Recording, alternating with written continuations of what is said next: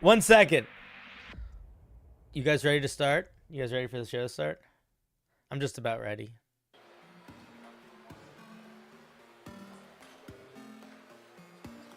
It feels like it's time, doesn't it?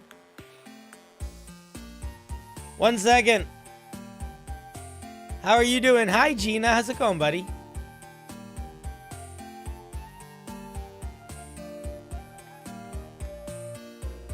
I hope everyone's having a good night.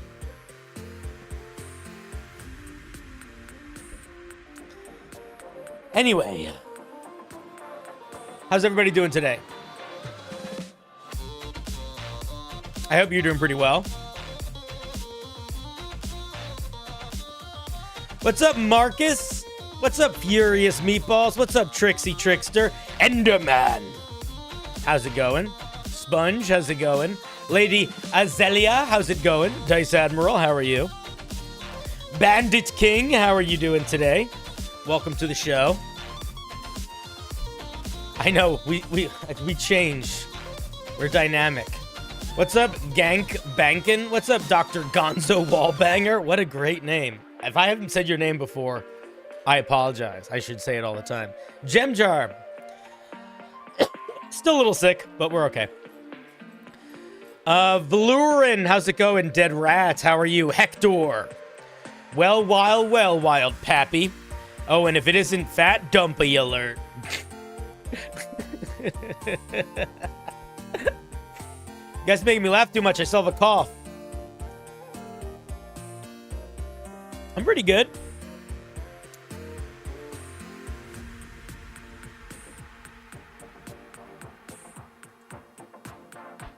You know? How are you guys doing? You doing well? I hope so.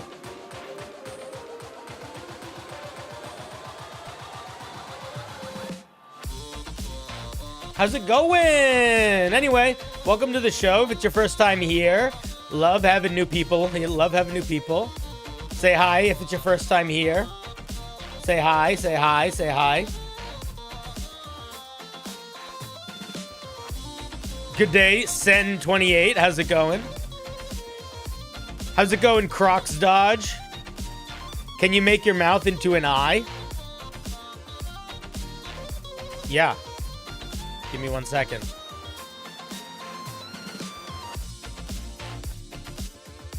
How about that? Wait. That's better. We could do that. Do you guys like this? This feels... I don't like this as much as the, Oh, I can kind of do weird stuff with my mouth when I blink, though. This is kind of a good look, actually.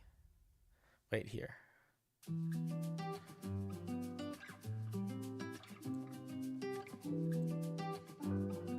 There we go. Now we can start the show. Oh, man. Wait, no, it should be a little bit bigger, actually, I think. Not that much bigger. Yes. Yes. Yes. Anyway, welcome to the show. Today, we're going to be reviewing some homebrew sent in by our, you know, members or whatever. Sorry, this is really distracting. Let's go back to something a little bit more reasonable, just for a second. You know what I mean? Just for like a tiny second. Just for like the littlest second, let's be like a little bit more reasonable with ourselves. You know? Spin the wheel. I haven't even shown you the wheel yet. So today is a member homebrew review day. And if you are a member and you want to send in some homebrew today, the way you do that is you make sure whatever account you are linked to having a membership on is also connected to Discord, and then you find the link in the Discord. Boom. That's how it works. It's pretty easy. It's an anything day. Anything goes. No prompt.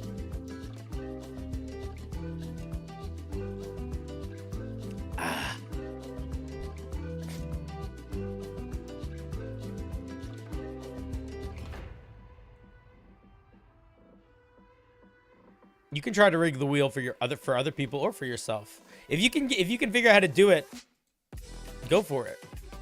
Who am I to stop you? You know, I'm just some fucking guy.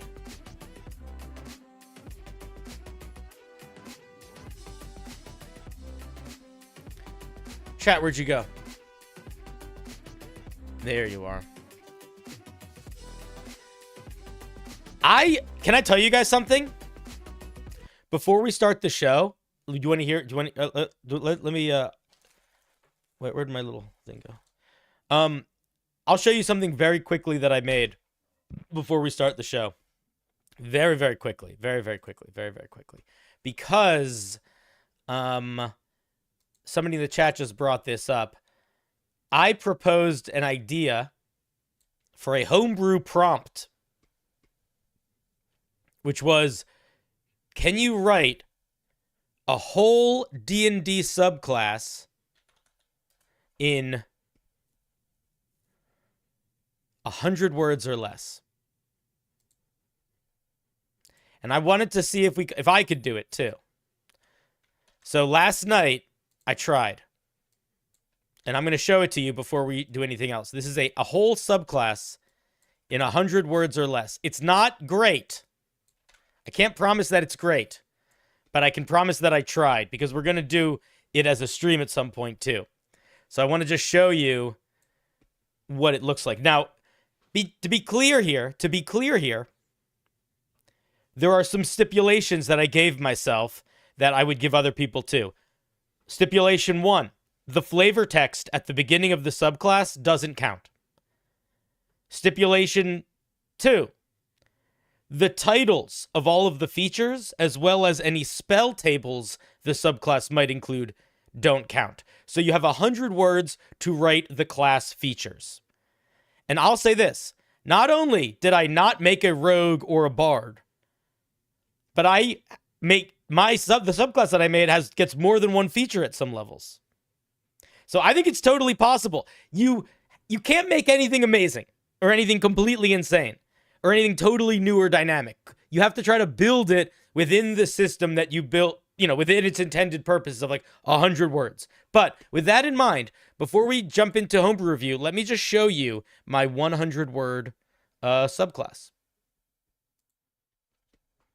This is the Portal Barbarian. In 100 words. So here's the flavor text. Flavor text, remember, flavor text doesn't count. As a Path of Portal Barbarian, you've learned to use your muscles to bend space-time. Your weapons sunder the fabric of reality when you rage. This should say end. And don't edit while reviewing. And distance becomes a matter of perspective. Oh no, maybe that's fine. It decided that that's fine. So that's the flavor text. But here's the actual thing. This is the whole subclass. This is 100. This is, I think, 99 words, not including the titles. Feature 1. At 3rd level, while raging, you can use your bonus action to teleport 15 feet to a point you can see.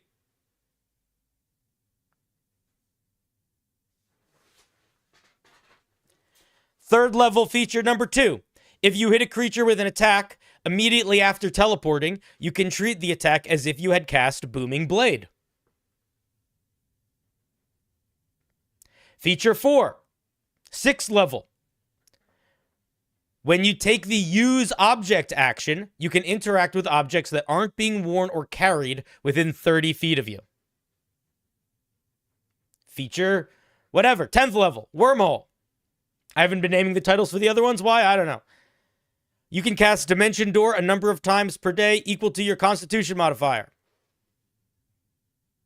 And then at 14th level, once per turn, after you teleport, you can use your reaction to make a single weapon attack. And I'm not going to say this is perfect. It's definitely not great in a lot of ways. It definitely needs stuff. But the thing is, if the goal is to write a subclass in 100 words or less, I think this accomplishes that goal.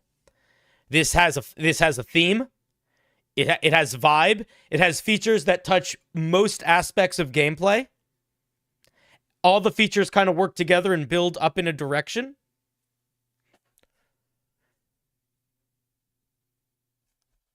I think that this 6th-level feature does not need clarification if you look up what the use object action is like in the player's handbook. I think it's fairly straightforward, but I accept the feedback. But anyway, that was what I tried to do. I tried to make a 100-word subclass. That was my shot at it. But we're going to be doing this, I think, as a prompt for either for next week, or maybe we'll do one live on stream. But the thing that I really want to do, with this is that what I really want to do with this is 20 thoughts. I love you, but this is not counterproductive. This allows you to get an extra attack. And with that extra attack, you are also potentially casting Booming Blade, which also is basically preventing them from moving anyway. So I disagree with your assessment, but I accept that you are deciding to have it. That being said, what I want to do on stream at some point is I want to do a 100-word subclass for every class. I think it would be fun to try to, in one stream, write a 100-word subclass for every single class. So maybe we'll do that next week. Maybe that will be one of the things we do next week. Maybe on Wednesday of next week. Maybe. They're all going to be tough. That's why it's fun. That's the whole point. Anyway, I just wanted to share that with you. I think it's going to be fun. We're going to do that next week. It should be a good old time. I think it's going to be a good time. Oh, yes. But now, friends, now it's time for us to shift gears a little bit. Because we're not going to be talking about writing wacky homebrew where we try to figure out how to write a whole subclass in 100 words. No, we're going to be looking at stuff that is a little bit more... well, I just copy-pasted this because I actually wrote it in Discord. I didn't write it in a document. I wrote it up in a Discord post. But yeah, untitled document. Very nice. Nice title. We're going to look at some homebrew that you guys sent in. One second. Oh, I did want to show the map. Okay, we'll do that too. And then we'll start the homebrew. One second. So last week, I have a channel points thing in my Twitch that people can do where they can request for me to give them a quest. And if they do, I give them a quest and I ask them to, go on the quest.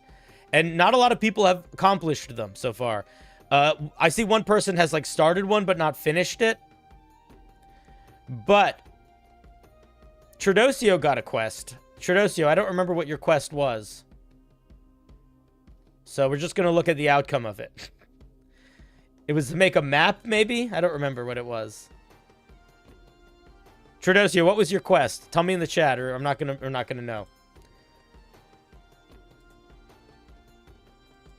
Anyway, this is the map that Tradosio made.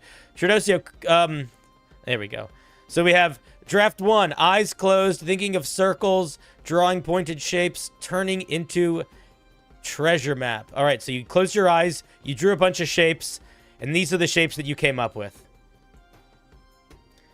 And then you took these shapes and you used them to build this map. Oh, very nice map. We have a little horsey. We've got a cool looking castle. Ooh, a mysterious, what is this? A mysterious oceanic little inlet.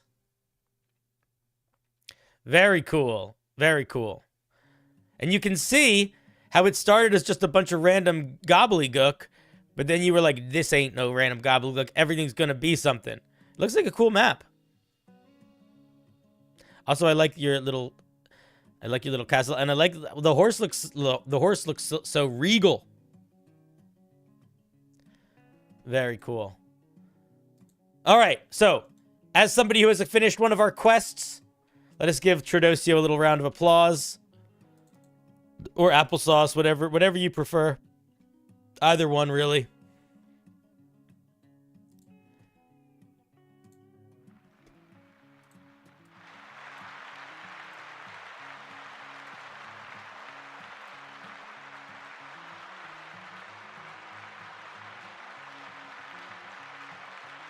Boom.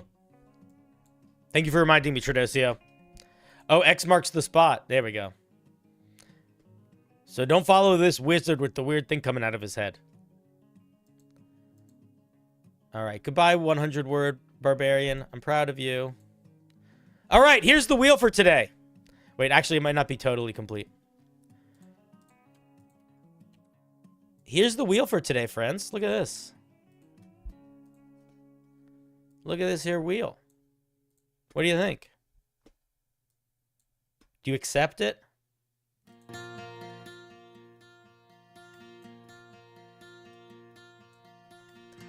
Does look good. Colorful, even. A little colorful, at least.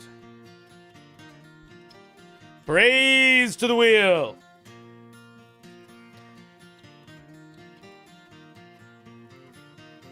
What's the thing for today? What thing? What are you talking?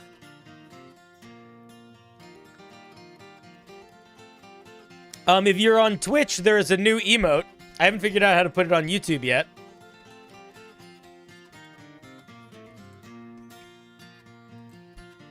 But, you know, if you guys want to talk about the wheel being rigged, you get a little emote now.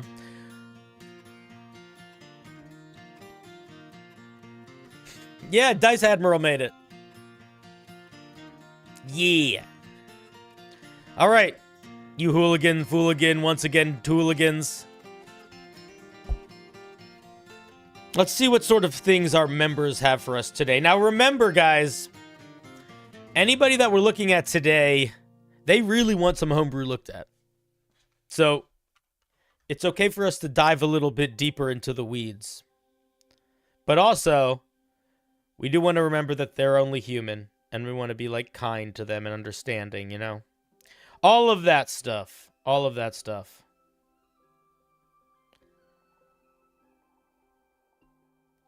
And all of that things. And also, if you want to come on stream when your piece is reviewed, if you get spun on the wheel, you can. You just need to let me know that you're in the waiting room in the Discord, and I'll bring you on stream if you want to just talk about your homebrew.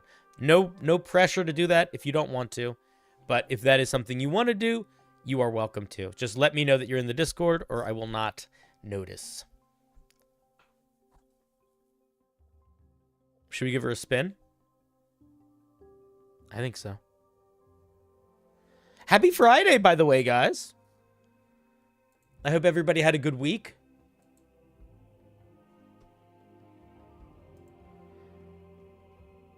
Let's give her a spin. And a 1 and a 2 and a buckle my shoe. Bucket a bucket a bucket a bucket a bucket a bucket a bucket a bucket a bucket a bucket a bucket a bucket a bucket a bucket a bucket a bucket a bucket. We're starting with Cal. Cal Drogo? Uh-oh, where are you, Cal? There you are. A common name amongst the words in this document. Hey, Cinder, this isn't my first time creating a magic item, but this is my first time submitting anything for review. Okay, cool.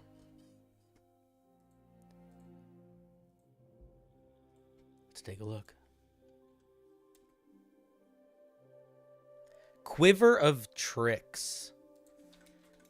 If you guys want to take a gander at it, here it is in the tube and the Twitch.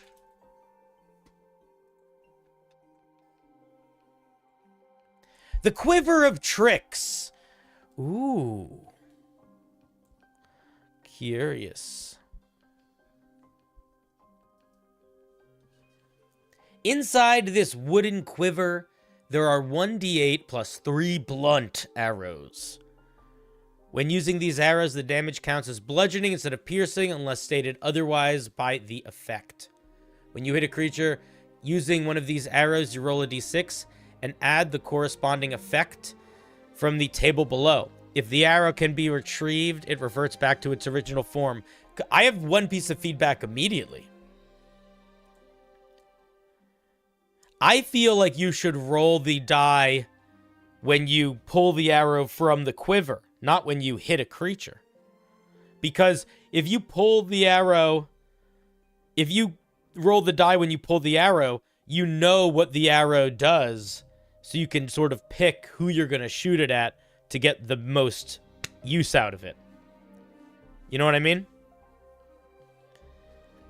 It gives you, it's still random, but it gives you a little bit of control over where you direct the random. Let's take a look at some of these effects. The arrow grows spikes. I read one and I do not get the pull-out mechanics. What do you mean the pull-out mechanics? Do you mean what I just said?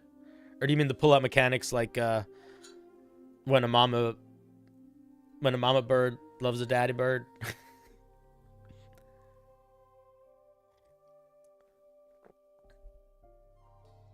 What I would say, if you guys are getting confused over the mechanics of how many arrows you have. All right, let me read the first effect. I'm getting confused. The arrow grows spikes, causing it to sink into the target, making the arrow harder to pull out. The arrow deals an extra 1d8 piercing damage and is stuck within the target unless they use an action to pull it out. While being pulled out. While being pulled out. Okay, so instead of saying when being pulled out, the arrow deals 1d4 slashing damage, say removing the arrow deals 1d4 slashing damage. This is an effect that won't matter 99% of the time. To the point where I don't know if we need it. Because I can't think of situations where you pull an arrow out of an enemy while they're still alive. And technically you could, but that would be such an ineffective use of your action on your turn. So, if you want to make there be a reason to pull the arrow out, maybe the arrow needs to be doing something ongoing that would require a monster to want to pull it out.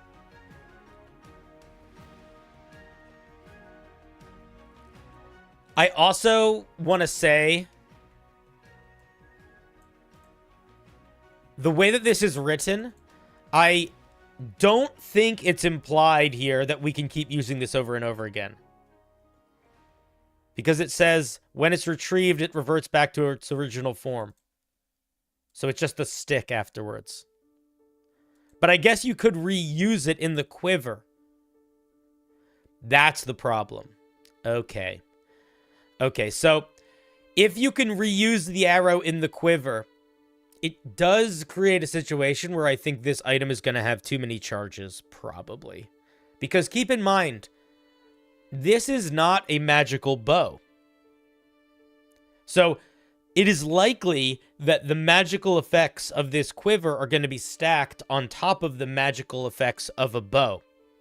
So I would probably, if I were you, keep it to 1d8 plus 3 charges per day. And not have a way for you to recover or use these features more often than that.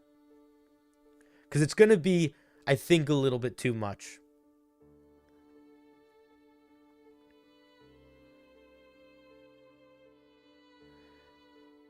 Could it be like the sling of bullets? You just roll when you get the item, and you know how many of each you have, rather than rolling on a hit? Well, I was suggesting you wouldn't roll on a hit. You would roll when you drew the arrow. So you would know what kind of arrow you drew. But I think that rolling when you get the item would sort of change the dynamic of it a little bit. But I think that could be fun, too. It would just make it an item that I wouldn't recharge stats on at all. It would be like, when you get this item, you know, roll a d6 6 times. Or roll a d4 6 times for each, you know, and you have that many of this type of arrow, that many of this type of arrow, that many of this type of arrow, that many of this type, that many of this type, and that many of this type. And that would be the only arrows it ever had. You could do something like that for sure. But I think that if you wanted it to be charge-based and you want it to come back, the move would be that when you take the arrow out, that is when you roll the die, before you pick your target. I think it will help. Let's take a look at a couple of the... I don't know if we're going to look at all the features, but let's take a look at least a couple of them. The arrow flies faster through the air, causing the target to be pushed back by burst of force. The target must make a strength saving throw. On a fail, they take...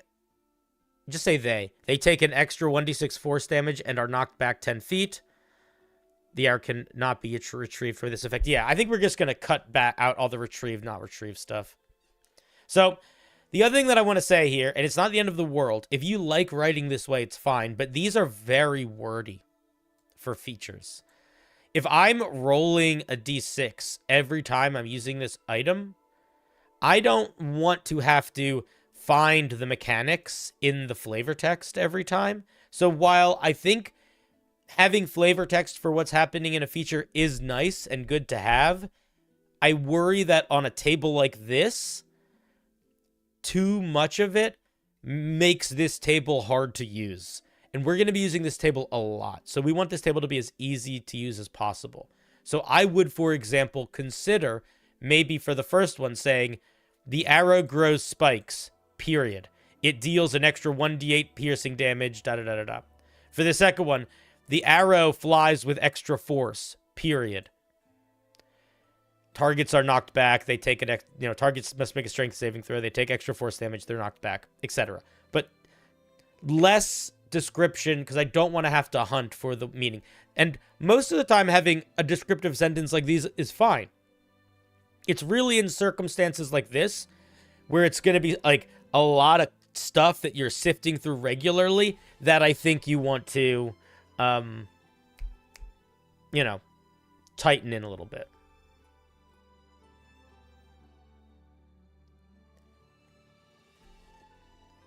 You could also just give them names for flavor. That's a really good idea. You could say next to this one, it could say spike arrow, thorn arrow. It could say pushing arrow. Vine arrow.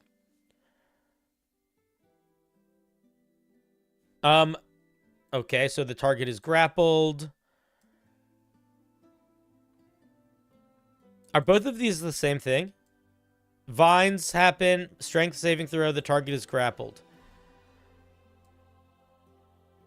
So, these two do the same thing. This one, you make a saving throw or you're grappled. This one auto grapples, you make a saving throw to break free. So, first of all, make one of these things do something dramatically different, please. Secondly, if they're making a strength saving throw to break free, you need to say when they're doing that saving throw and where it sits in the action economy. So are they making the saving throw at the end of their turn? At the start of their turn? Are they making the saving throw as an action? Things like that. But yeah, one of these should do something different. You shouldn't have two of the features of the random arrow doing the exact same thing. That's silly. The arrow bursts causing... The arrow burst... You need an S at the end of this word, or you're writing part of this in the past tense and part of it in the present tense. The arrow burst, causing a flash of light. The target is considered blinded until the end of their next turn. There should be a saving throw here too. I would probably say the arrow bursts in a flash of light on impact to make this make a little bit more sense. And then the last one is the tip of the arrow grows into a fist. It deals 2d6 bludgeoning damage. Cool. I think this last one's funny. I think this is a neat idea for a magic item. I think there needs to be a little bit more diversity in the things that this item is doing. And I think that there needs to be some consistency in the way effects are being applied. For example, there's no saving throw on this, but there's saving throw on this, and there's saving throw on this. But this has the same effect as this, and there's a saving throw on this, but there's a saving throw later on this. So there's a little bit of inconsistency here that I think you should probably tighten up a little bit more. And Again, I would not let you retrieve the arrows to reuse the effects. I would just do the 1d8 plus 3 and have it come back, you know, each day at dawn or something like that.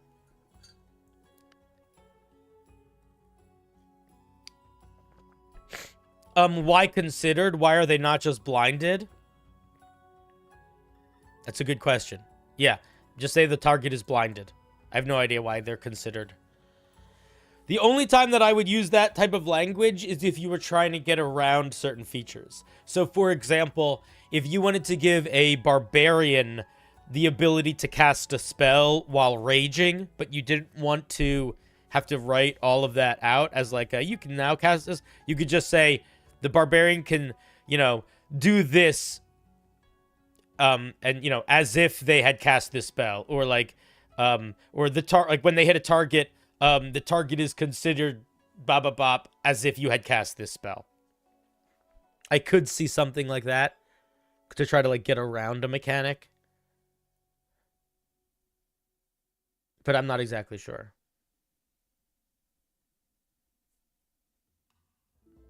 Like, if they're not blinded against everything, they're just blinded against you. That could also be a thing. Anyway, it's a neat idea for an item. I think that I'm a big fan of randomness in my games. I don't know. I like you pull an arrow, it does something crazy. I would lean into that more, you know? I think the boxing glove arrow is really funny. I would lean a little bit more into that. I like the bursting arrow, but I think there's some space for some wackadoo a little bit more. Or at least a little bit more wackadoo. Just a little. Just a slice. All right, Cal. Those are my thoughts. Let's give Cal a little round of applause. We're just getting started, Goran S'more.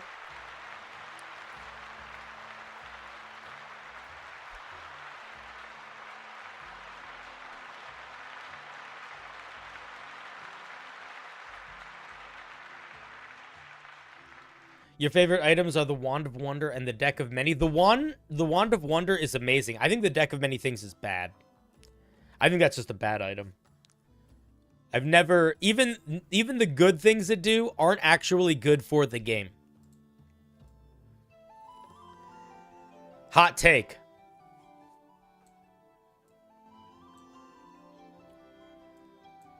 All right. Let's see. Anybody new? Any final late members? Oh, we got a couple late members coming in.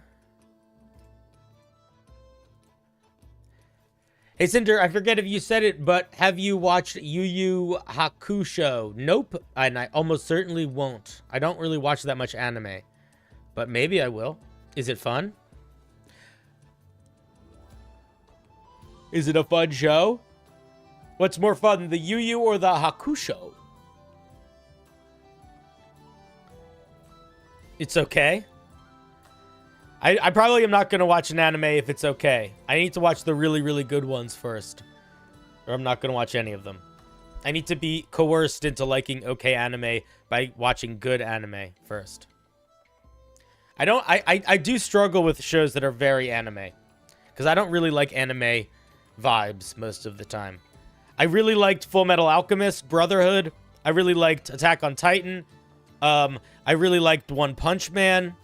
I liked My Hero Academia from what I saw, although I didn't watch all of it. What else did I see? I've seen a lot of anime movies. I like all the Ghibli movies quite a bit. I like Ghost in the Shell. I like the Dream one that I forget what it's called. I like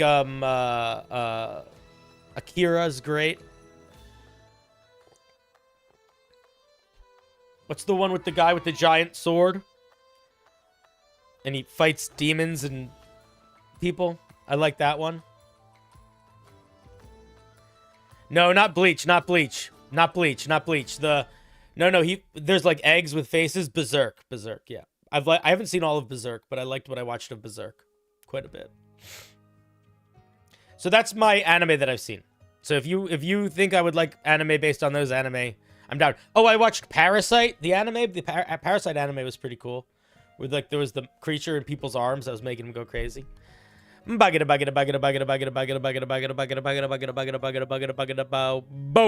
Sidian, no Sidian, have you seen Sidian? Sidian the homebrew rider.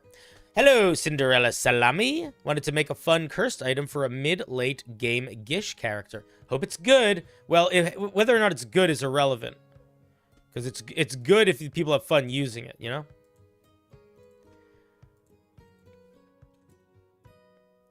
Let's take a look. Here it is in YouTube. Like, what is good?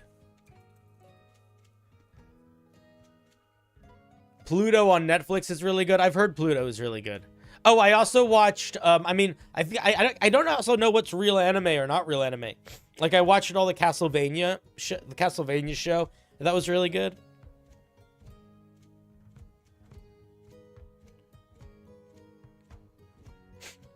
I guess the one with the guy with the giant sword that fights demons is kind of like half of anime that exist. Fair. That was not the best, the best description. All right, let's see what's going on here.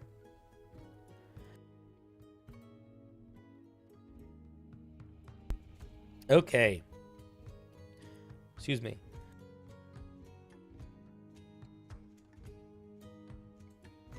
Okay. Empowering gauntlets. While you're wearing these gauntlets, you can use your physical strength to empower your spells. Okay. As part of the action to cast a spell, you can expend a charge to gain... Tell us how many charges this item has earlier. Don't say this at the end. Say it earlier. Before you introduce spending charges, let us know that this item has charges. Sort of honestly like the way that the item we just looked at did. You can expend a charge to gain a bonus to the attack roll of a spell you cast equal to your strength modifier. Or you can gain a bonus to the spell save DC of the spell you cast equal to half your strength modifier. Interesting. Item has 3 charges. It gets all charges back daily at dawn. Huh. Let's see the curse. This armor is cursed. It's not. I wouldn't call it armor if it's just gauntlets. Say these gauntlets are cursed. Because armor, like, is a thing in D&D. And gauntlets are not that. It's like a definitive term. So you don't want to use definitive terms outside of their intended use when you're writing game design mechanics.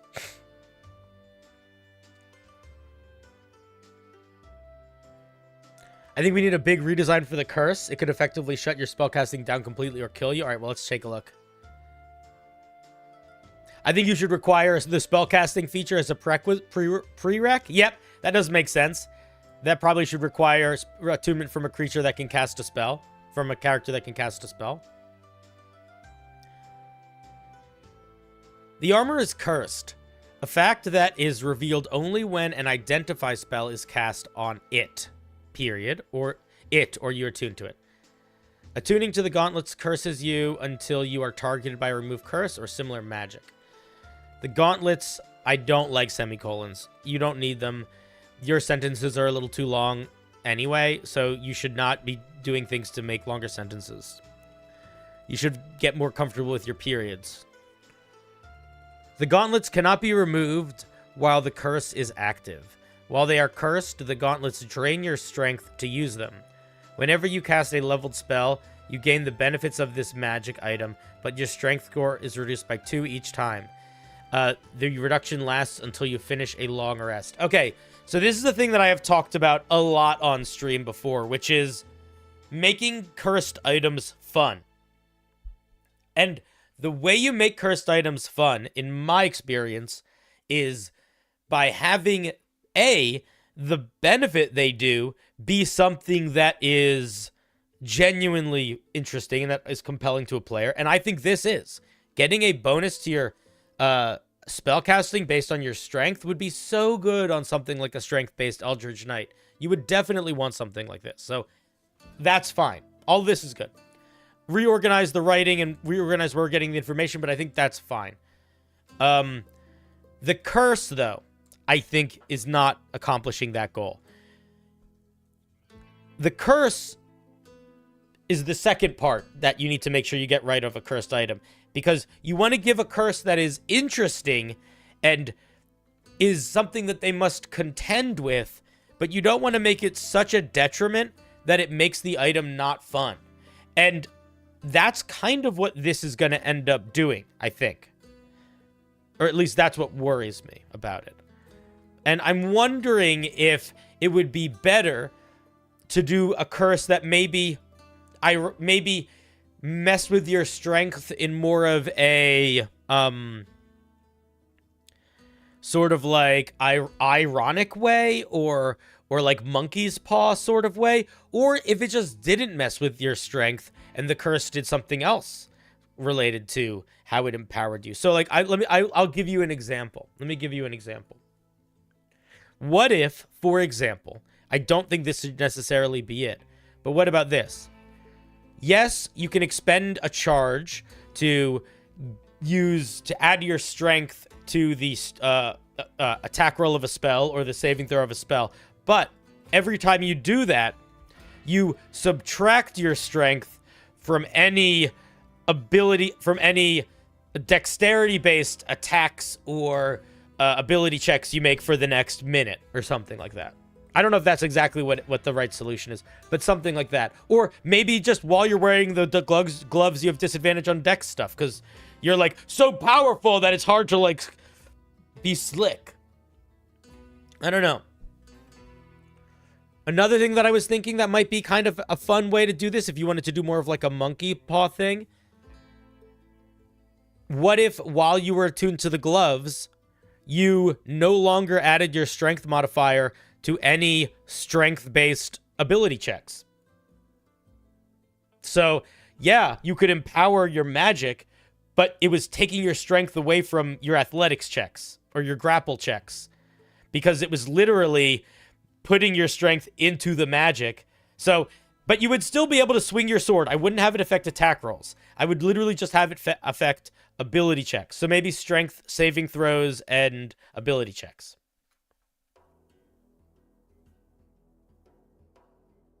I would lean in that direction.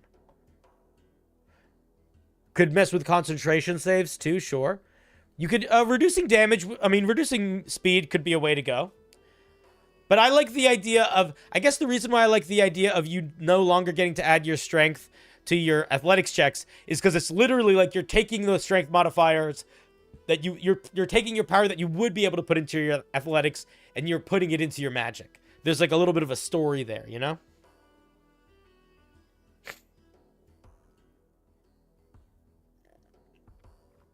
What if you went with penalizing acrobatics or dex saves? That was the first thing that I suggested.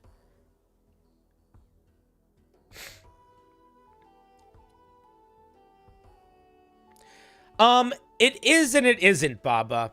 Like, if you're a strength-based Eldritch Knight, it's gonna matter. If you're a strength-based Paladin, it's gonna matter. It's not gonna matter crazy, but it's gonna matter sometimes. But that's the thing. But here, Baba, that's the whole thing. If your strength modifier isn't that high, then the bonus of the first part isn't that high.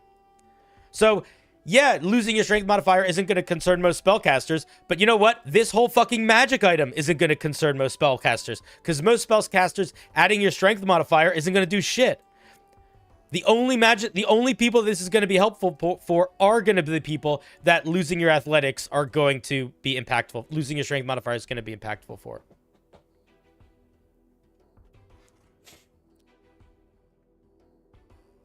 Because what you're doing there is you're making it so the bonus that you're getting here, literally the bonus you're getting here, is you're just not getting it somewhere else.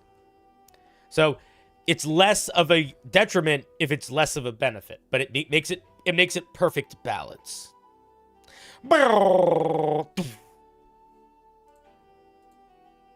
Fluffcopter, thank you for the resubscribe. I don't know why my little announcement didn't go off. You like the boxer anime you forget the name of? I don't know what the boxer anime is, and I'm sorry I didn't see the resub. Stream Elements sometimes takes a little while to like... I don't know what it's doing. I don't know.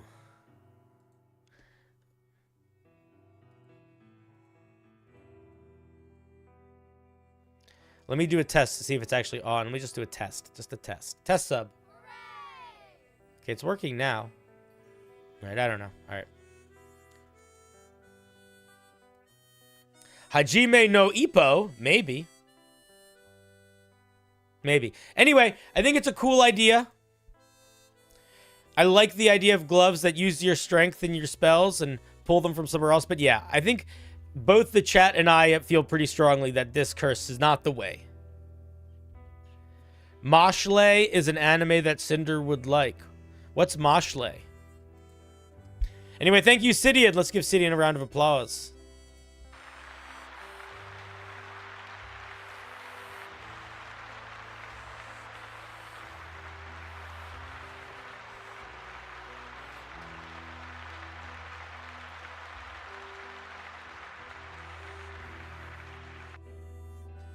The way I think about items is with drawbacks is when would a player use this? I have a feeling the answer for a strength-based item that reduces your strength is never. You misunderstood. Oh, yes. I agree. That's why I'm saying it shouldn't reduce their strength. It should just reduce some of the things that are impacted by their strength. Specifically, strength, saving throws, and ability checks. But I do not think it should affect attack rolls. That way, you could still feel like a fighter that is using your strength and use it.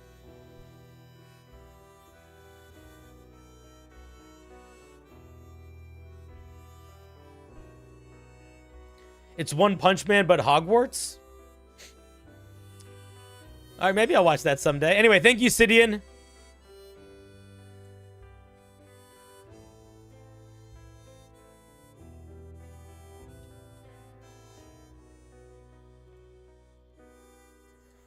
Alrighty.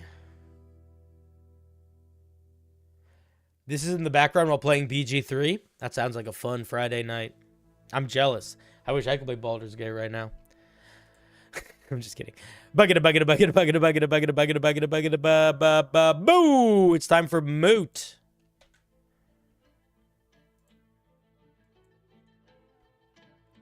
What you got for us today, Moot? I wanted to make a monk subclass inspired by the kind of gun fu you see in John Wick, Equilibrium, and John Woo's movies. Excited to hear what you think. Interesting. I would argue the best way to play a gun fu monk would probably go to be Kensai monk, multi-classed with Battle Master Fighter with the Crossbow Master feat. Dual-wielding hand crossbows. And having them count as monk weapons. That's how I would do that. But let's see how you did it. Monk Wave the Smoking Barrel. That's a cool name. There it is in Twitch. There it is in YouTube.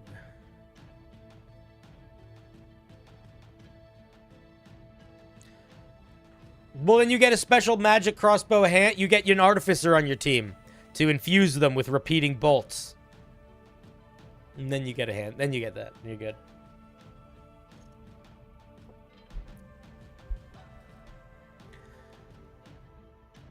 It was designed around firearm rules. All right, I don't know what those are off the top of my head. I'm assuming they're just guns exist and they use reloading. Okay, cool. Monks of the Way of the Smoking Barrel are practitioners in a martial art that teaches the practical positions of your arms while wielding ranged weapons. Martial masters of the art are as deadly from afar as they are close up. Okay. A little bit... It's a little bit like, it's a little dry. It's a little dry. But you get everything across, but it is a little dry. Yeah, the name is very evocative. One with the gun. When you choose this tradition at 3rd level, you have become practiced in a martial art involving ranged weapons, treating them as an extension of yourself. You gain proficiency in firearms and hand crossbows. If you don't already have these proficiencies, they count as monk weapons for you. Okay. I'm going to sneeze soon.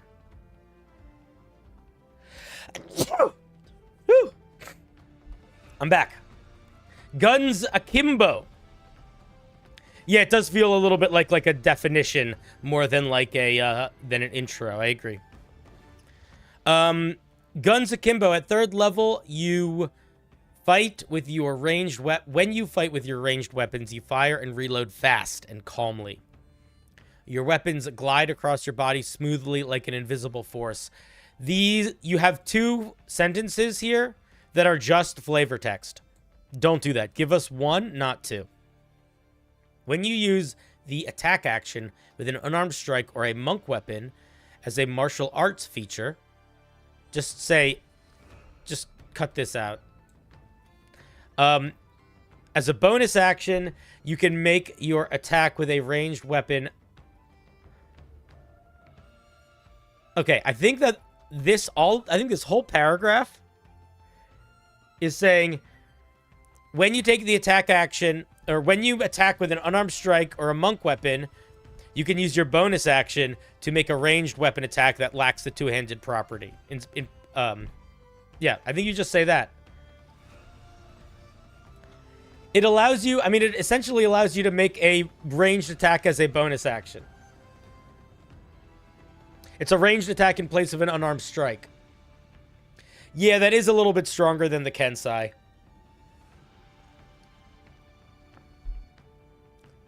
Would it be balanced? Would it be balanced if it said you could make a ranged attack? I guess the place where the balance falls apart a little bit there is sharpshooter. That's kind of where the balance falls apart there. Because what I was gonna say was you could basically say you can use a bonus action to make a ranged weapon attack, and it uses your martial arts die, so you couldn't like figure out getting a higher die more early, but you would still be able to sneak. You'd still be able to like.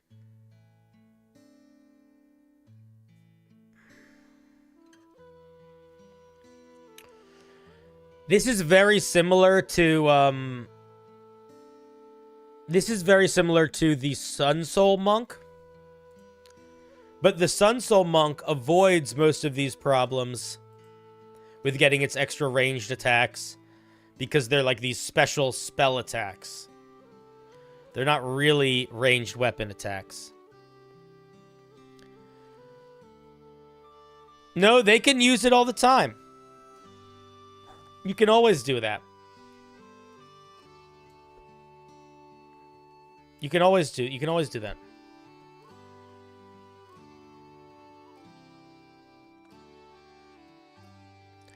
Oh, you're talking about for the bonus action, I see. You get a new attack option that you can use for your attack action, range spell attack, radiant damage. Oh, that's right, that's right. Yep. I guess I assumed that you would have been able to. Parasite's good. I like Parasite.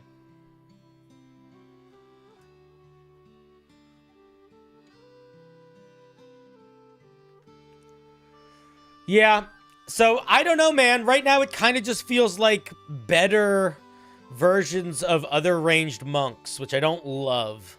I want it to be a little bit more unique than that. I'll tell you what I would suggest as an example.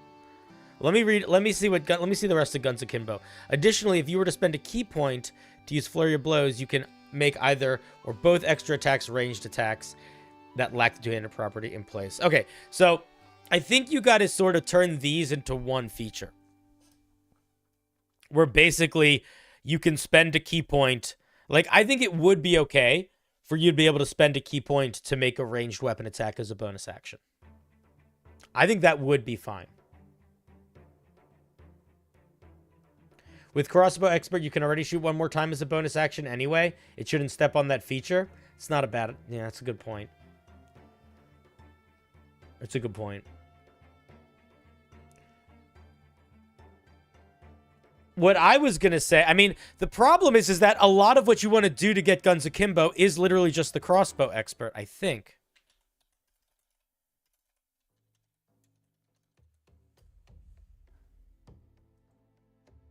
Like, what would I want an Akimbo fighter to have? I would want them to ignore loading. I would want them to not impose I would want them to be able to attack at a range of 5 feet. And I would want them to be able to get more attacks. So it's very much just the crossbow expert stuff. Like, I get what you're doing here, but I do think that it's a little bit. It just sort of, I don't know. I don't know if it works in the way it's currently in its current iteration.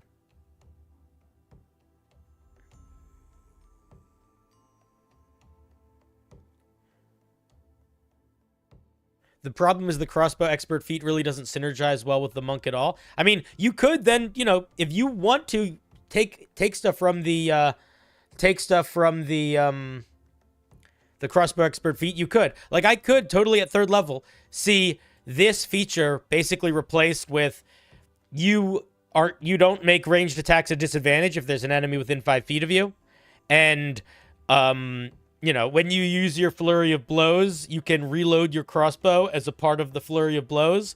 And you could, if you wanted to, spend a key point to replace to bonus action ranged attack. Something like that could work. But the always bonus action ranged attack is a little bit much. I would give this monk a feature where they could create ammunition with key. It's a different vibe, but it fills that action movie hero never runs out of ammo vibe. That's a neat idea, but it is a little bit more of like the magic. It's more of a magical vibe for sure. Yeah, and you could give them some cool trick shot stuff.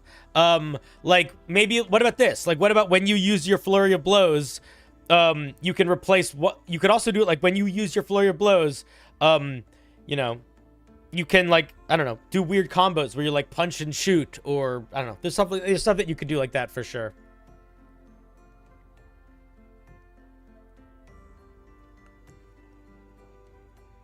But I would lean into those sorts of directions a little bit more. Let's see what we get at level 6. Equilibrium.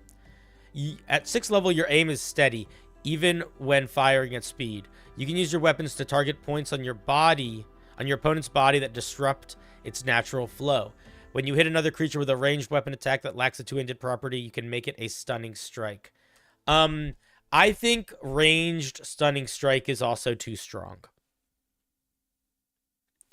I think that the only thing that makes stunning strike arguably not overpowered is the lack of range most of the time. I think you could do stuff like this. Like, what if instead of it being stunning strike, what if you could take aimed shots and, like, disable an arm or disable a leg or blind them with a shot? You know, you could slow them down. You could give them, you could basically do, like, gunslinger style trick shots where you're, like, disabling them in smaller ways. But a stunning strike on a range would be a lot. You should make it, Tradosio said, maybe the stunning strike would work if you limited it to a range of 30 feet and only once per turn. But even then, yeah, even that would still be really powerful. Yeah, you could also make them worse at saving throws, for sure. You could do a special shot that makes them have disadvantage on their next saving, you know, you could aim at their chakras and give them disadvantage on a saving throw of your choice. Something like that, for sure. That could work well. Yeah, gun hex, basically. Well, it's sort of like shooting pressure points. Let's look at 11th level. You've trained the key in your body to improve your reaction time, allowing you to bring your weapon to bear in response to an opponent's attack. When a creature targets you with an attack as a reaction, you can spend 1 key point to make an attack against them with a ranged weapon. Isn't this already a feature that another monk has? Am I imagining that? I feel like this is a feature another monk has. Or maybe this is a feature that I know this is a feature that the Berserker Barbarian has this, but is this a monk feature? Why do I feel like it is?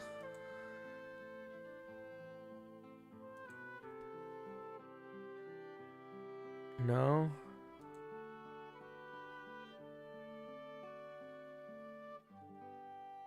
It's like the opposite of redirect attack. Oh, I guess there isn't one that does that. All right. Ignore me.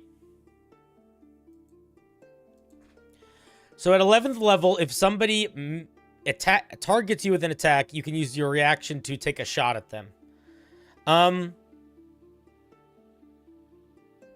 I think that works if it is a little bit more limited. I think it either needs to cost more key points, which I don't really like, or the situation that triggers you getting to take the attack needs to have more limitations on it. I think that you can hit back when a creature hits you is more balanced when the range is your reach, but when the range is your range of ranged weapons, there's a little bit more of a thing there. So maybe it's only against creatures that are shooting you with ranged attacks. When a creature... I mean, I guess that would also sort of eat into your catching the bullet thing. So this feature... You know what you could do? I mean, you could maybe limit it to melee attacks. When a creature tries to hit you with a melee attack, that could be a way to make it sort of unique and do its own thing. I would limit it to melee range. That way, if they're shooting a thing at you, you catch it, and if they're trying to punch you, you're doing like a John Wick move where they go in for the punch and you grab their arm and shoot them in the armpit, you know?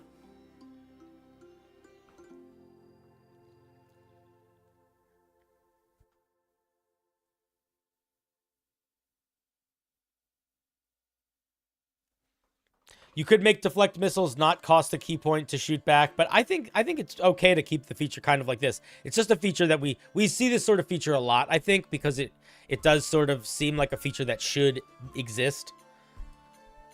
There's a lot of features that exist very similarly to it. You could turn that into a John Wick move where you grapple instead. I think that this is not John Wick specific enough that it would make sense to tie grappling in at 11th level.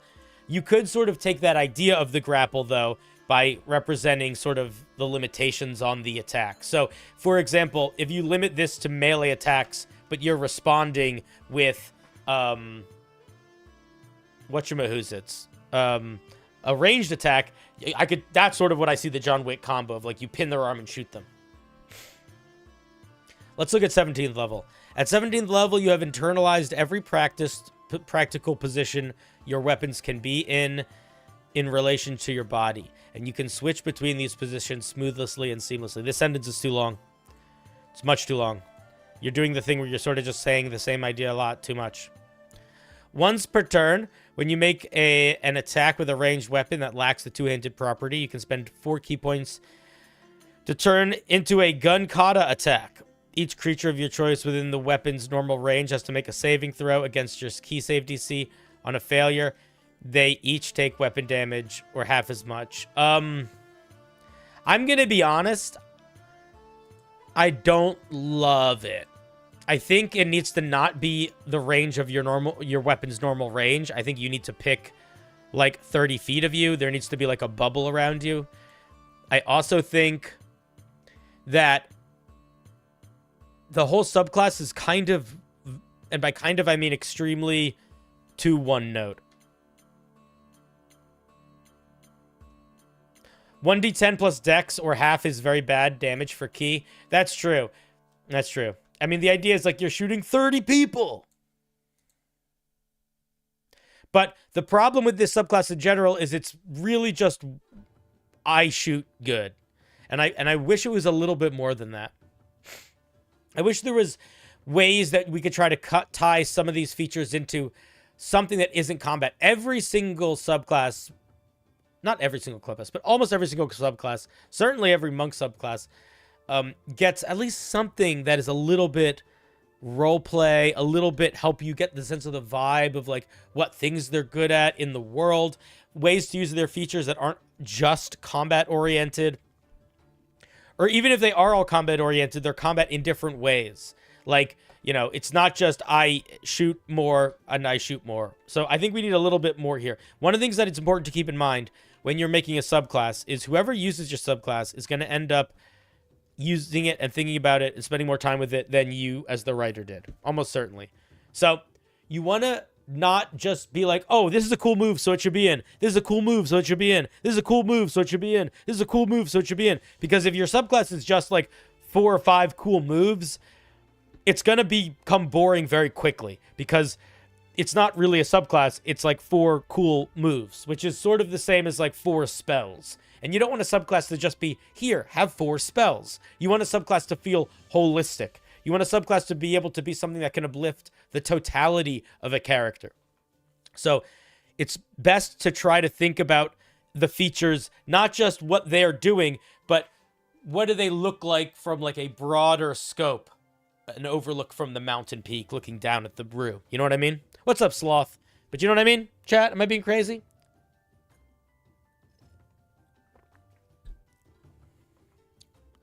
A special suit or outfit that you could hide things in would be kind of neat.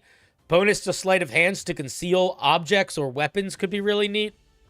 That would be a very simple thing to add for sure. And it would be big vibe. Anyway, that's sort of my main feedback.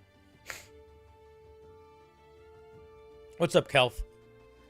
All right, thank you very much, Moot. Let's give Moot a round of applause.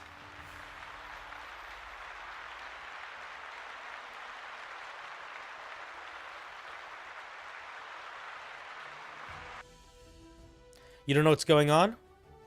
Welcome to my world.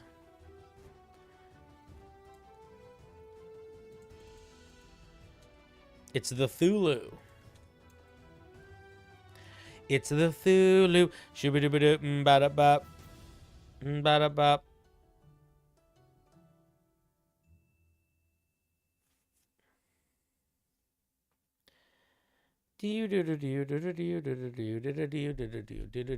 Dork. I have a lot of monk ideas because I love the monk class and I want to see it reach its full potential. I really like all the changes they made to the monk for whatchamahoosit. For the new D&D, new 1 D&D. Hey, Haste King, thanks for becoming a new member. A half hour ago, I wish I noticed. Sorry, I would have said something. I don't know why my announcements keep fucking up.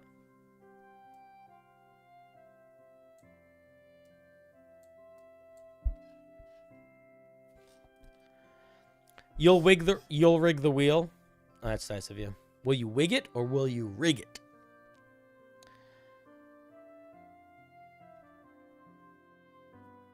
It's probably the only thing you're 100% happy with in 1 D&D. The new Barbarian has some cool stuff too. Yeah, my announcements have been messed up since I started streaming on YouTube again. I don't know how to fix it, and it's gone from annoying to frustrating. Boo!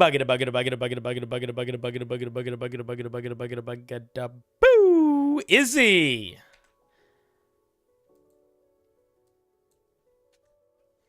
The other day I was watching one of your shorts and it got me into a rabbit hole where I eventually ended up watching your clip of you singing We Are One for a hour. You didn't watch it for long enough. Half hour, what are you? Beginner? This is a subclass inspired by Dr. Frankenstein. I wanted to make a different take. Oh, that worked. Okay, so some of the announcements are working. Lady Azalea, thank you for the sub. That scared me. I wanted to make a different take on the necromancer, so this necromancy through artificer lens. I really like the concept, but I feel unsure about the balance. It also includes stat blocks, so sorry if it's a bit long. Well, unfortunately, if it's really long, I'm just not going to read the whole thing. But if it's, I mean, you know, the Battle Master has a stat block in it. The Battlesmith, it's not too long.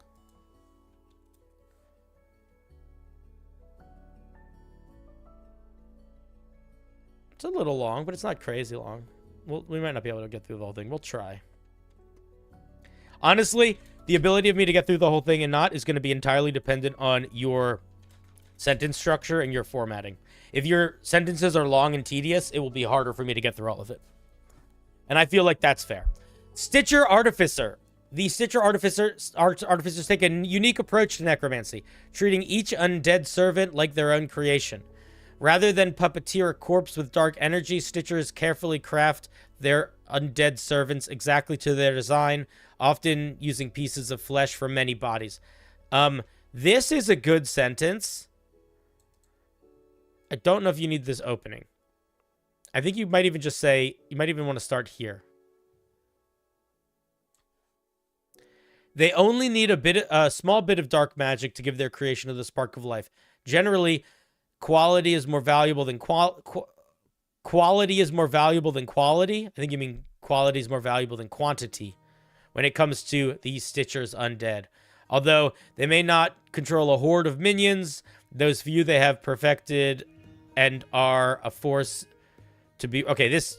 Read your sentences out loud, because you're mixing... Your words are turning to gobbledygook here.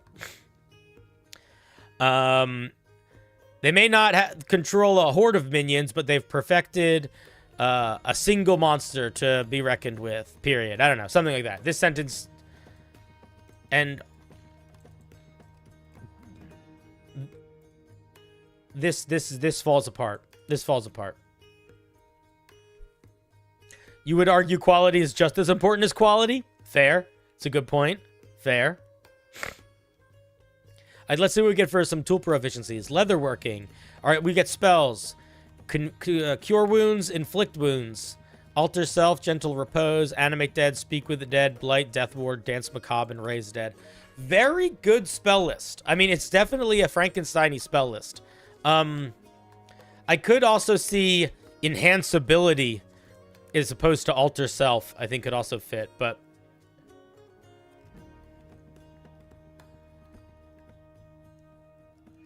I think the spell list overall is pretty solid. Very necromancer.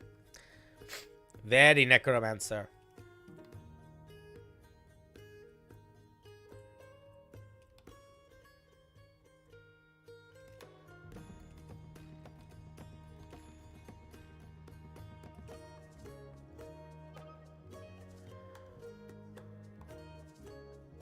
Okie dokie.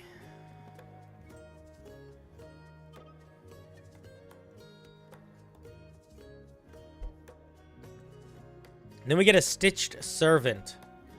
You've created your own undead servant from your experimenting. In your combat. Is this... I'm assuming this is just the language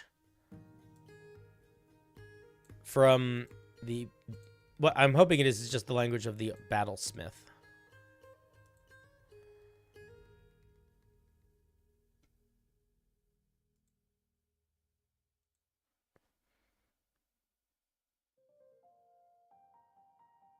Additionally, if you control multiple types of undead, which you command with your bonus action, you can command all of them with a single bonus action. Your Stitch Servant doesn't have to be one of those undead, although it can be. Is that a thing that necromancers normally can do? I don't know if I like us getting that, if I'm being honest. If this is not a thing that necromancers normally can do, we definitely should not get this. But even if this is a thing necromancers normally can do, isn't the whole point of this necromancer that you mostly just have one guy? So I don't think we should have this part of this feature at all.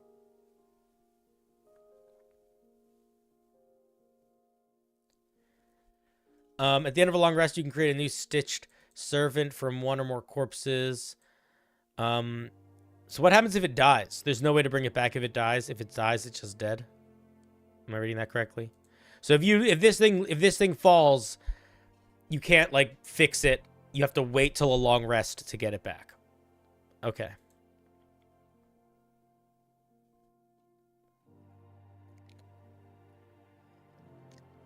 Yeah, if it dies, you can put together a new one.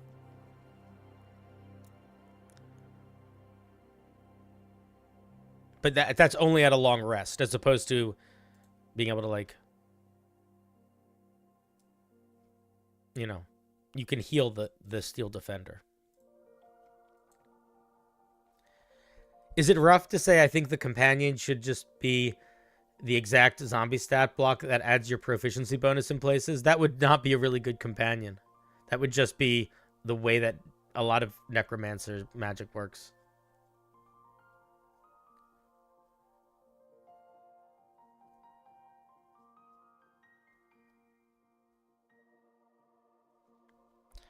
Yeah, the Necromancer in Diablo 2 is not what we should be looking at here, because that's not working in D&D in a lot of situations.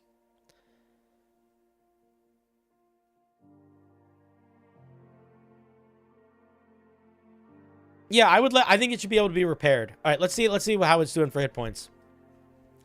13 AC, 5 plus 5 times your level. What does this guy get? 15 AC, 2 plus your intelligence modifier, plus 5 times your level. So, I'm curious why you went simpler. I'm curious why you went simpler on the hit points. I would do something plus your intelligence modifier in the same way that this one did. In the same way that this one did, because then it can get higher. This is more static. I don't know if we want more static, you know? I think that it's undead for the purposes of you're like making a zombie through science. But, you know, is Frankenstein a construct or undead? Who knows? I don't know. The flesh golem exists. I guess we could look to the flesh golem to guide us. But I think the flesh golem is a construct.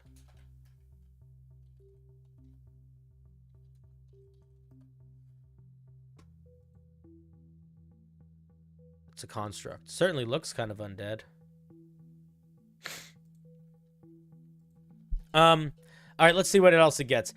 It has some pretty bad, some stats, some okay, other ones. If damage reduces it to 0 hit points, it has to make a con saving throw. Unless the damage is radiant. On a success, it returns to 1 hit point. Okay, here's what I'm gonna say.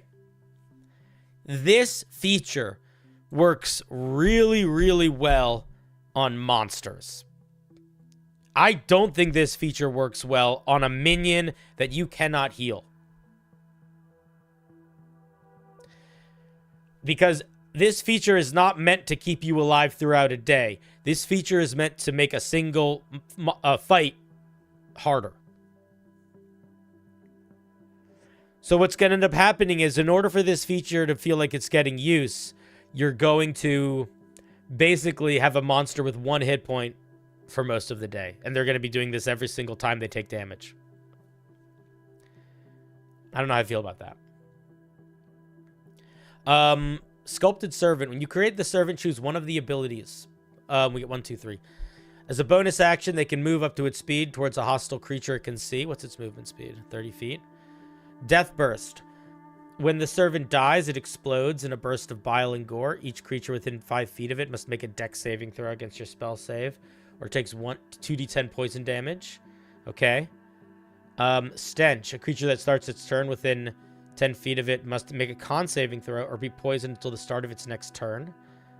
On a successful save, the creature is immune to the poison for 24 hours. Okay. A couple thoughts here. First of all, it should not have multi-attack at 3rd level. You should just give it a 1 attack. Second of all, some of these are definitely better than others. For example,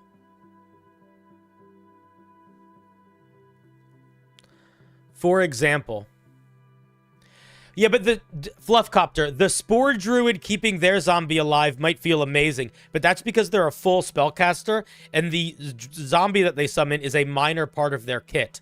This is your whole subclass, and it's fragile. I don't think it's a good comparison.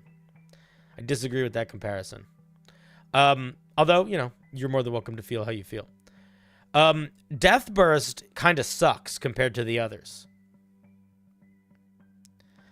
Because the way this monster works, if it dies, it's done and you can't get it again until you finish a long rest. So either your minion can dash every single turn, or your minion has a permanent aura of poisoning, or your minion can deal 2d10 poison damage once per day if it dies.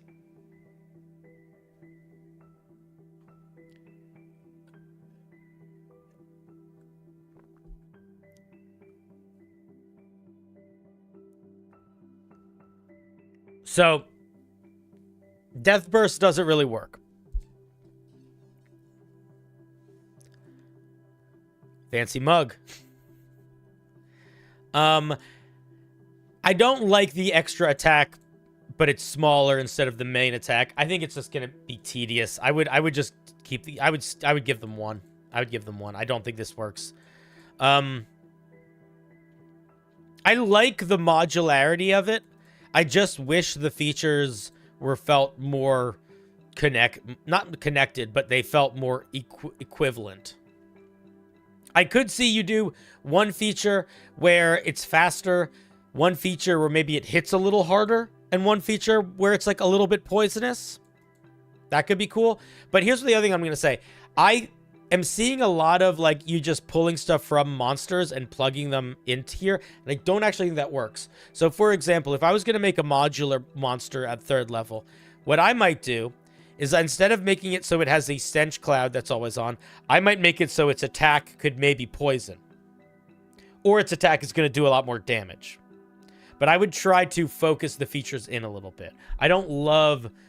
Because the 10-foot stench aura is also, like, pretty strong. In a way that I'm like, I don't know if your minions should just permanently be able to poison creatures around them. When you compare that to something like the Steel Defender, where the Steel Defender cannot poison creatures, what they get is they can impose disadvantage on one creature's attack roll, provided that they are attacking a creature other than the defender within 5 feet of them. That's one instance as a reaction of disadvantage on one attack roll. This, if the creature fails, they have disadvantage on all attack rolls. And probably some other stuff too. I forget everything that poison does, but poison does a lot.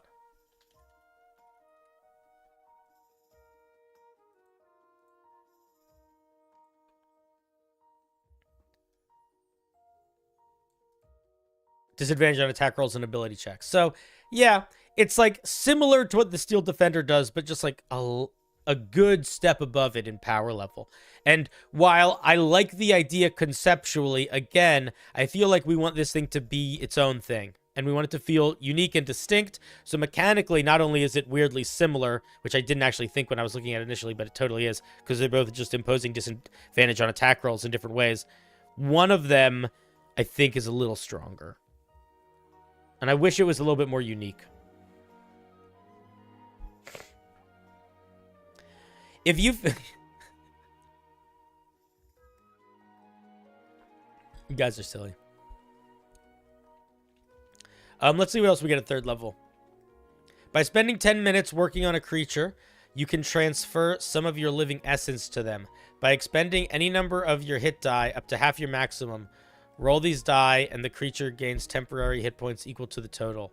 What does working on a creature mean? I have no idea what this ability does.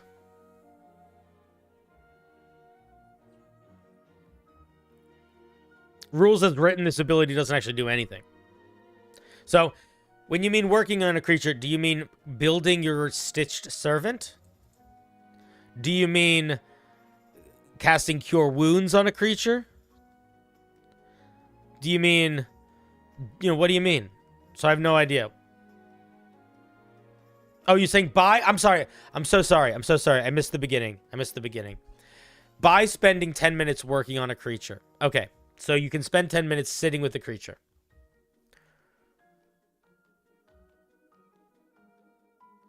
I think okay. Don't write your sentence this way, but also I would focus it in a little bit more. You can spend 10 minutes working on a creature to bop, bop, bop, bop, bop. I might write it that way instead.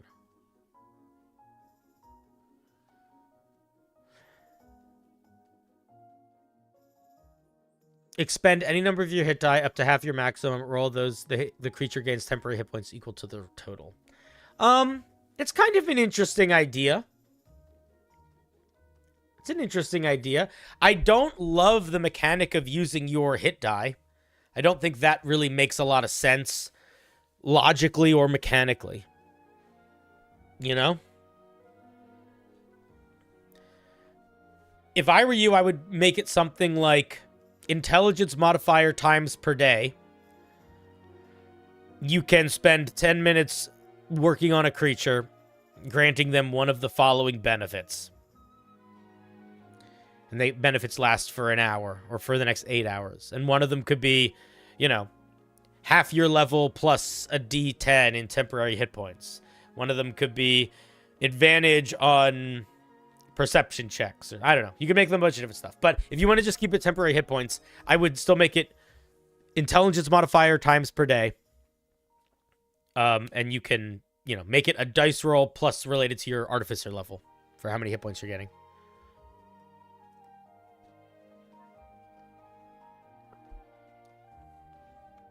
It would be the creature's hit die. Nah, I don't think that makes sense either.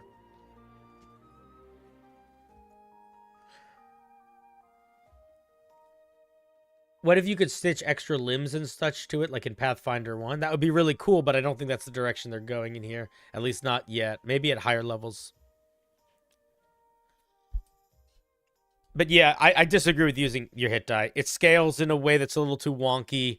It also just doesn't fit. Why is the scientist's health die determining how much it can effectively put something in someone else? I feel like that would base on their skill and their intelligence. You know? Altered self. You can augment your stitched servant using your artificer infusions. You can apply multiple infusions directly to your stitched servant. Your servant may have up to 5 infusions at one time. That's a lot. I might limit that initially. 1 weapon infusion, 1 body infusion, 1 headpiece infusion, 1 arm infusion, and 1 boots infusion. These aren't actually magic items, but rather you altering your servant's body with magic. Thus, these infusions only grant their benefit to your stitched servant rather than a bearer or wielder.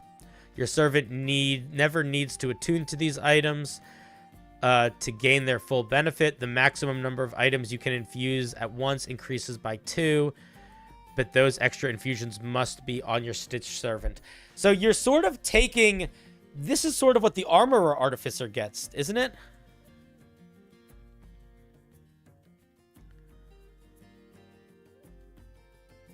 They don't get that till level 9. So you basically took the artificer armorer feature that they get at level 9 and added it to something else. So I would drop this. I would drop the second half. You really can't do that. And I also don't think you can take a feature that is so similar to another artificer that they get at 9th level, but we're getting it 4 levels early. So if you want to be able to do this, you need to do it in a different way, and it needs to be toned the fuck down. So maybe at 5th level, you could get 1 free infusion that is limited to your monster. Maybe that's what you could get. But if you want to get the bunch of infusions on your monster, and you want to get that you get extra free infusions on top of that, much higher level. Because this feature is stronger than the totality of the Armorer Artificer's 9th level feature. At 5th level, the thing we're getting really should not be stronger than extra attack.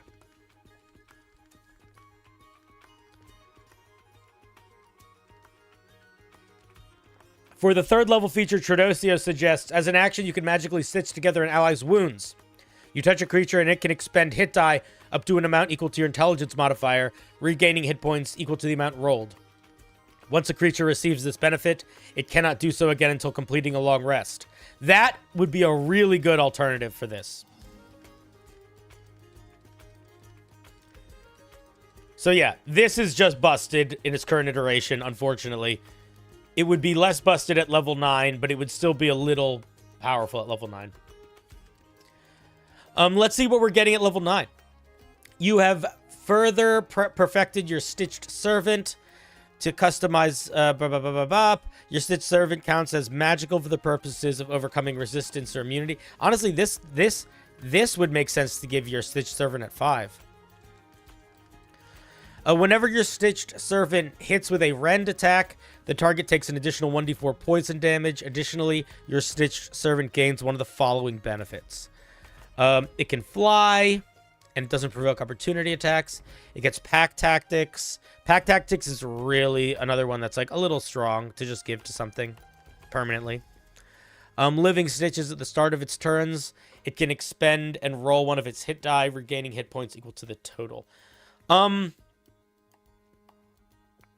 like what you're doing with the modularity of this, but it's another one of these things where, like, I think this is a cool option. I feel like these ones kind of don't land.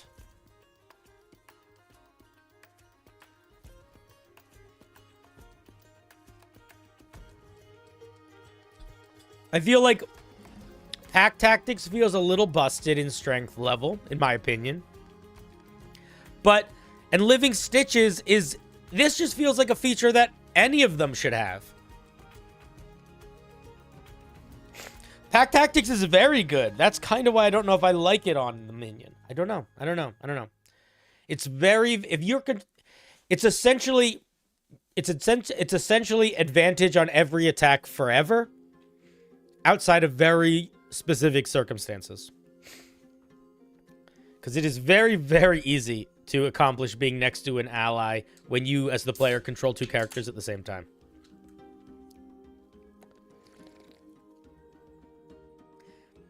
I wish you got more crazy with it.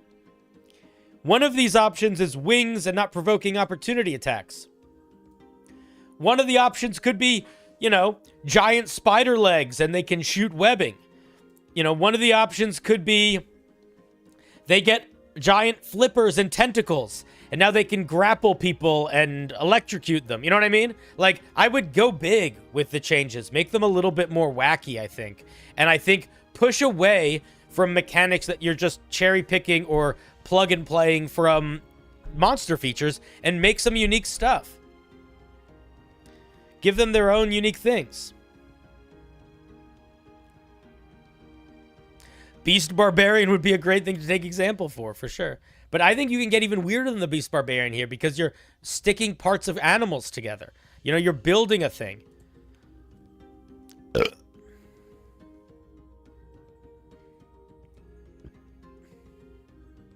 Excuse me. Undying Existence. Your living soul is so linked to your undead creations and entwined with necromantic energy that you are extremely difficult to kill. You gain resistance to necrotic damage. Additionally, while within 30 feet of your minion, you gain access to its Undying Fortitude trait. When you die, if you have an active stitched servant soul and consciousness... I don't like this sentence. When you die, if you have an active stitched servant and your soul... your soul and consciousness. You know what the problem is you don't know how to use commas. Put a comma here. Your soul and consciousness are immediately transferred into its body, which does not become inanimate upon your death. You can use its game statistics for as long as you remain in its body, although you retain your intelligence or wisdom. While in its body, you can perform an hour-long ritual. Okay, here's what I'm going to do. I think that this is a fun feature if it's this. I would drop the rest of it. I think you enter into a level of too complicated that I don't think we need to dance with. Why do we need to put our soul into our monster's body? Just give us Undead Fortitude. I think giving a player Undead Fortitude is really cool. I don't want to have to get a feature that requires me to do a ritual to put my body back together. I don't know. It seems like this is the kind of feature that might be really fun in your home game, but I don't think it works as just a core subclass feature. Artificers already get an anti-death feature.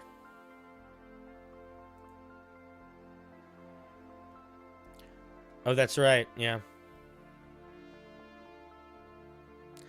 Yeah, actually, I know it's not till level 20, but it is kind of worth thinking about. I don't know if you were joking or not, but this is very much similar. It's different. I still think you could get Undead Fortitude and it could be fine, but I also think that it does make this kind of feel like lackluster.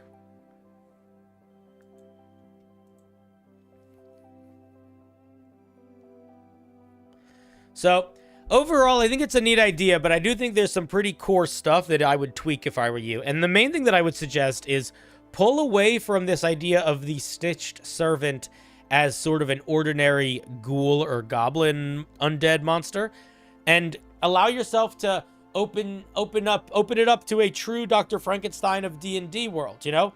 Why would you not be plugging a beholder eye to your monster? So, like, you know, what about this? What if at 15th level, instead of you getting this, you got some final modification to your minion where it got like a once a day special move, and you could like shove a beholder eye in its head, or give it one hand that's a giant hand, you know?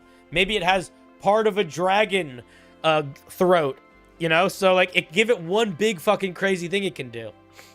I think that's what I would do if I were you. Extra arms, sure.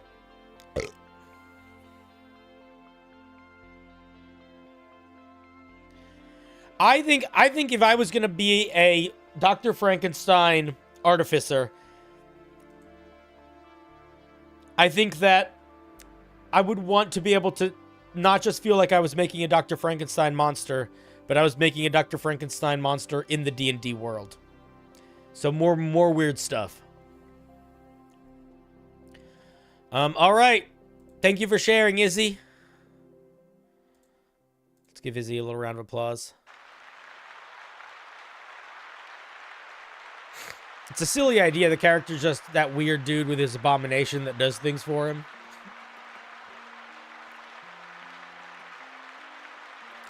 You could make it have undead fortitude, proficiency bonus times per long rest, and it regains an amount of HP equal to your artificer level each time it's used, instead of only one. That could be really cool for the minion. That could be a way to make its undead fortitude work nicely.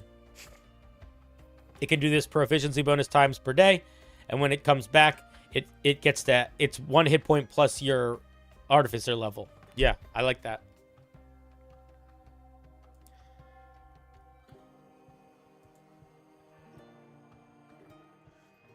That could work well.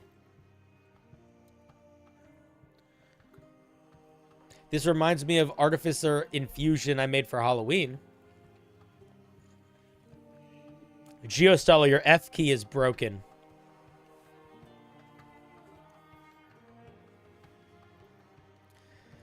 Bow.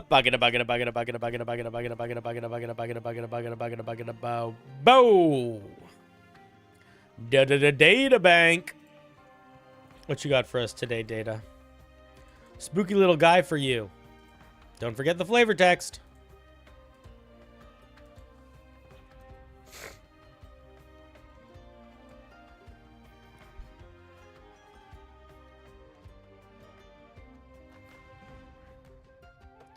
Your formatting is always so fucking jank.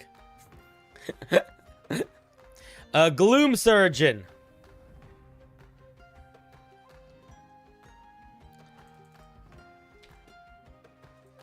Here it is in the chat.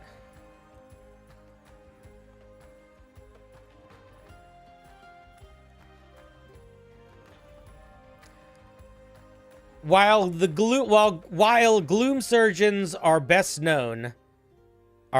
well-known, Gloom Helpers come in many... Is this a Gloom Helper or a Gloom Surgeon?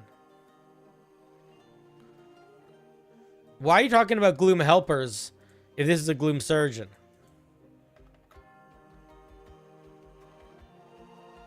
What the fuck are you trying to... What? Why are we reading about Gloom Helpers if this is a Gloom Surgeon? Alright, fix your flavor text. Gloom Helpers come in many shapes and sizes.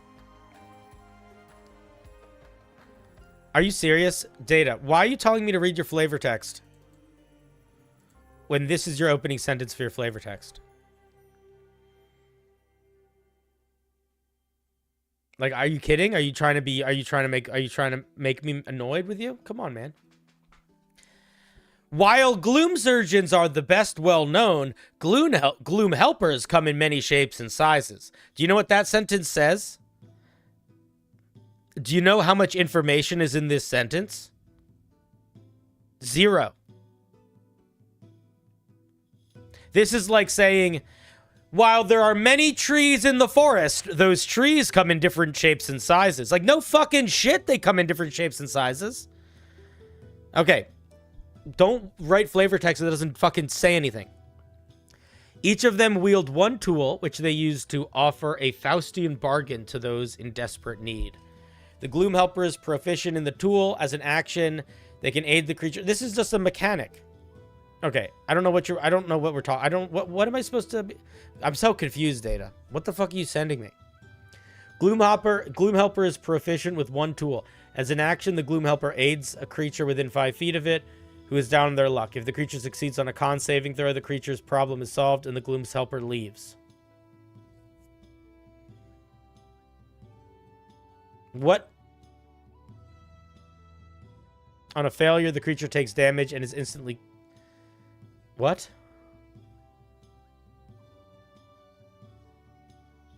On a failure, the creature takes 2d8 damage and is instantly killed if the damage reduces it to 0 hit points. Okay, I'm going to be honest. I would never put a mechanic like this in my game. What the fuck is this saying?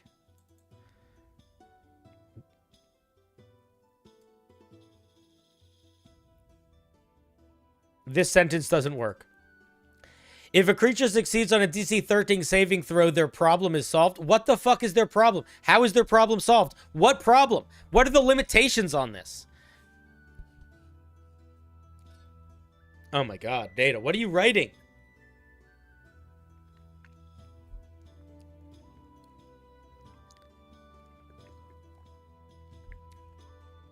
Indigo.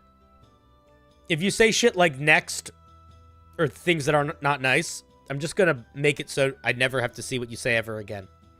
Just so you know.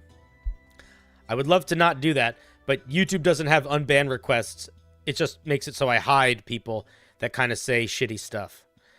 And once I do, I can never see them again. So, you know, just think about that. When you think about maybe being kinder to people whose homebrew we're looking at. I'm the one that's mean. You're the one that's nice. That's the game.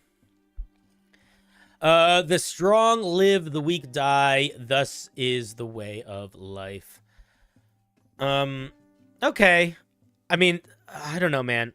This flavor text needs a shit ton of work. Even this quote is a little bit like, okay, it's a little on the nose. I'm annoyed at the flavor text. I'm not annoyed at the flavor text. I'm annoyed at Data because I know they're writing and they're better at writing flavor text. But what I don't want you to be doing is screaming next. But I'll tell you what, depending on what you say in your next comment is going to be a big decider on whether or not I just decide to make it so I don't ever have to see anything you say ever again.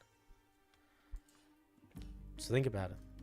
I'd love having you in the conversation. All right, let's take a look at what this thing actually does. 18 hit points, 11 AC, 7 strength, 13 dex. Very wise. It's got a bunch of damage resistances, got a bunch of condition immunities. It's got +4 to all checks made using its healer's kit. Enchanted Pile. If the Gloom Surgeon's clothes are ever removed, it dies, and its survivorship feature is triggered. Okay. Can I ask you a question, Data? I noticed that you did not put the features in alphabetical order. If you did not put the features in alphabetical order, why not put survivorship right next to this feature? The only reason to not put survivorship right next to the feature would be because you were trying to write it in alphabetical order. Which normally is the way these features are written, by the way. Okay. Let's see. The Gloom Surgeon has no hands, but can manipulate up to 2 objects within 30 feet of it. It can take actions like opening and unlocking a door or container, stow or retrieve an item from an open container, or pour the contents out of a vial. Often, yeah. Yeah. The only reason I know any of this stuff is because while I do read the monster stuff sort of neurotically, I used to post Homebrew almost every day on Homebrew subreddits, and I got a shit ton of feedback all the time, and that was one of the things that was brought up on a few occasions. On a few occasions to me.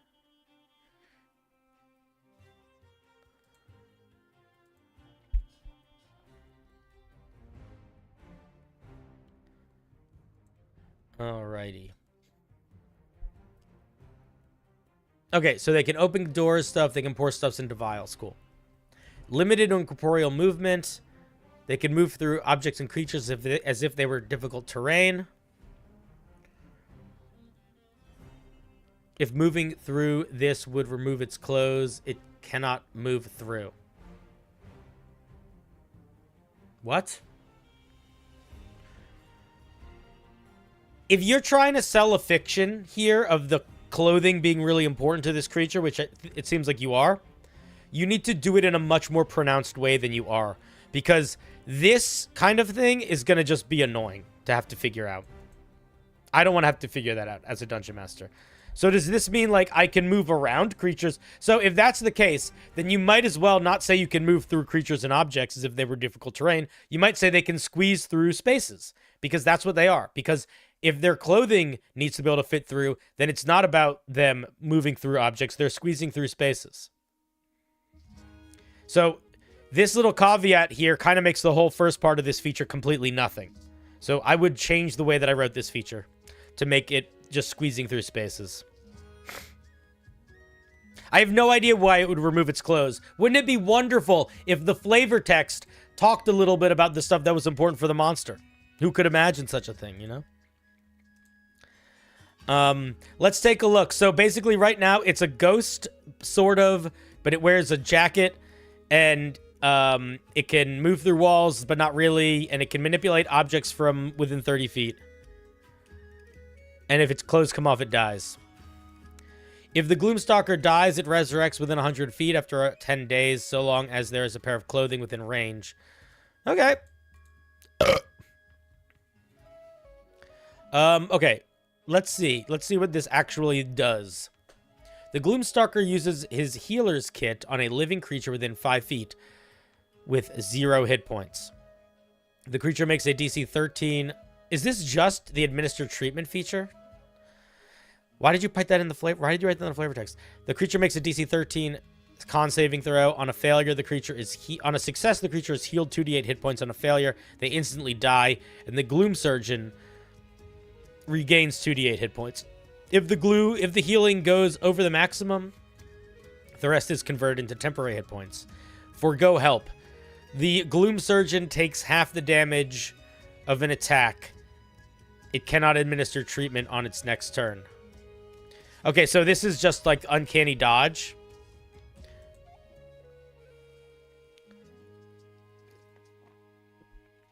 Please write your sentences properly.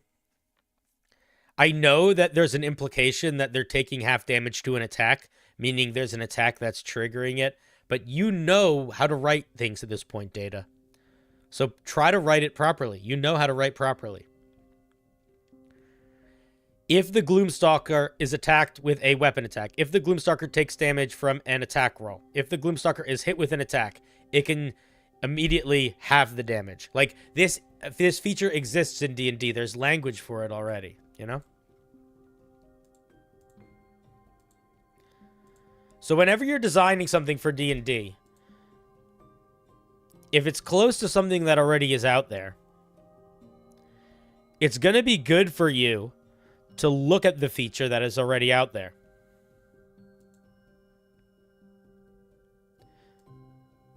This is Uncanny Dodge. When an attacker you can see hits you with an attack, you can use your reaction to half the attack's damage against you.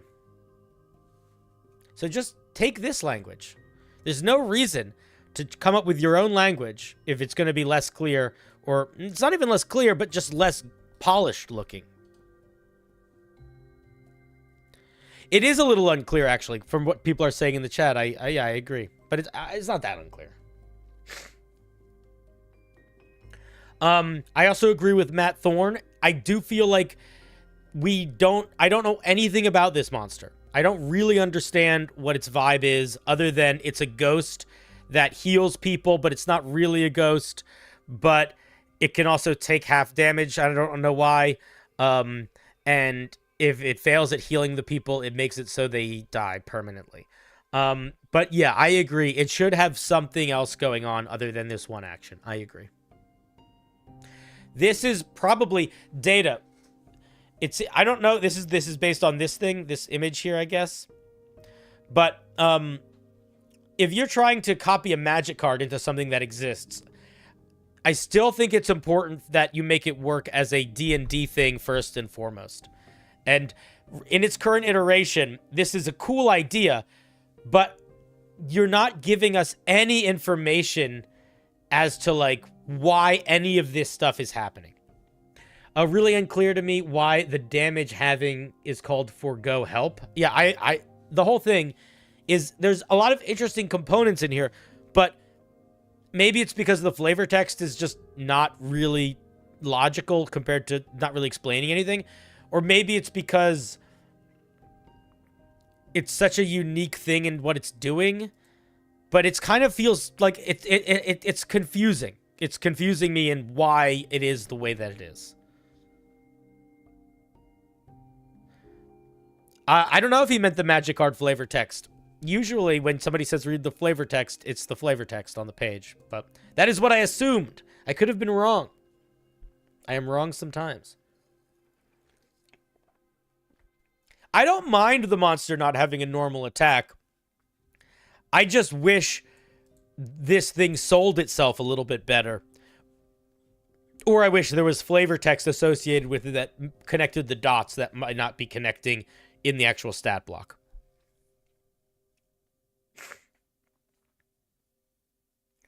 Those are my thoughts. I think it's a kind of weird monster. I don't mind the idea of a creature that goes up to unconscious creatures and either heals them or kills them is cool, but I wish I knew a little bit more about like what that is supposed to be like. Like, what is the story that that's trying to tell? Is the point of it that this thing is like trying to help creatures, but if it fails, it really fails badly? Or is it like trying to take their life, but if it fails, they're healed? I don't really know. That's what I'm confused by. And I think that kind of matters quite a lot, because I don't know when I would use this monster, and I don't know who it would be doing stuff to. You know what I mean?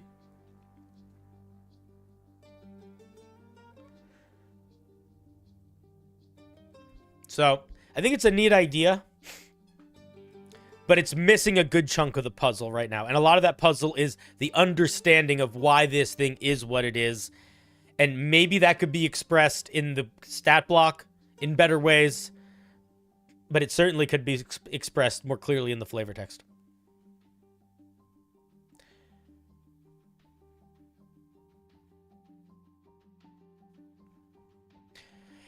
If the creature is friendly, though, I don't think this should be a saving throw. Because the way this is written, you could also call this consume life. Because when you are forcing a saving throw, you want the creature to fail. You're never... There aren't... Like, if you want to make an ability that forces a saving throw, that you want the creature to succeed, I just wouldn't make it force a saving throw then. Because the point of forcing a saving throw is, I am trying to do something to you. And you failing means that I succeeded in my goal. You succeeding means I couldn't push through. So the way this is written, you failing, me succeeding, is you get hurt. I take your life.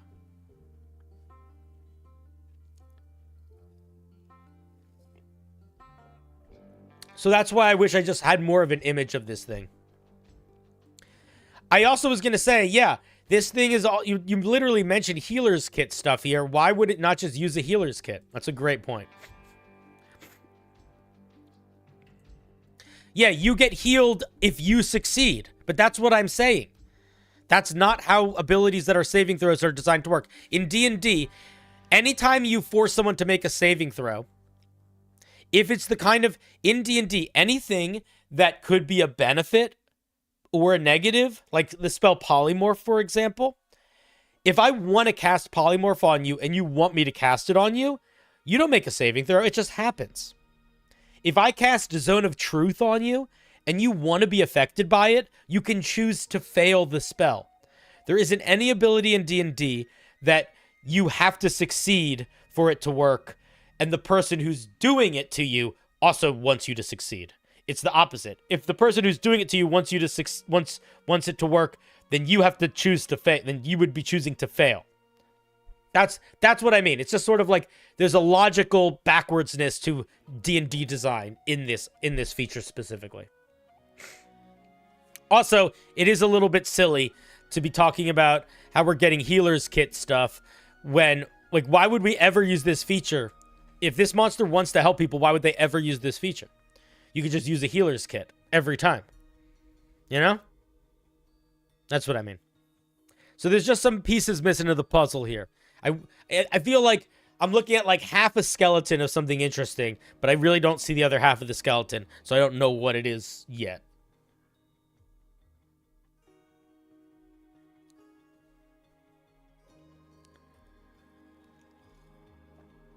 My best guess is it's some kind of powering through the treatment, through your own strength kind of thing. I think that probably is what it is, but I don't think enough of that fiction is being sold here on the page to justify that without it being more clear in the way it's written. Because I could just as easily see this feature as designed where the monster hopes you fail so that, it can get some hit points back. All right. Those are my thoughts, Data. Weird idea. I want you to polish your fucking flavor text more. And I also, I think that I like the sort of out-of-the-box vibe of monster design that's happening here, but the more out of the box you go with the monster design, the more you have to go out of your way to make clear what the intention is. This is a mistake I used to make all the time with my homebrew.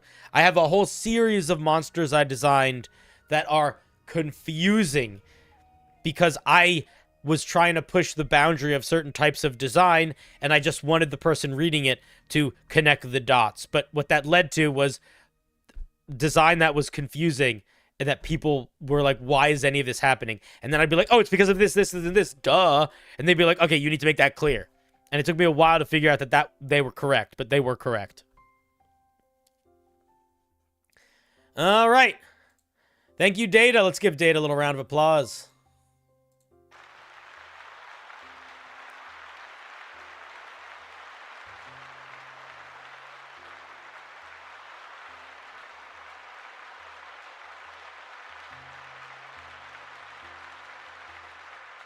Boop. Cinder, I wrote a fighter subclass based around different animal forms. I was wondering if 6 forms to choose from is too many and too complicated. It depends on what they do. Is that 6 different stat blocks? Then yeah. I would say it's too complicated. If it's an animal form, like you get a movement speed bonus, or you get, the more options you give, the more focused and narrow they need to be. I would look at something like the path of the... I would look at something like the Beastmaster in the Tasha's new Beast Companions for examples of how you could split different beasts up into different types if you want to do that. But yeah, 6 is a lot. 10 is way too many.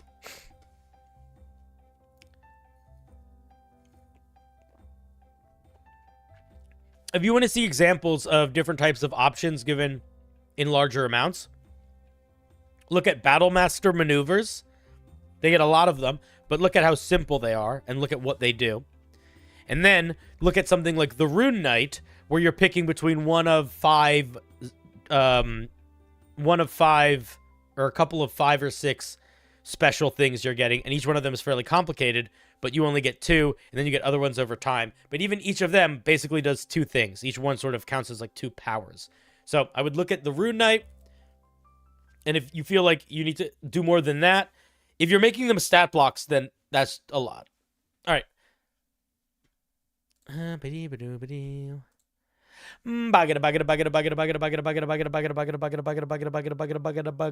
Boo! Soul. What's up, Soul?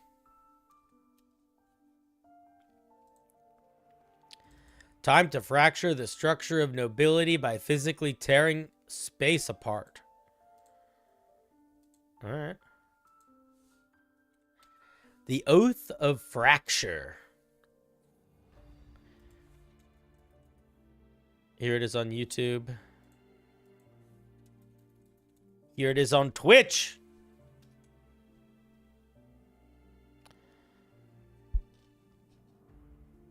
Can you guys read it okay? There we go. That's better.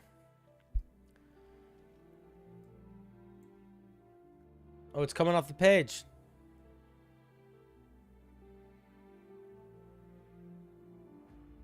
There we go. The Oath of Fracture is a commitment to save those who are enslaved by the law. Why is this capital? To physically break apart and tear down the justice system made of flawed and corrupt nobles. Ugh. I would say you're saying sort of the same thing 2 times in a row. So say one of them, not both of them. The paladins who swear this oath dedicate themselves to serving society and, in particular, to rid the laws that confined the unlucky to a life of suffering and poverty. Your sentences are too fucking long. You keep on going, and you should end them. And then say new sentences.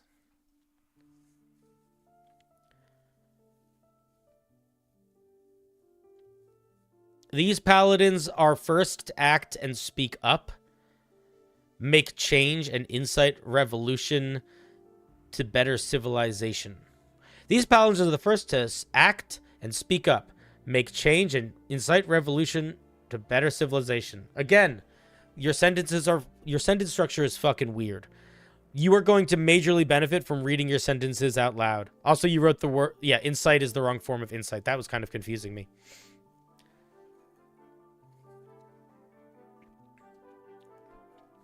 Often, paladins who swear this oath are members of society who have experienced firsthand how unjust the law can be. This sentence works. You need to stop trying to cram more than one idea into a sentence, and you have to be looking out for trying to emphasize an idea by unintentionally repeating yourself. You're doing a lot of unintentionally repeating yourself here. And I think it's because you're trying to underline the idea, but in fact, it has the opposite effect. It undermines the idea. Oxford comma helps a lot with lists, yeah. Get your comma placement accurate. It's going to help quite a bit. All right, let's see what we get here for our tenets. Anarchy. The justice system is flawed. Again, we don't capitalize after commas, friends. The justice system is flawed. Law is a lie of webs made by the powerful to enslave the poor. I follow my own rules. Weed out those whose souls have been corrupted with power. Show no mercy to your foes that abuse the system. Bring an end to slavery. Overthrow those who bring so much pain and suffering upon those beneath them. Oh my God. Every time I see an out-of-place capital letter, it's like a little needle going into my eye. Equality. Each soul has the same value. Shrink the space between those who are on top and those who are at the bottom. Some of these are kind of the same.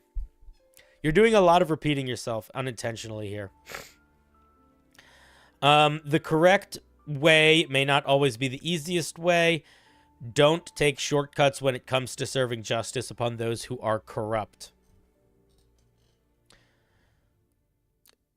You don't need to apologize. Just stop doing it.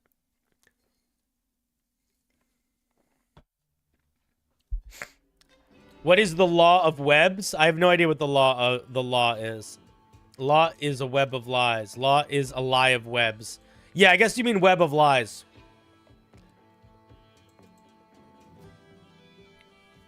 Yeah, almost every time that you put a comma, you should put a period.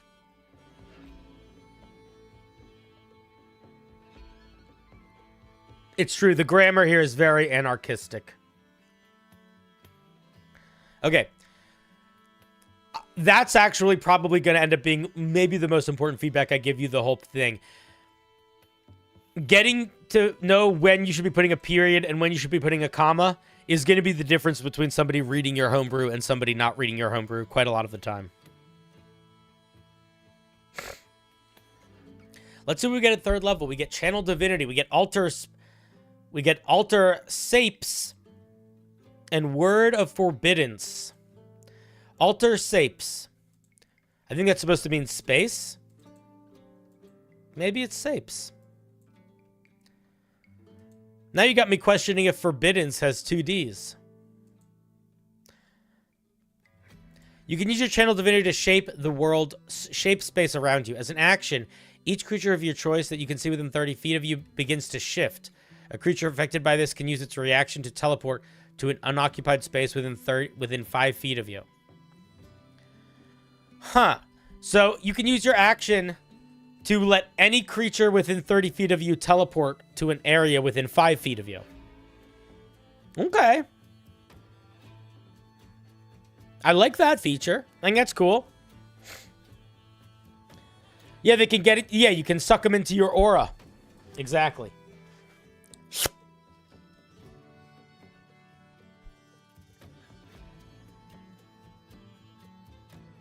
Let's see what Word of Forbiddance does. You can use your Channel Divinity to rebuke those try to escape. Those that try. Those who. Those whom try to. Those that try to. Those. You're missing a word here. Those that try to escape your wrath through magical travel. Immediately after a creature within 30 feet of you attempts to teleport or use a portal, you can use your reaction to force that creature to make a wisdom saving throw. On a failed save, the creature's attempt to travel magically fails and has no effect. This is a cool feature. I feel like this doesn't make sense as a Channel Divinity. I feel like this would make sense as like a 15th level feature, or maybe as part of your aura. I don't know why. I feel like it's a little too... It's like a very specific counterspell. I don't know if that makes sense. It's so... feels almost too niche.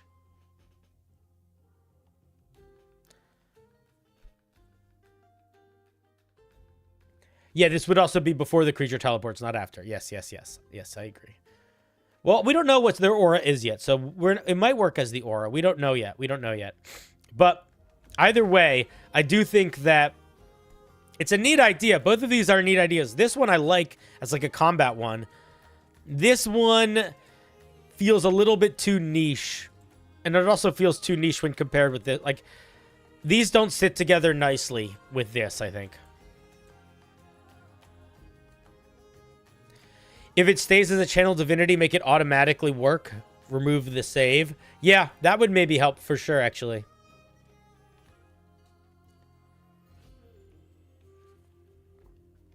I feel like we should be welcoming all D&D players, including those for whom English is not their first language. Indigo, I agree 100%. And one of the best ways you can include people that are trying to get better at writing English is to point out where they are making mistakes.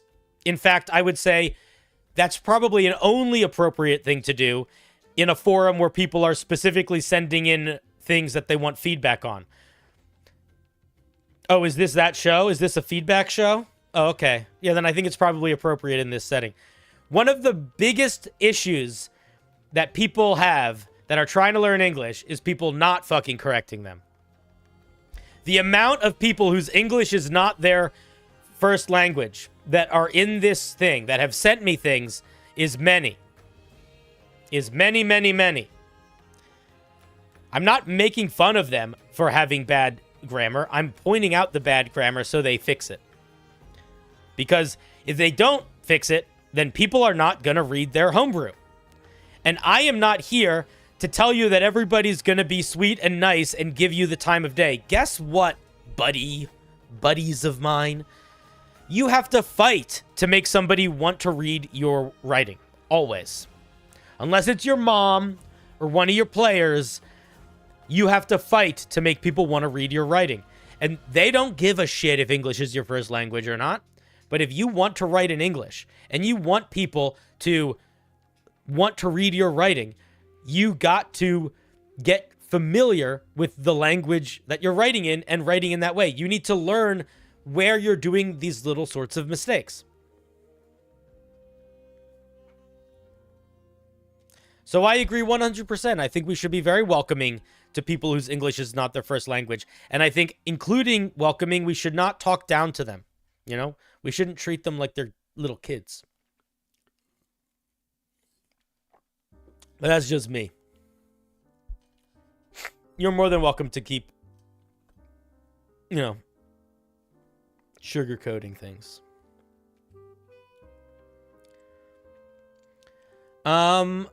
Let's take a look at these spells. We get Magnify Gravity, Tensor's Floating Disc, Vortex Warp, Wrist Pocket, Haste, Slow, Dimension Door, Gravity Sinkhole, Wall Force, Telekinesis. Okay. This is hard because all of these spells fit the vibe for sure. Well, actually, in a weird way, they kind of don't. Because the whole vibe we have is like political upheaval.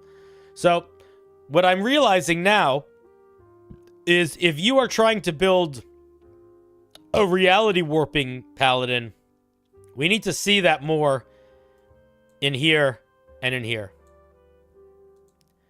Because I would be expecting spells like heroism, Bane maybe, spells that like suggestion, inspirational speech type spells, the way that you pitched this thing, these don't really make sense for what this subclass is supposed to be. So if you want this subclass to be one that is about reality bending, I think it makes sense, but you got to get that more in the language. They do fit the channel divinity features, but they don't fit any of the meat. Or rather, I think what we're probably going to see is that it's not that the features don't fit the flavor, it's more that the flavor doesn't fit the features is what I think is going to end up happening here.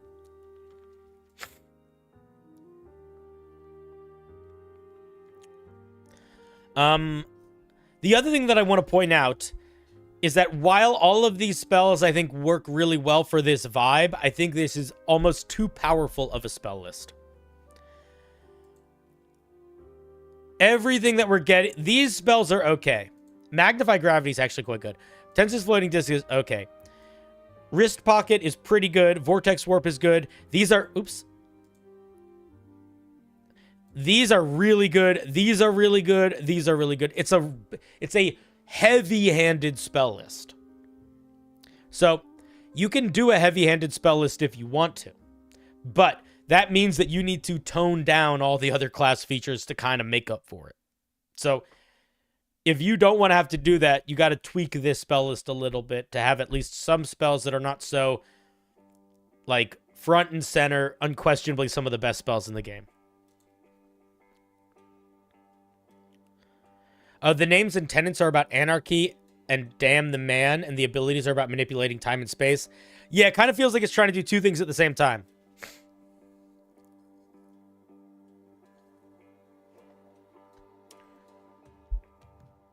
Let's see what the aura we get is. Starting at 7th level, while you are conscious, you fracture space around you. Period. Ranged weapon attacks that pass in or out of within 10 feet of you have disadvantage.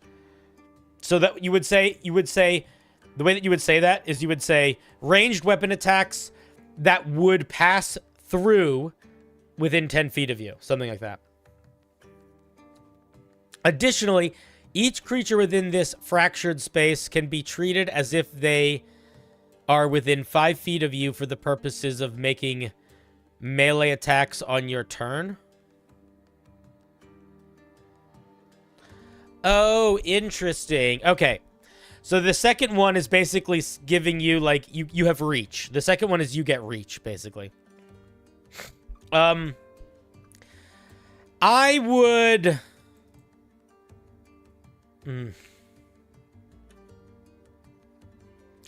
I like the second half quite a bit. The second half, if the range increases to 30 feet, gets a little, maybe a little bit hectic. That I don't know how I feel about. The first half feels off. The first half is sort of like you have a permanent wind wall around you. And I don't know if that's the move.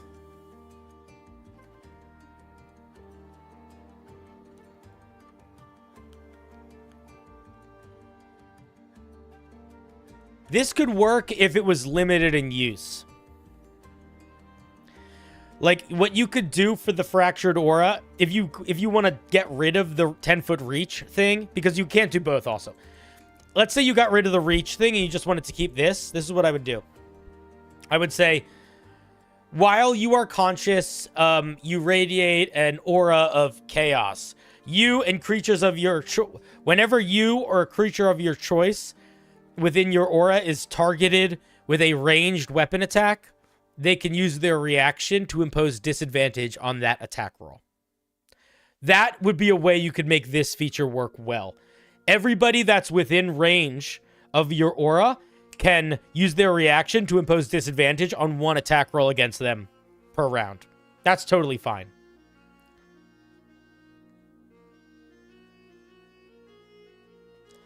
I also feel, though, like that doesn't really sell the fiction of anything. The second part feels like it sells the fiction of you, like, warping space-time a little bit more. But I think that...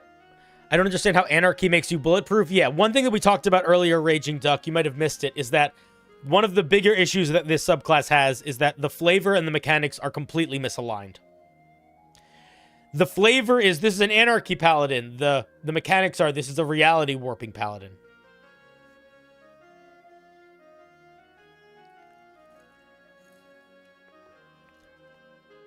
So, I think if you wanted to do this where you can reach anything within your aura as if you're right next to it, I think that could work. But the aura has to not extend to 15... I mean, the aura has to not extend to 30 feet. I think it works if the aura extends to 15 feet, but not 30 feet.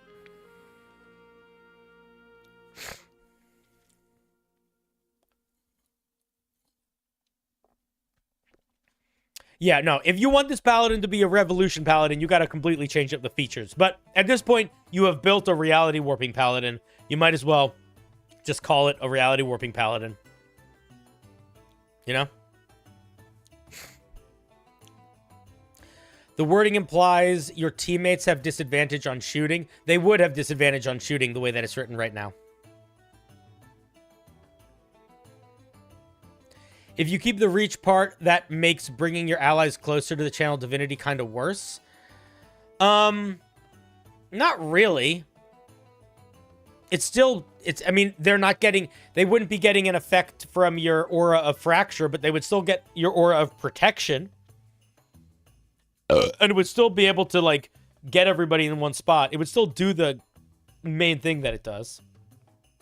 It pulling them into your aura is not the main benefit there. That would just be nice. And if it was the main benefit would almost certainly be your aura of protection, which in pretty much every single paladin, the aura of protection feature they have is more widely helpful than their special subclass aura. The special subclass aura is almost always something very niche or specific.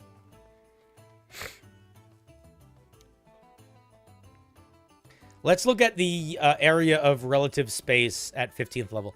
Beginning at 15th level, you can create a pocket. You would say create a pocket of relative space around you. Period. When you are subjected to an effect that forces you to make a dexterity saving throw to take only half damage, you take no damage. Period. If you succeed on the saving throw and only take half wait, what the fuck are you trying to say here? I'm sorry, let me read this whole thing again. When you're subject to an effect that forces you to make a dexterity saving throw to take only half damage, you instead take no damage if you succeed on... is this just uncanny fucking dodge? Is this just the rogue thing? What is it? Evasion? This is just evasion. I would not just give them evasion. Come up with something new. New feature. Guys, we've talked about this before. We've talked about this before many times.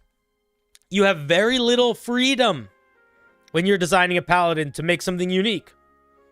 Very little freedom.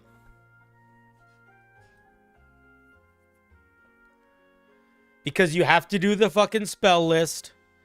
You gotta do the channel divinities. And 9 times out of 10, you gotta do an aura. 15th level is the first time that you can make something unique. Where there are no rules. Make something unique here. So I would completely drop this and come up with something new. Something unique. At 20th level as an action, Reality Fracture is within a 30-foot radius sphere centered on you. Your presence becomes hard to pin down as you shatter space like a broken mirror. When you use this action, an area... Alright, you're missing some of your text here. How long does it last? You say that it is a 30-foot sphere centered on you. Is it instant? Does it last a minute? Does it last 10 minutes? So you're missing a part of your sentence here. When a creature takes any attack action against you, you can just say an attack. You can say when the creature targets you with an attack. Within the fractured area, it has disadvantage. You can use a bonus action to teleport yourself anywhere within the fractured area. Is it not centered on you? So, does the fractured area stick with you, or does it move around? I would not let you teleport throughout the fractured area if it stays centered on you. That's a little bit weird. I would just say you can teleport as a bonus action with a range of 30 feet. Because it's basically the same thing, but makes it a little bit more simple. When a creature casts a spell that isn't... apostrophe in the wrong spot. When a creature casts a spell that isn't a range, that does not have a range of self or touch within or through. What are you trying to say here? Okay. How about this? When a creature casts a ranged spell, because a ranged spell would not have a range of self or touch.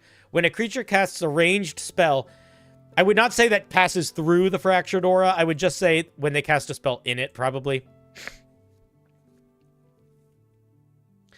You can use your reaction to redirect the spell to another creature or point within range of that spell. If you want to do a spell redirection thing, you need to make sure you have the right language in there. There's a couple features that redirect spells or spell-like abilities in the game.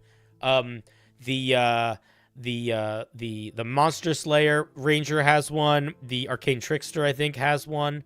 Maybe the Arcane Trickster doesn't. But the Monster Slayer definitely does.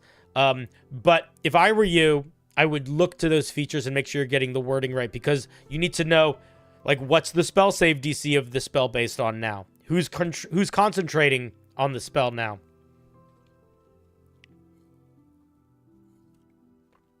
All that sort of stuff.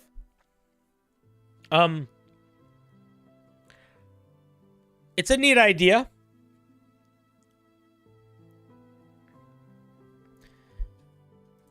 It's very strong, but kind of situationally strong, because this is, like, not that useful unless they're casting spells.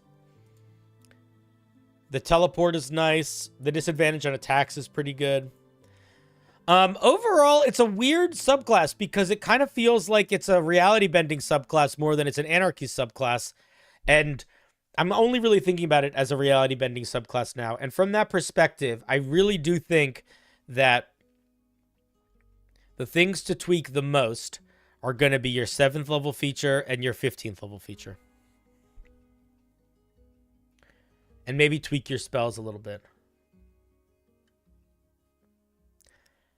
And I think that depending on how you focus these two, that is going to have a pretty big impact on getting it to feel the vibes that you want it to feel more specifically. I also think if you really want it to be like an anarchy anti-establishment thing, maybe Word of Forbiddance is not an anti-teleport spell. Maybe it's more of like a roleplay spell of like rallying people, you know?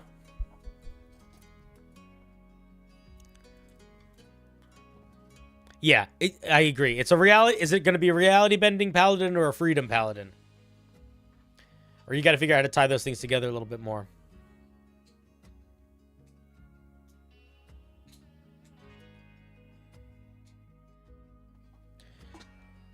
Oh, all right. Those are my thoughts. Thank you for sharing, Soul. Let's give them a round of applause.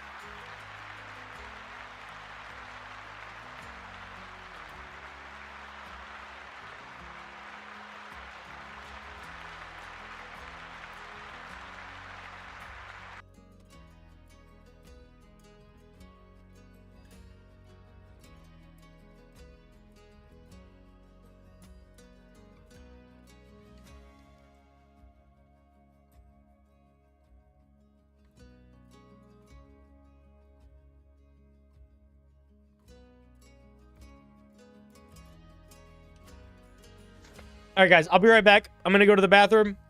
1 minute. See you in a second. And I'm going to re-up my drink. BRB. Yeah, I'll give you some different music to listen to. You guys can listen to the party music.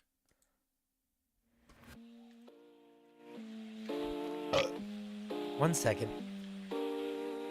1 second.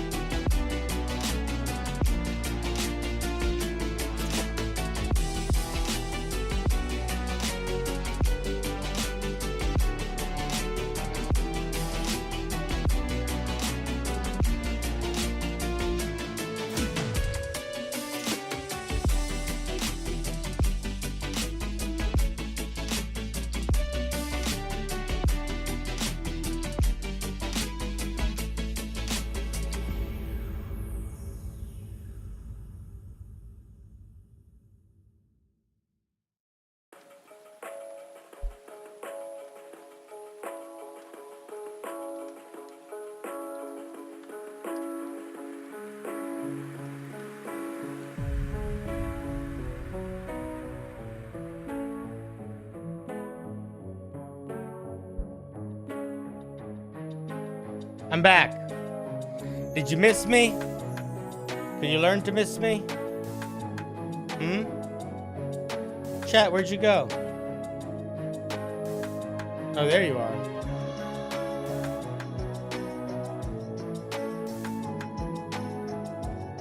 Boop. Hi, guys. What were you doing while I was gone? Were you doing anything fun? Were you getting into anything cool?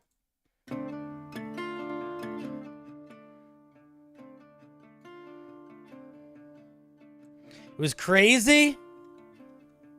I'm resurrected.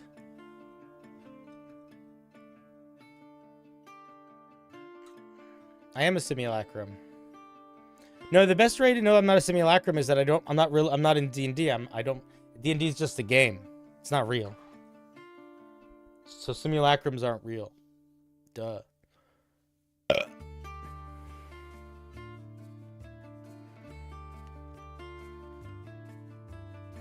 Oh, you're gonna post it on a subreddit when you're done. That's cool. On my subreddit? You'll probably get more eyes if you post it in my Discord, but you can post it in my subreddit. Or you can post it on the Unbalanced, not the Unbalanced, you can put it on the Unearthed Arcana subreddit.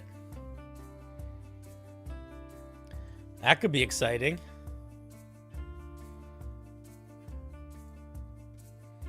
You know? Get some strange eyes on it. Get some of the eyes of the public on it.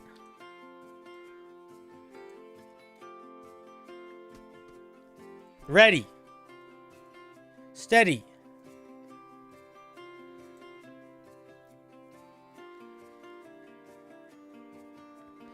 Wie bist du? Nine. 10. Was kommt du? Da. Sprechen die Deutsch? Boo!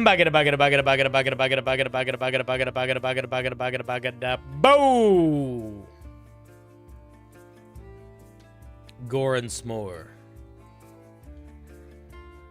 What you got for us today? Oops. This is my take on a pollution druid. Need some advice on balance and how to make this subclass more flavorful by leaning into pollution more. Ooh. I'm curious to see how you decided to give us the pollution druid. Oh, we get a pet. An ooze. Ooze magooze. Circle of pollution. Gone is the ancient wilderness. All that remains is the sludge and the residue of civilization. Druids of this circle draw their power from these pollutants, heralding rot brought by society. Rot brought is a funny thing. I know that's not intentionally funny, but it is funny. Being called to spread this pollution far and wide. I would maybe end the sentence here. Maybe.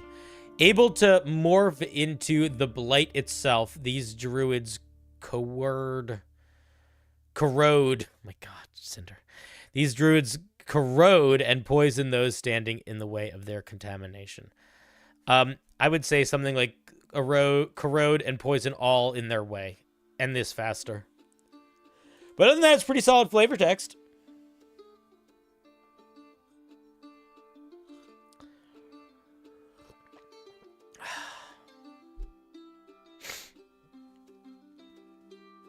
Heralding the work brought by society. Heralding the worked. You can say rot, can't you? You don't think that's correct? Oh, no, you're right. You're right. You're right. You're right. You're right. You're right.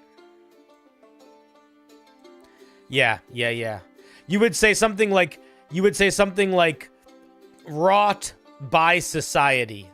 But wrought cannot be brought. That is a really good point. I got caught up in the sounding funny next to each other. It's It's a verb, yeah. It's a verb.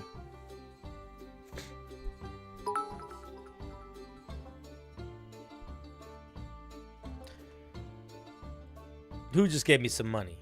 What was that? Oh, Indecisive. Thank you for the 100 biddies. That's very nice of you. All right. Let's see. We get some spells, eh? Ray of Sickness, Tasha's Caustic Brew, Melf's Acid Arrow, Ray of Enfeeblement, Stinking Cloud, Bestow Curse, Sickening Radiance, Vitriolic Sphere, Cloud Kill, and Contagion. I mean, it's very singularly focused. We are poison. We're the poison acid boys. We're the gruesome twosome.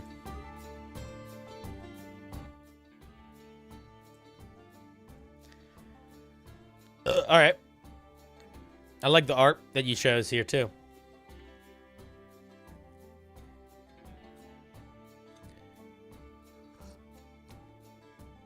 It has Cloud Kill. Yeah. You just submitted Homebrew? Cool. Starting at 2nd level, as a bonus action, you can expend the use of your Wild Shape feature to Wild Shape into, I would just say to, you wouldn't call it Wild Shaping as a verb. You would say to transform, to change into. Change into the physical embodiment of pollution, referred to as a pollution ooze. You become an ooze! I like that. I like that.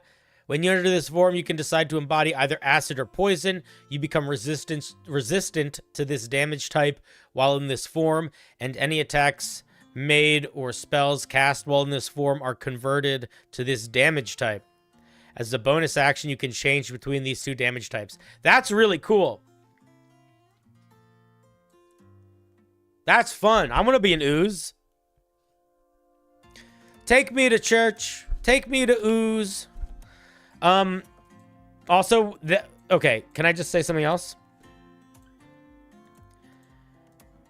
We definitely should get some acid spells at 1st level. We definitely should automatically get, like, Poison Cloud and Acid Splash, or something like that. Those should just come baked into the subclass. Let's see what this ooze gets so we can turn into.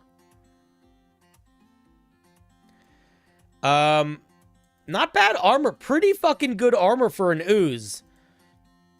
And it has 10 plus 5 times our druid level. So if we get this at level 2, that means it's going to have 15 hit points at level 2. Call me crazy. Call me crazy. But I think this thing should have more health and less armor to make it more of a proper ooze. I'm not saying we should get these spells in the stat block. I'm saying we should have these spells as cantrips as a part of the subclass. Like, we should have a feature as this subclass that says, in addition, you learn these 2 spells. They count as druid spells for you. They don't count against your cantrips known. It would be the perfect subclass for that. We're amorphous. We get these spells. Again, we should just have these automatically. And you could even say that you could still cast them while you're in this form. That's fine. Corrosive form. This is hard to get right. I'm so curious what you did here. Non-magical items or simple substances not being worn or carried corrode when touched. These items or substances are destroyed if you remain in contact with them for 1 round, regardless of their size. Non-magical ammunition made of metal or wood is destroyed after dealing damage to you. Your body is able to eat through 2 inches thick non-magical wood or metal in 1 round if you do not move. You need to tie up the timing of this,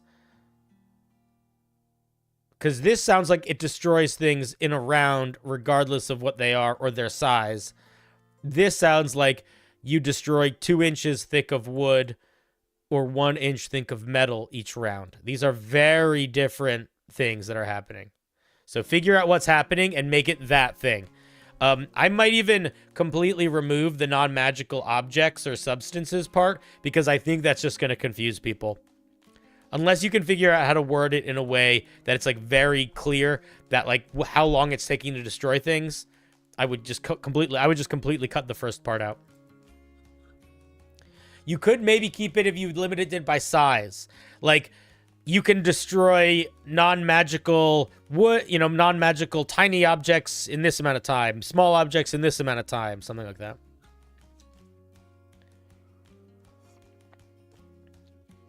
You could simplify it by making it a 5-foot cube for each minute, I think. Yeah, that's not a bad idea.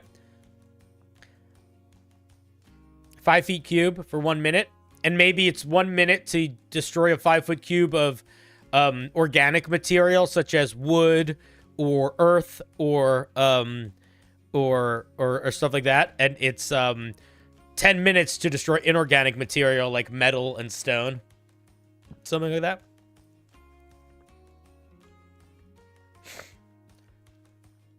But yeah, you got to figure out how to tone that in a reasonable way. Then we have a pseudopod. It does 1d6 bludgeoning damage plus acid or poison damage equal to your proficiency bonus. It should do more damage than that.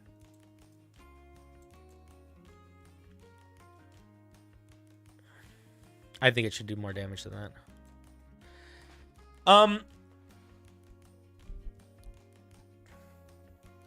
What do we think, chat?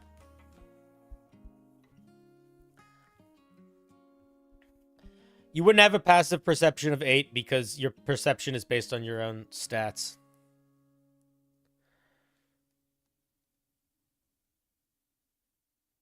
Yeah, there should be some sort of... It looks like you can't be grappled or poisoned or restrained. So you could grapple other creatures. They can't grapple you. You think it should do 2d4 damage?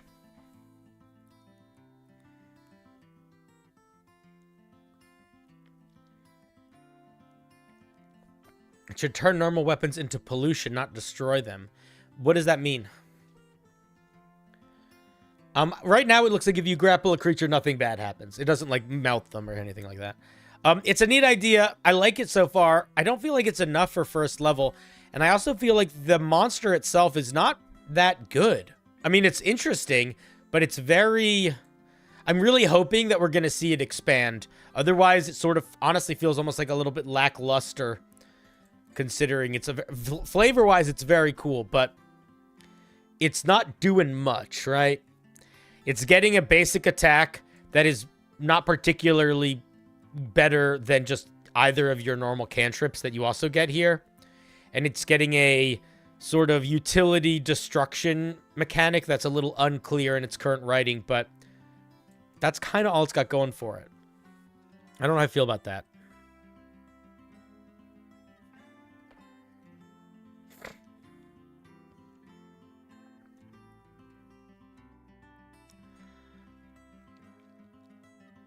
What would I do to make it more evoking of the flavor? I'm not sure yet. I don't have an idea that comes to mind, but it does feel a little bit bland right now.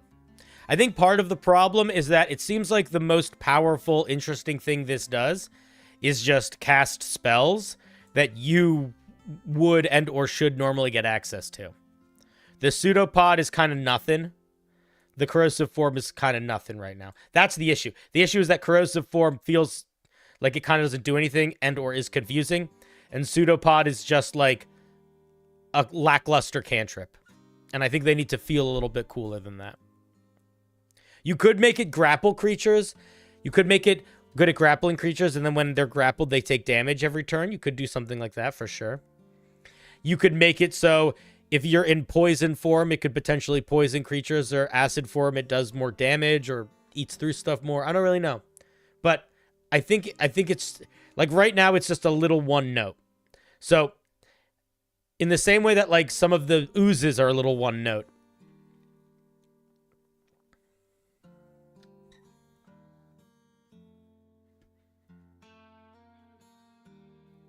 There are some rules implications. It seems to want to use wild shape rules restrictions, but doesn't call it out and is templated more, is templated more like stars or spore. I mean, I think that this is wild shaping basically. Like that's why they didn't put their mental stats up here. I think it's I think it's fine that way. How does it scale at higher levels? There doesn't seem to be any incentive to use this past the first few levels. Well, your health is higher, and your armor is higher, and your damage is higher, but not much. I agree with that. So what I'm hoping we'll see, and maybe we won't, but what I'm hoping we'll see is we'll see things that make the ooze form stronger when we get to higher levels. That's what I'm hoping we'll see. Because it does scale with your level quite a bit, actually. At 6th level, as an action, you can breathe plumes of dangerous smog from your mouth. This gas spreads in a 30-foot cone in a direction of your choice. Creatures in the area must roll a Constitution saving throw against your spell save DC. On a failed save, the creature suffers one of the following effects of your choice for 1 minute. Creatures take a -2 penalty to their AC and have their speed reduced by 10 feet. Creatures take acid damage equal to your wisdom modifier at the start of each of their turns. Is that just on? That's really fucking strong. Creatures have disadvantage on attack rolls and ability checks and take poison damage equal to your wisdom modifier. This one is so much stronger than this one, I think. Maybe not that much stronger, but it feels stronger.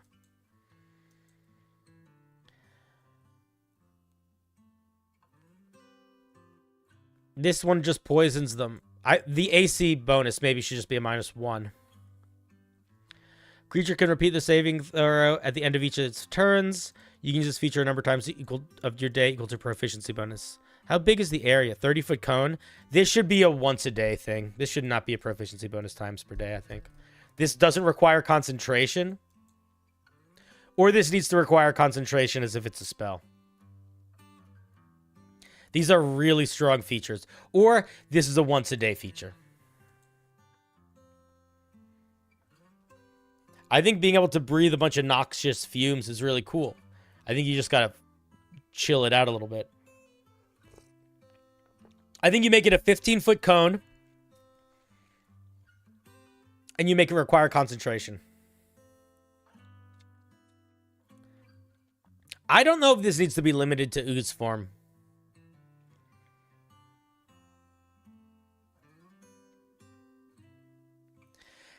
Taking that minor amount of damage every turn is not the end of the world. I think that's probably fine.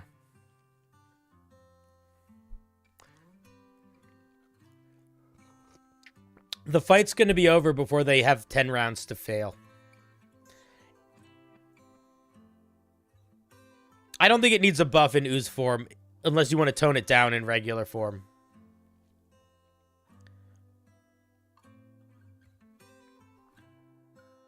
But it's a neat idea. I think it's just, you got to divide everything by 2, basically. Let's look at 10th level.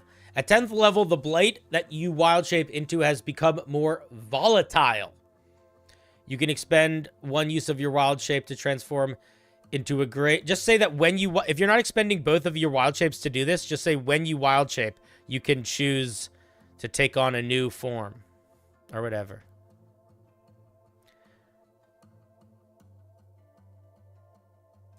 When you wild shape, you can choose to wild shape into a greater pollution form. This should also maybe just take 2 uses of your wild shape. Is that what you're trying to say here? Maybe. Form share is the same stat block as the pollution ooze, but gains the following features.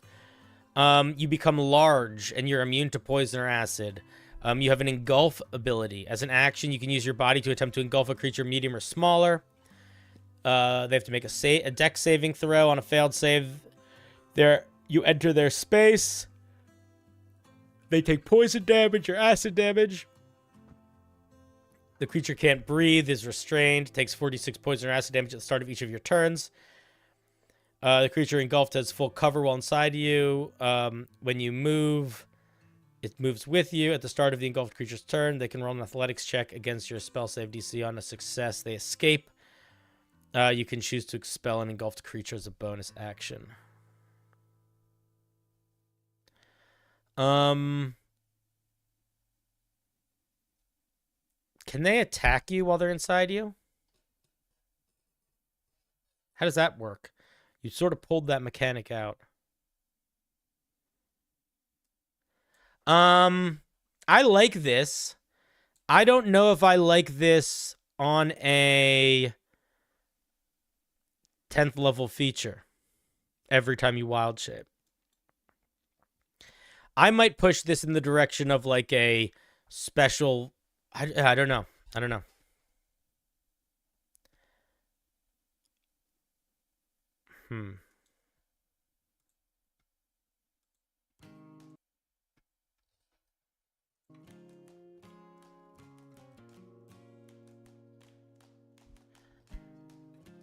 If it's one use, there's literally no reason to be a normal ooze. What do you mean by that?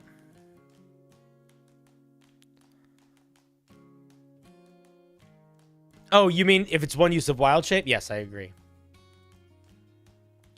Are you then just immune to damage? The pollution form makes all attacks against you poison or acid? No? No, you're misunderstanding Haste King. You're just immune to poison or acid damage. It doesn't change what damage does when it's coming in. I think only one creature should be able to be engulfed at a time. If that's not written here, it should be. Why? I would just... This should definitely require 2 uses of your wild shape. I also think you should do more damage on your base attacks, probably, when you use it. Like, I might even... Actually, what I probably would do is... What I would probably do is... If you don't want to do the thing that I suggested where the ooze just gets more interesting features, I would write a second stat block and be like, at 10th level, you can choose to expend 2 uses of your wild shape to become this new, better, bigger ooze, and just make it a whole new stat block. Because a lot of this stuff isn't going to scale super well.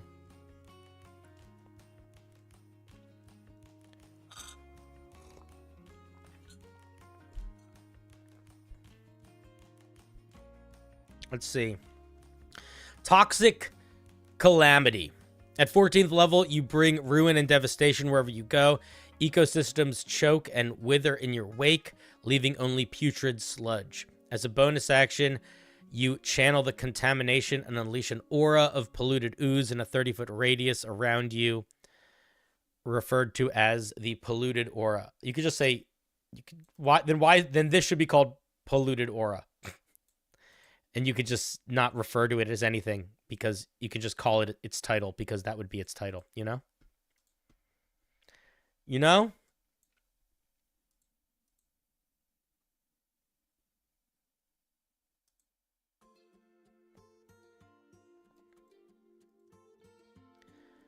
Your aura remains for 1 minute or until you are knocked unconscious. You can pick any number of creatures to not be affected by it. While active, the polluted aura is considered difficult terrain. You get a number of options which you can activate on your turn within the aura. As a bonus action, you can teleport to any point within your polluted aura. Again, if your aura is emanating from you, how does that fucking work? Does it change? Because if I move to somewhere else in the aura, does the aura now change where it is? I would get rid of this feature, unless you want to make the aura a spot on the ground that you are deciding and not emanating from you. So just get rid of that entirely. Binding Sludge. Your ooze seeps from the ground and binds your foes. As an action, choose a number of creatures up to your wisdom modifier that you can see within your aura. They must succeed on a strength saving throw against your spell save DC or be restrained. Okay. And what's the last one? Geysers of sickness erupt from your domain. As an action, you release a wave of smog covering the entire polluted area. Creatures in your aura must make a con saving throw or take a bunch of damage. I don't know about this. It feels like you're trying to make this subclass 2 different things, and I don't feel like they're mixing together well.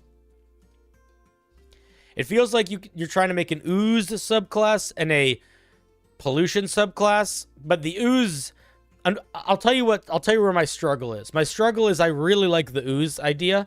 I don't think the ooze idea is doing a good job of mixing with the pollution idea right now.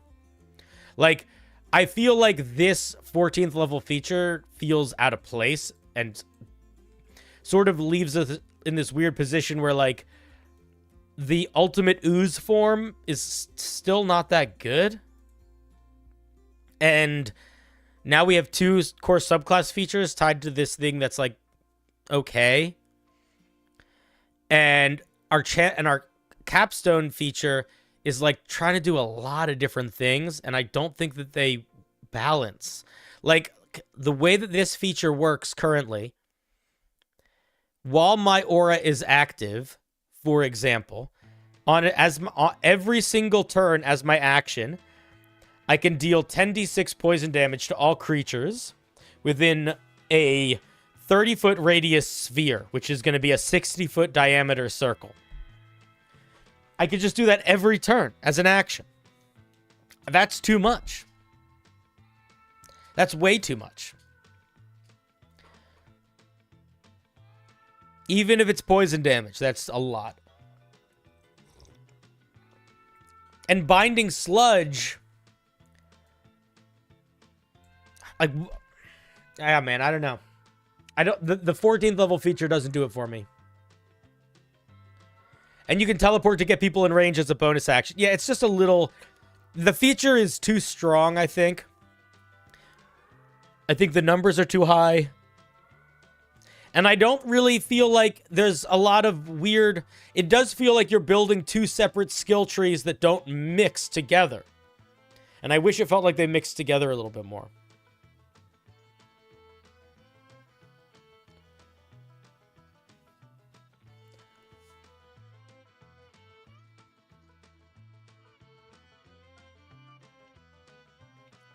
So, I think the 14th level feature and the 6th level feature are interesting, but significantly too powerful. I think the 10th level feature and the 2nd level feature are interesting, but they need more flair. They need a little bit more uniqueness, something that makes them pop a little bit more. And then I also think you should pick one of those directions, and you should go in that direction. What's cooler for me? What's cooler for me doesn't matter. It's irrelevant. What's cooler for you is what matters.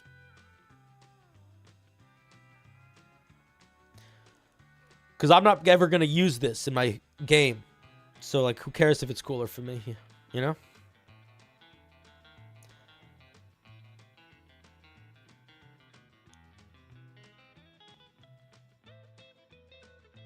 Honestly, you could make 2 separate subclasses. You could make a pollution subclass and an ooze subclass. Or, instead of making the pollution ooze really just get features... You know what the problem is you did not build a pollution ooze. You just built an ooze to represent pollution ooze. But this ooze is not getting anything that represents pollution. This is just the same thing as like an ochre jelly. You know? So, maybe if you can make the pollution ooze actually do more pollution stuff and less traditional ooze stuff, that might be the solution.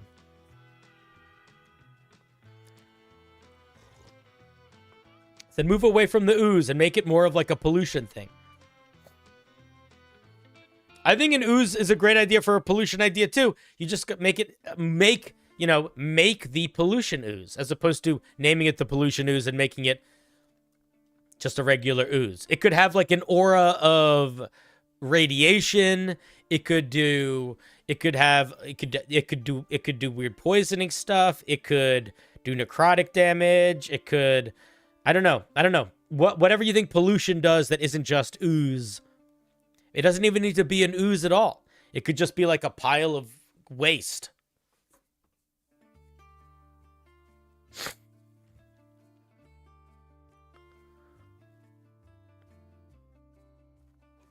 You can do the AoE stuff sooner if you want to. What I would suggest doing is if you want to do something like that, I would look at the Star Druid, because they get a wild shape that sort of is an aura-based wild shape.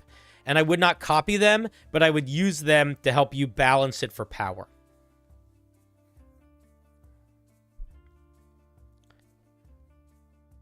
Because the Star Druid, that's what they get. They get an aura-based wild shape, basically.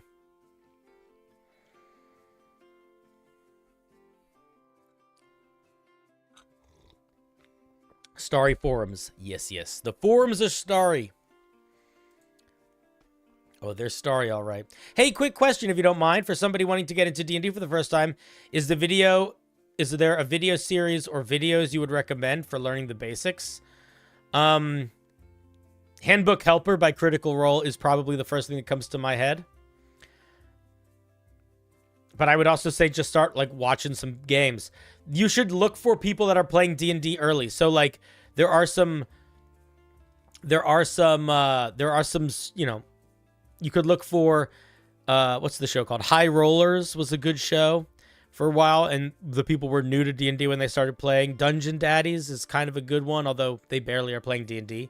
But whenever you're watching D&D with people that are new, they're kind of learning as they go. That could be helpful too.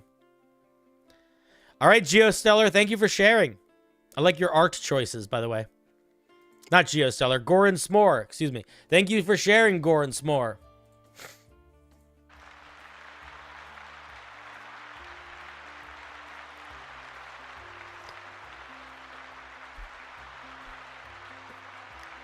I have never watched Viva La Dirt League, but I am friends with their Dungeon Master.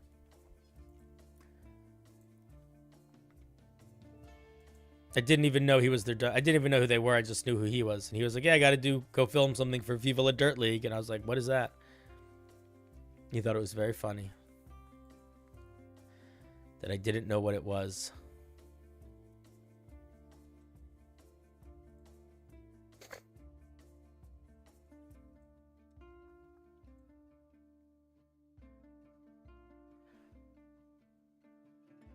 I don't know how much reading the player's handbook front to back is beneficial for the amount of time it takes for some people. But if you are somebody that is good at consuming information by reading, and you can conceptualize gameplay by reading game rules, then that's really good and could be really helpful. But if you're not good at that, then reading the player handbook is going to make the game feel way more confusing than it actually is a lot of the time. Because a lot of the player's handbook is showing you mechanics, but it's very little of it is actually showing you how to play the game in a weird sort of way. It's very, you know, it's just spouting ideas, but you're not really seeing what those ideas actually look like, how they're implemented. Which is why I think it's often better to not be super familiar with the rules, but just sort of dive in.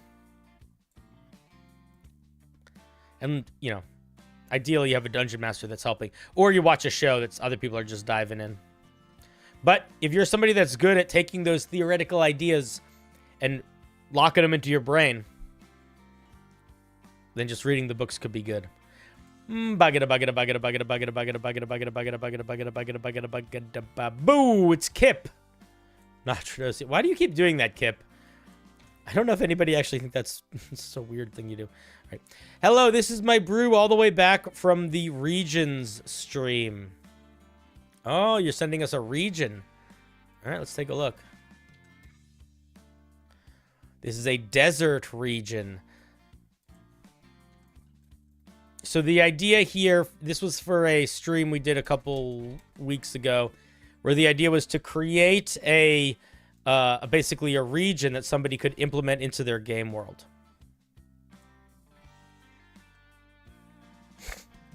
The Desert of Renewal, a vast, bare desert, the bulk of its inhabitants being the prisoners of angels, demons, and devils, and the like. A place devoid of their observation and a place devoid of their observation and scrutiny, but departed from the natural order of the world. This is not a harmless demiplane. This is a very confusing opening. So, what does it mean for the bulk of the inhabitants to be devils, demons, and angels? Does that mean devils, demons, and angels are like wandering around here running a big prison? Because then it says it's a place devoid of their observation and scrutiny. So whose observation and scrutiny is it devoid of? The angels, devils, and demons? So then why are the inhabitants here their prisoners? This is confusing!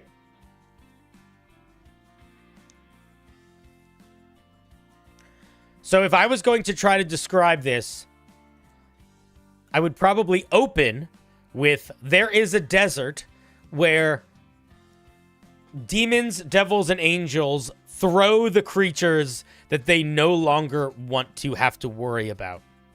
It is a place that they have forgotten, and they leave to those that they wish to forget. Something like that. But you have to introduce it in order. The logic of which you give... You got to think about the order of operations for giving information. Don't be talking about this place is the prisoners of angels and demons before we know fucking anything else about... Like, you know what I mean? Like, you got to set it up in order of operation. This is the place that devils and demons throw people. Cool. Now I understand why it's devoid of their observation and scrutiny. Because that makes no logical sense in the way this is organized right now. Also, like, why? Why is this world set? Like, why is this desert? Why can't they see it? Why don't they see into this desert? Why do they throw people here? Is this a demi-plane? Like, what is going on? Do you know what I mean?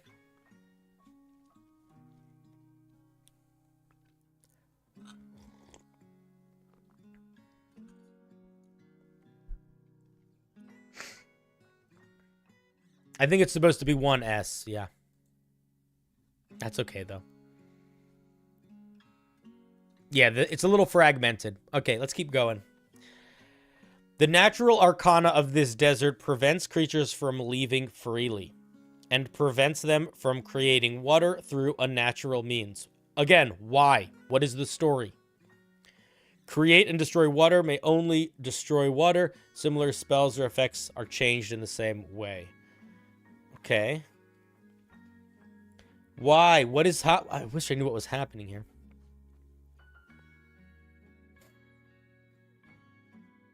The natural features / statistics. Void cactus. Cacti that thrive from in the sand. What? Isn't that just all cacti? Like, what are we doing here? Just get rid of this sentence. Just get rid of this opening. Just say this. If a creature enters a space within 30 feet of it, it casts Dispel Magic on that creature. If the creature casts a spell within 30 feet, it is countered. How does that work in the action economy? What are the spellcasting modifiers here? What level is it casting these spells at? All of these questions need to be answered if it's doing Dispel Magic and Counterspell. Can I say what I think would make this a lot easier? Why not just have these cacti radiate an aura of anti-magic? While the void cactus remains rooted in the sand, it emanates a 15-foot anti-magic field. 15-foot radius anti-magic field. A 30-foot anti-magic field. Something like that. So much simpler. You don't have to deal with any of that stuff I just said you need to deal with.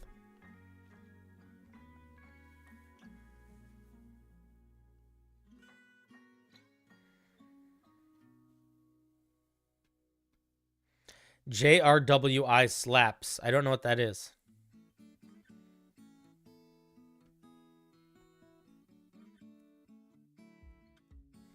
Why can't cacti just get up and run after characters? Because they're plants. They're just like, you know, cactuses don't normally do that. No, even if we're playing in a fantasy world, we normally do have an element of the plants are plants unless we say they're not plants.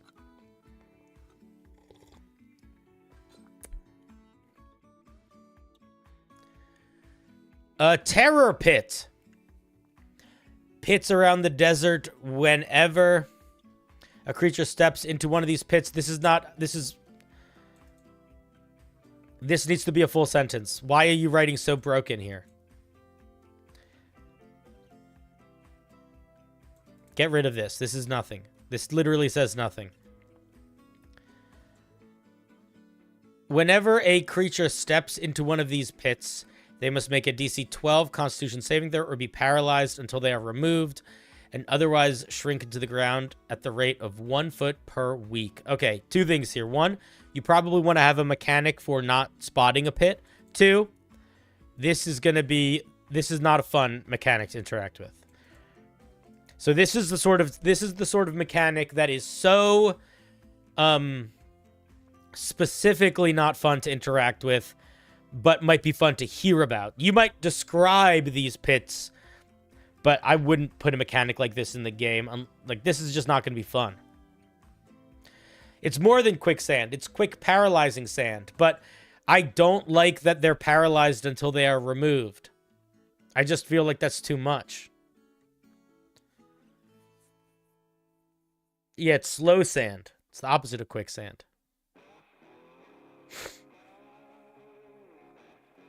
So I would say this probably needs to be toned back a little bit.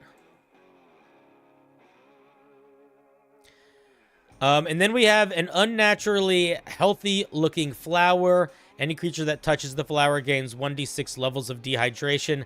Dehydration is not a mechanic in D&D, so that does nothing. And the flower begins to look healthier. Cool. I wish that this was a clearer mechanic. I'm going to point something out here that I wish we had the answer to. What is the fiction that these three elements of this forest, of this desert, are selling? Can anybody tell me about this desert outside of saying it has stuff that are bad for D&D adventurers? Aside from being anti-D&D adventurer, what is the vibe of this desert? I don't really know. We get an anti-magic cactus, we get pits that paralyze us, and we get vampire flowers. It needs to have a little bit more cohesion. We need to feel like we're selling a specific fiction. And I wish I knew what that fiction was. Maybe not making water could be a part of it, but it's really not, right? Because 2/3 of the main features have nothing to do with water.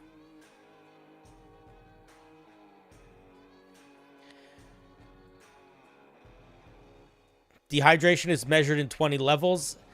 It can affect and give a creature 1 or more levels of dehydration. Okay, so if you're going to be doing a whole new table of dehydration mechanics, you need to introduce that before you introduce something that uses those mechanics. So this would probably want to be first. 7 levels, you have disadvantage on checks that rely on sight and initiative. 10th level, finishing a long rest no longer reduces your levels of exhaustion. I would not do that. That's just a death sentence. You take a level of exhaustion every day you spend in direct sunlight. All right, I'm gonna say this. I think that the very first feature of the dehydration mechanic works. I think the rest kind of don't. And they sort of fall into the same issue of there is a difference between making mechanics that are really, really dangerous and making a place feel really, really dangerous, or writing a story about a place that's really, really dangerous. Yeah, considering there's 20 levels, it does only look like there's 4. That's true, but that's, I think, just because they only wrote 4. They're split amongst them.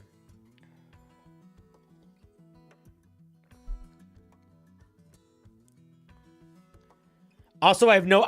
somebody saying, why is it 10, 7, 10, 17, 20? No idea. Is there water on the bottom of the pit? Maybe. But if the main thing we're working on here is dehydration, then I think that matters more. What is this? Is this just more dehydration rules? So the main thing that you're selling here is a dehydration rule system. So if you want to start with a dehydration rule system as your main thing, that's fine, but that needs to be a much bigger part of this. I would completely cut anything that is, you know, not really, I mean, not cut it, but move it around, and I would recalibrate the flavor text and probably some of the main features to make it really clear that it's focused on water and dehydration. And I would make sure dehydration is the first thing. And if you're saying, I don't want that to be the main thing, but I wanted to try to fit it all in one page, then I would say, then don't spend a third of the page writing dehydration and a third of the page creating a new race. Because I think if you got rid of the dehydration mechanic and you got rid of this new D&D race, then realistically, you could probably fit actually quite a lot of interesting detail about this desert and ways of interacting with the system, and probably could do sort of a simplified version of the dehydration table. But I don't think we need that, if I'm being honest. I feel like you're building a new system that just doesn't need to exist. Anyway, those are my thoughts. I'm not going to read the homebrew race, because that was not the assignment for this piece. The assignment for this piece was write a place, and this is essentially like putting two pieces of homebrew on the same thing, which is fine, but I'm not going to read both of them. I would lean more into the environment, more into the history of the place, more into the types of things that they might encounter in the place. I think that these are all interesting, but they sort of feel random. And I think that we need a little bit more interconnectivity there, or a feeling of place and a feeling of vibe. And I think I would rest less laurels on the dehydration mechanic.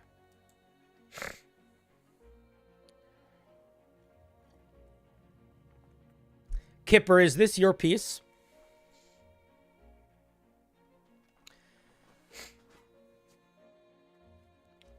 Oh, this is your piece. Kipper, just because the race is fully integrated to the location doesn't really mean that it's not a separate piece of homebrew. I'll skim it, but I think that you spend way too much time on dehydration and not nearly enough time on the actual place. Let's see. You're a humanoid. You walk slow.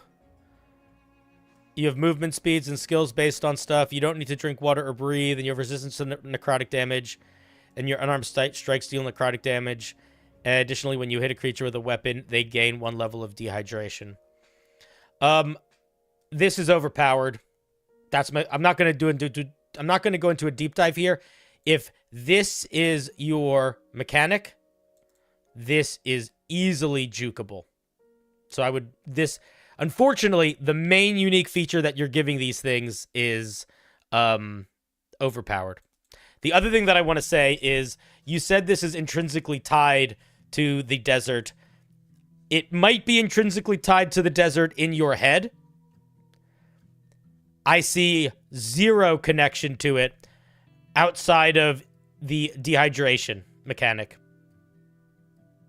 to anything else. So it does not feel connected in the way that it's presented right now.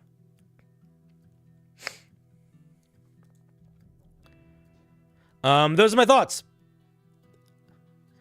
I think the first level of the dehydration mechanic is really interesting. I think the rest kind of dropped the ball. I think I'm getting squinty before I even read these, so this is, I feel like, too much. We had enough cake after this. Now we've had too much cake that we have a stomach ache. Now we are taking cake and we're putting it in a funnel and we're trying to shove it down our throats. That's sort of how I feel about that last part. So yeah, I would lean more into the mechanics of, like, why the fuck can't people leave this desert? Why does water not work in this desert? Like, I have so many whys that we need, as the creators of this, that we want someone to use. We need a lot more of. And those be my hits. I mean, those be my thoughts.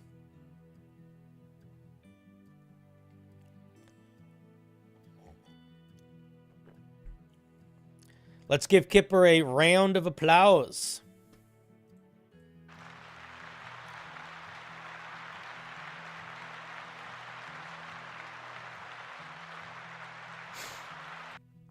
To be fair, also, Kipper, you don't need to listen to any of my feedback. I personally, this has nothing to do with your writing. Some people love really nitty-gritty survival mechanics. I fucking hate them. And I don't hate them as an idea. I'm not morally opposed to them. But if a dungeon master invited me to play in a game and they handed me something like this, I would be like, you know what? I think this is probably not the kind of game that I want to play in. So if you like these sorts of mechanics, or if you are somebody in the chat that likes these sorts of survival mechanics, maybe your insight would be better than mine, because I just look at this and I just go like, okay, here's a bunch of stuff I'm never going to use. So if you're somebody that likes that sort of survival mechanics, maybe you got some more insight to give Kipper than I do here. All right. You thought it would be make a weird overarching mechanic for an awful desert. The thing is, Kipper, the trick to making an awful desert is to not actually make an awful desert. You want to make a really fun desert that's fun is expressed through it being dangerous and awful. But you don't actually want to make it awful because it is still a game, you know? Like, it still needs to be fun. So you want to build it so that it is still going to be fun for the players to interact with it, even if it's supposed to be very rough and hard to survive. So that's what I would say. Lean more into it being fun, challenging, fun, dangerous, as opposed to tedious, challenging, tedious, dangerous. Boop. Yeah, that's a hard. It's a hard line to. It's a hard thing to do. I mean, I'm not good at it, which is why I don't like those sorts of games. And I very rarely, actually can't think of a single time that a dungeon master has run those sorts of nitty-gritty mechanics for me, and it's been fun. So I haven't had fun on either side of it, either doing it or having it done. In fact, I have left games because of it. And I have completely changed games because of it. Oh, the music kind of changed a little bit.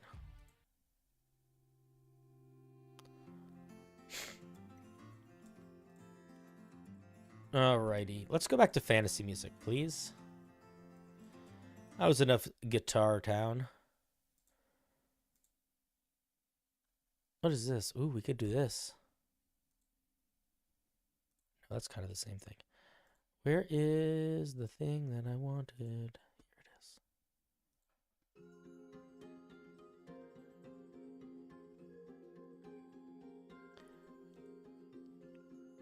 Who's at the bottom of the list? Milky. Oh, Rickle. Is that Don Rickle? What's up, Don?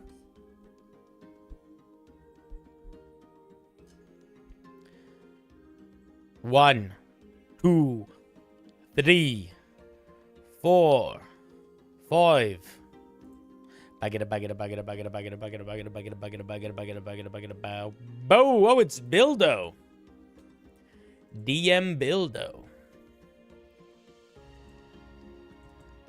A buddy of mine is making a setting, and I made this to fit into it. It is a quest item, something the party gets at level 5 and takes them to level 15 to finish the quest. Okay, so this is an item that they're intended to have for a long time, I guess. Oh yeah, lots of features. Lots of stages. Lots of features, lots of stages. Is this all part of the same thing? All right, we're not going to probably read the whole second page, but we'll definitely look at the first part. Here it is in the Twitch. Bildo, who is one of our mods, is also a professional dungeon master. You're not old enough to put Don Rickle yet? All right, fair. But it's a good, I appreciate the reference. It's a good reference. So Bildo's a professional dungeon master. So he makes a lot of stuff that he ends up just plugging into his own games too. Let's see. This is a legendary dagger. It's a +1 magic dagger. Okay, and it has some spells.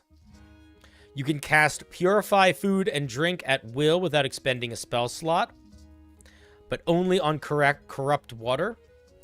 Bildo, there's a grammar mistake you're making throughout the piece, and it's so fucking easy to fix. It happens here. It happens here. It happens here. It happens here. It happens here. Chat, the first person to say it wins. It happens here. Squatch, good eye. Yeah. Anytime you do parentheses, you want to have spaces between them. A parenthesis pushed right up against the letters, like this, it ends up looking a little bit weird. And it's one of those things where it's like, you might, here is fine. But anytime it's pushed right up against punctuation like this, or it's pushed right up against letters like this, it kind of turns it into almost like math equation language. And it makes it your brain doesn't like it. It doesn't look as pretty.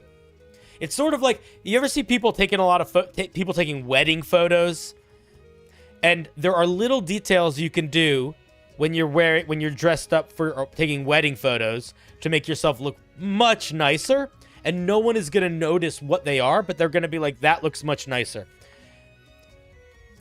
If in your wedding photos, your undershirt, your t-shirt, not your t-shirt, but your button-up shirt, like it sticks out from your sleeve like an inch to a quarter inch, as opposed to it's being hidden under your sleeve of your jacket. So you have that little white line. Let me show you what I'm talking about here.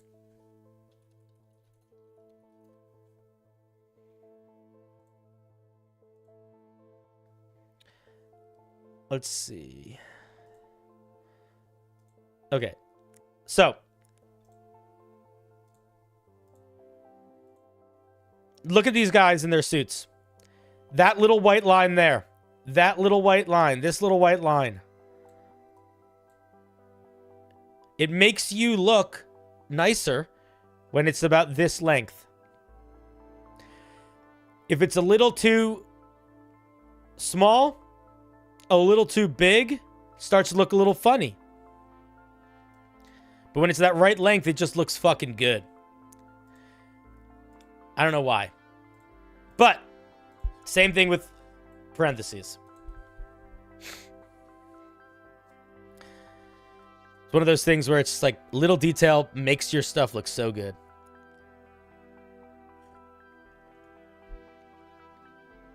Okay, so we can cast Purify Food and Water, but only on corrupt water. I don't know exactly what corrupt means. I'm assuming it's setting specific, but if there's not a setting specific thing for what corrupt means, you want to clarify that. All of these daily spells, we need to know when they recharge. What's up, Shy Tsunami? This mug I won by being a guest on the show D20 Deathmatch, where my character won a tournament. And they sent me a mug.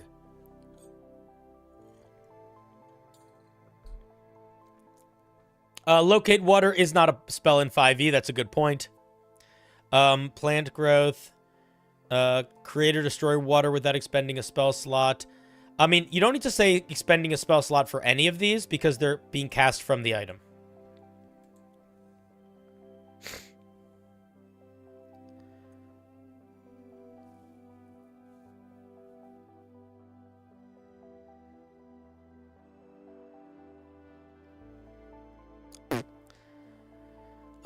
So it can cast Create or Destroy Water once per day. It can cast Control Water once per day. I don't know if I love this formatting. I've seen you use this formatting before. If it works for your games, great. It kind of ends up feeling kind of clunky. Also, it's very redundant. This feature is called Purify Food and Drink. The ability is you cast Purify Food and Drink. This ability is called Locate Water. You cast Locate Water. This ability is called Plant Growth. You cast Plant Growth. This ability is called Create or Destroy Water. You cast Create or Destroy Water. It's a repetitive. Like, you don't need it. You could literally just say, Purify Food and Drink at will. You could literally say, Locate Water at will. You could literally, you don't need any of the actual parts at the end, unless it's specifically the details, like only on corrupt water, things like that. Yeah, you could literally say you can cast the following spells and just... I don't think any of these spells require a spell save DC, but if they do, you need to include what that DC would be. Plant Growth might. Plant Growth, I think, does... Does Plant Growth just slow people down? I don't think it actually does require a saving throw. And you can cast Destroy Water and Control Water. Okay, yeah, so just reorganize this. It feels very repetitive in the way it's written right now, and I don't think it needs that repetition. You want to respect your writing mug for a Cinder's viewers? We could do a respect your writing. I know there's a bunch of... I really need to start a merch store. Does anybody know how to do that? Does anybody... And don't just say, go to Redbubble. Does anybody know how, like, people that have like merch websites do that? Because I have no idea.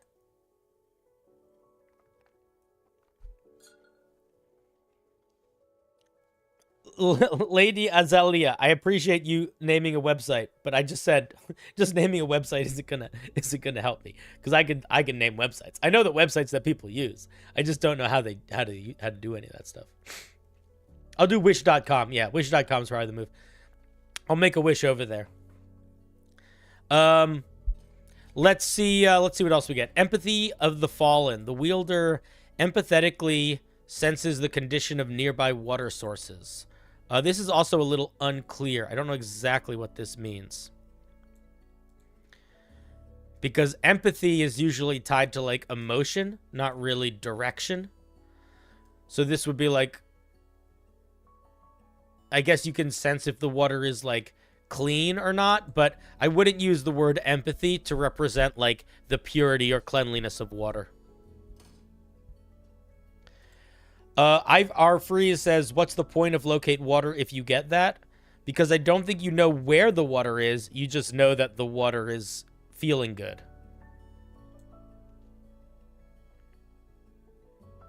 It might be like Moana water. Water elementals do or do not have empathy depending on your lore.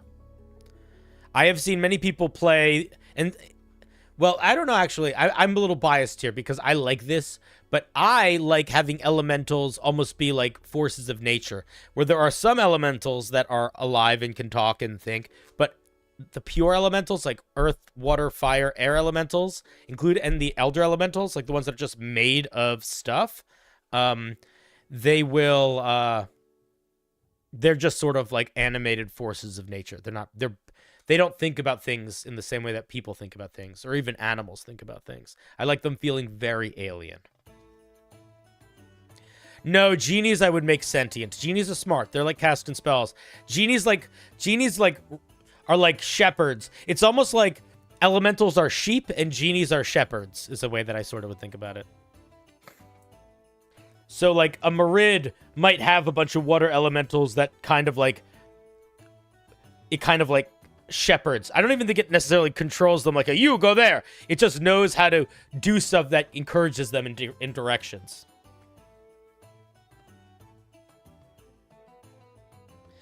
Bildo did say that I had to figure out the setting it's for and what that entails. I don't have to figure anything out. You guys just did. It's Moana.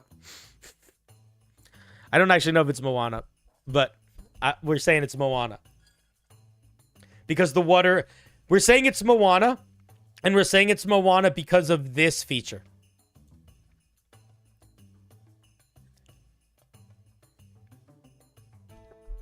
If you guys think you have another idea for what it is, let me know. But I think we stick to Moana because of this feature. Where else does water have empathy?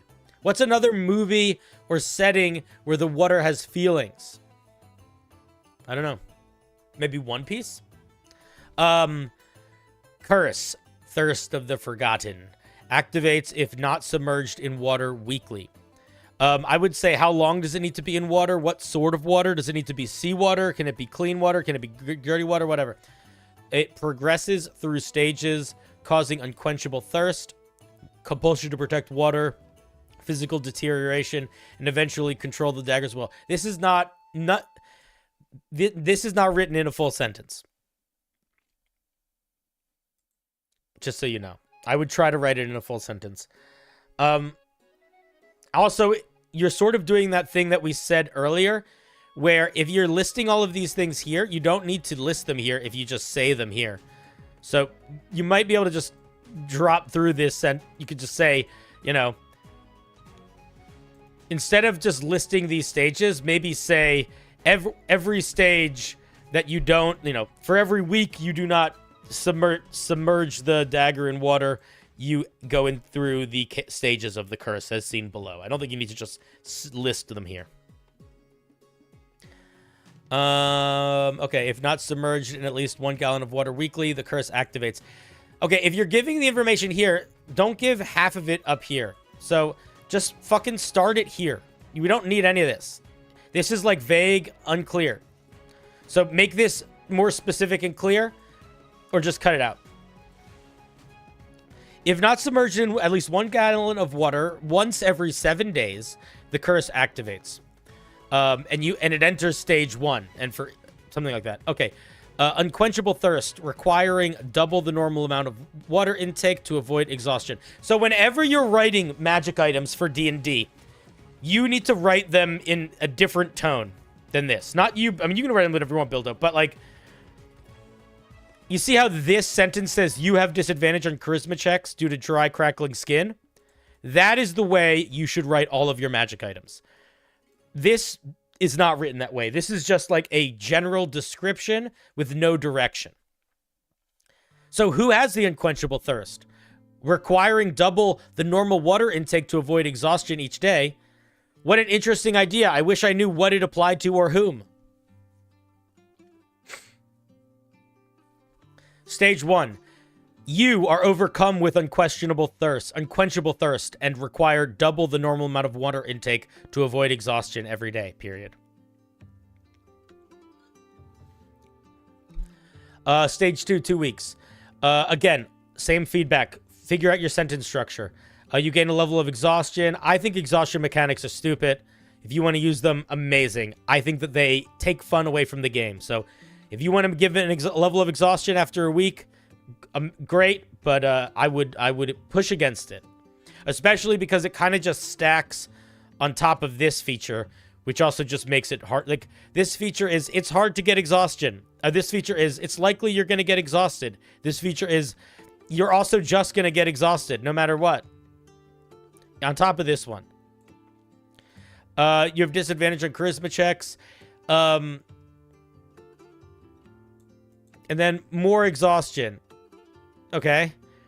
I wish these were all just features, and like, this is cool, this first one, although it feels kind of fucking redundant, because in order for us to get to stage 3, that means we at a minimum have 1 level of exhaustion.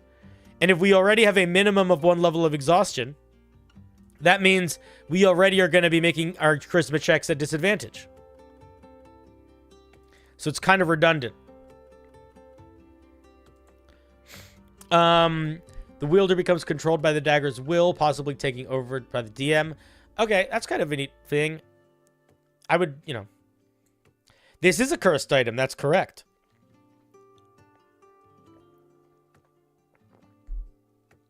That's why it's a curse.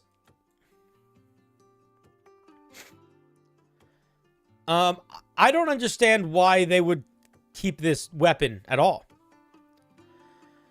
You're not willing to unattune to this item. Remove curse of 5th level or higher is required. Make a wisdom saving throw. On a success, you're unattuned. While attuned, you become vulnerable to fire damage. You begin to suffer vivid nightmares. You have disadvantage on all wisdom saves. Yeah, this dagger is not worth keeping. It literally is a thirst trap. That's exactly what it is. So, I think this dagger kind of falls into the situation of the downsides are really bad, and the upsides are almost non-existent outside of you need water in vast qualities. Maybe that's the joke, that it's a thirst trap. Here's what I'd say. If the joke is that it's a thirst trap, that's an excellent joke. Even in a setting with no water, if I was playing in a setting with no water, I would not want this item. I would rather struggle to find water than to deal with this item. I think that there needs to be a little bit more upside. Even if there's no water, these spells are like, they're situationally okay. But it's not I think it's not enough to be an item that, like, especially specifically for the purposes that you said, where you want these characters to have this item from level 5 to like level 15.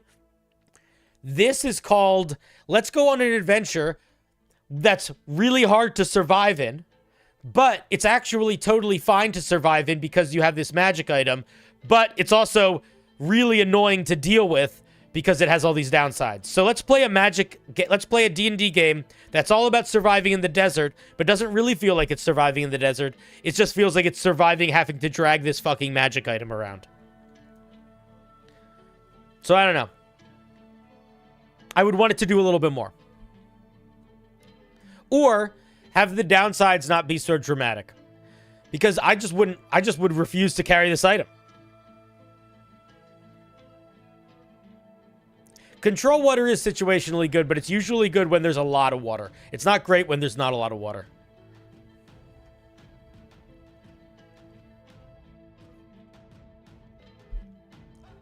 These spells could be very valuable if you're playing in a super intense desert game.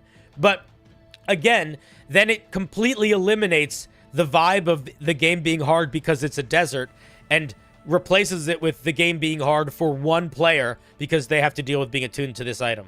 And I don't know how I feel about that.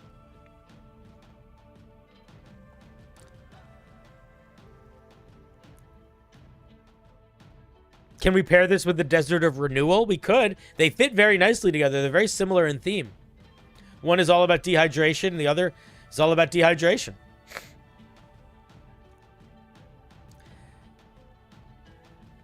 I think it's a neat idea. It's very setting specific. I would encourage you to tone back the downsides and to give it more interesting upsides, and to have it not just get all the upsides and all the downsides. Have it grow. Have it change.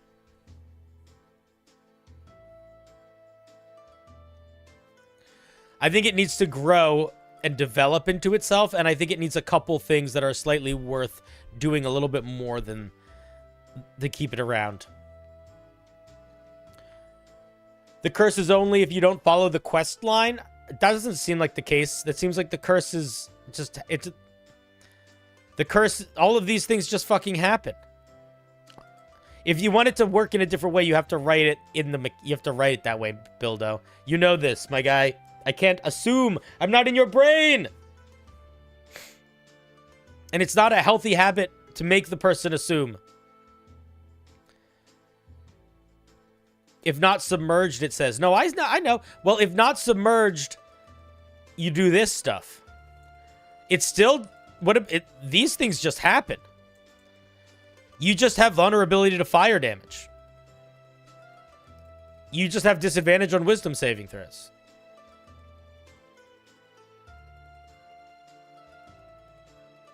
Unless I'm misreading it, the way that it's written, it looks like this is what happens if you don't quench the blade in water. This is what happens all the time. That's the way that I'm reading it anyway.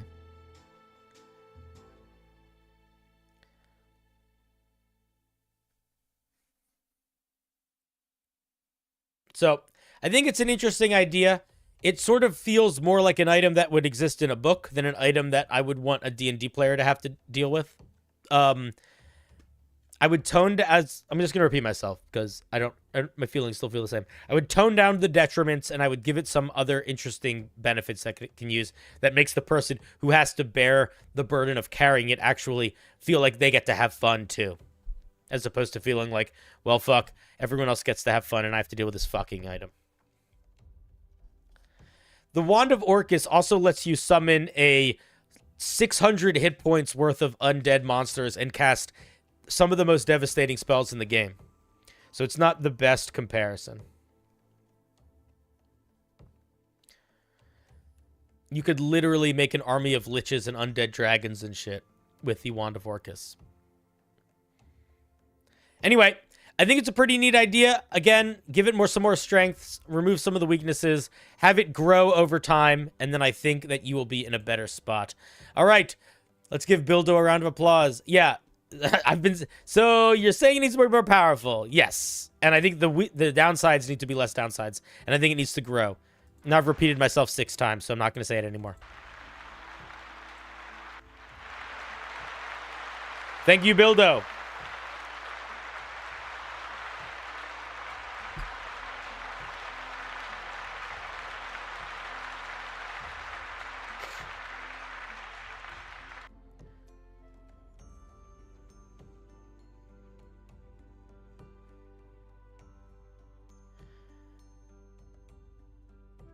Okay.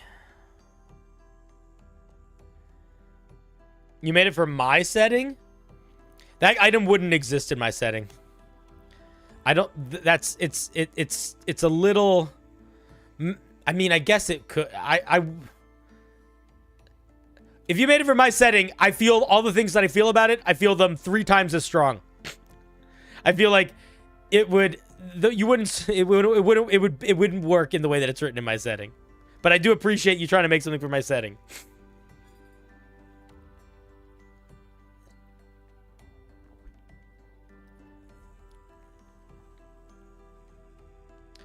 One, two. Buckle my... Please, I'll tell you why. I'll tell you why. We very specifically included... In fact, if in our setting book, we basically explicitly say items that make water probably just shouldn't be in your game world. And if you do, they are like hidden away and sought after, and like they kind of don't work for this. I mean, you could put them in the setting, but I'm very in our backstage talks about magic items we made for our world. I was very anti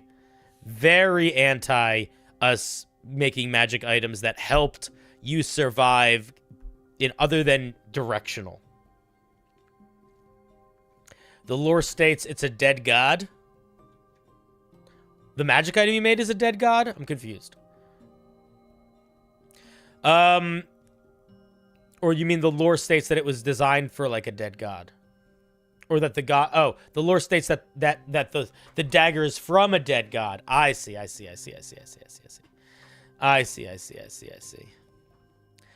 understand. I was getting confused.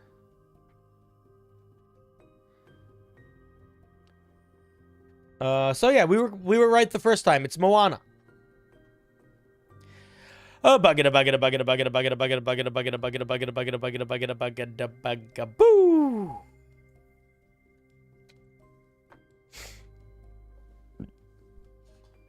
Well, the gods can't be saved in my campaign setting, unfortunately. But you could change it so they could be in your version of it.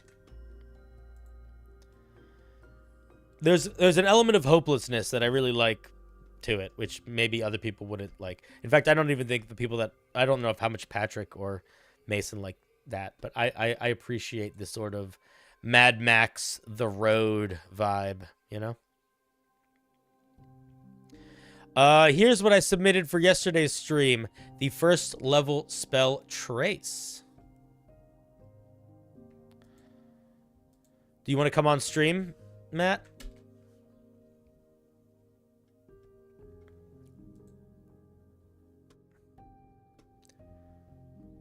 When the group realizes they can only destroy the dagger. So the goal of the item is not to make it interesting. It's just to make it something that's gonna make the fuck them over. If it's fun to make, that's the most important part.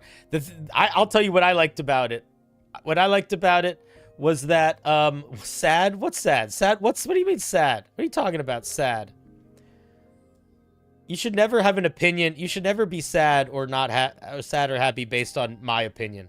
My opinion doesn't matter. You know that. Oh, the item is sad. Okay, yes, I agree. It's not a bad item. It's an item that would make people sad. It's also a tier. Let me grab Matt. Hey, Matt, how's it going? Hey, Matt, how's it going? You got to unmute if you're going to be on stream. Are you here? Hello? Hello? Can you hear me? I can now. Hey, how's it going? Yeah, good, good. So tell me about this item. Spell. Spell. Tell me about this spell. Yes, it's a spell that's meant to track an object or person. Okay, let's take a look. Trace. Like... First level transmutation ritual. You attach a thin ethereal thread that is invisible to anyone but you to a creature or object you can see within range. For the duration, the thread traces the path the target takes and unerringly lets you follow their trail. If the target teleports, the thread is cut off where they left from.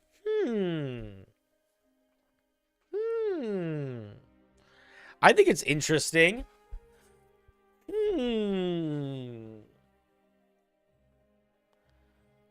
What's your goal with this spell? Well, it's just that it's meant to track someone. Like, if you know a person is from like a thieves guild, you could attach it to them and just follow them to their hideout or something like that, or attach it to like a MacGuffin of some kind to like keep track of where it's gone. There is a spell similar to this in the game currently. I think it's a spell. Something like the path. Something the path. Find the path? That's like a 6th level spell that lets you find the shortest or like straight path to a place you know or have been to before, I think. Okay. What I would do if I were you, I think it needs some more limitation on it, a little bit. I think the hour duration... I think the hour duration makes sense for, like, the narrative of it, because you would want to, like, cast it on someone that you see at a tavern, and then, like, follow them. I think that there needs to be some limitation on this, though. I want to say maybe a range that you can be separate from the person, sort of like what Trodosio said, where it's like, if the creature is more than 500 feet away from you, the thread breaks too, something like that. So I would add like it cuts off if someone teleports or they leave some certain range. Yeah, I think that would make sense to keep, that way you could keep it as a first level spell.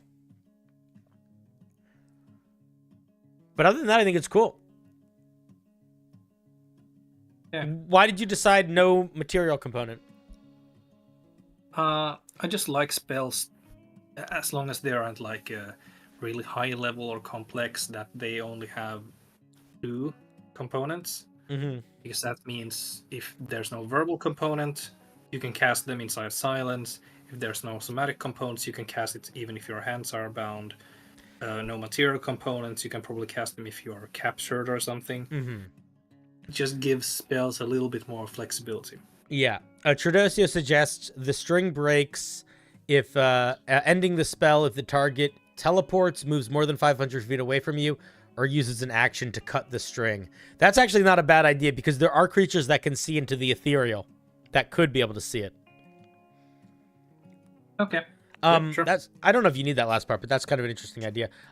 The other thing that people were saying in the chat, and I could see an argument for that too, is making it a saving throw spell.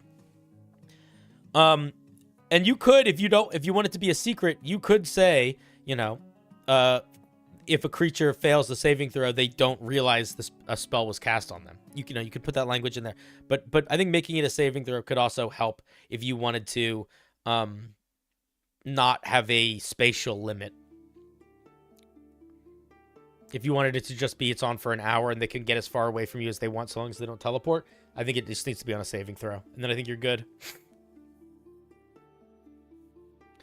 It could also be on touch, but I feel like actually it being on touch also is kind of an interesting idea, but I could see the argument for it being ranged. If I put it on touch, do you think I could remove the saving throw parts?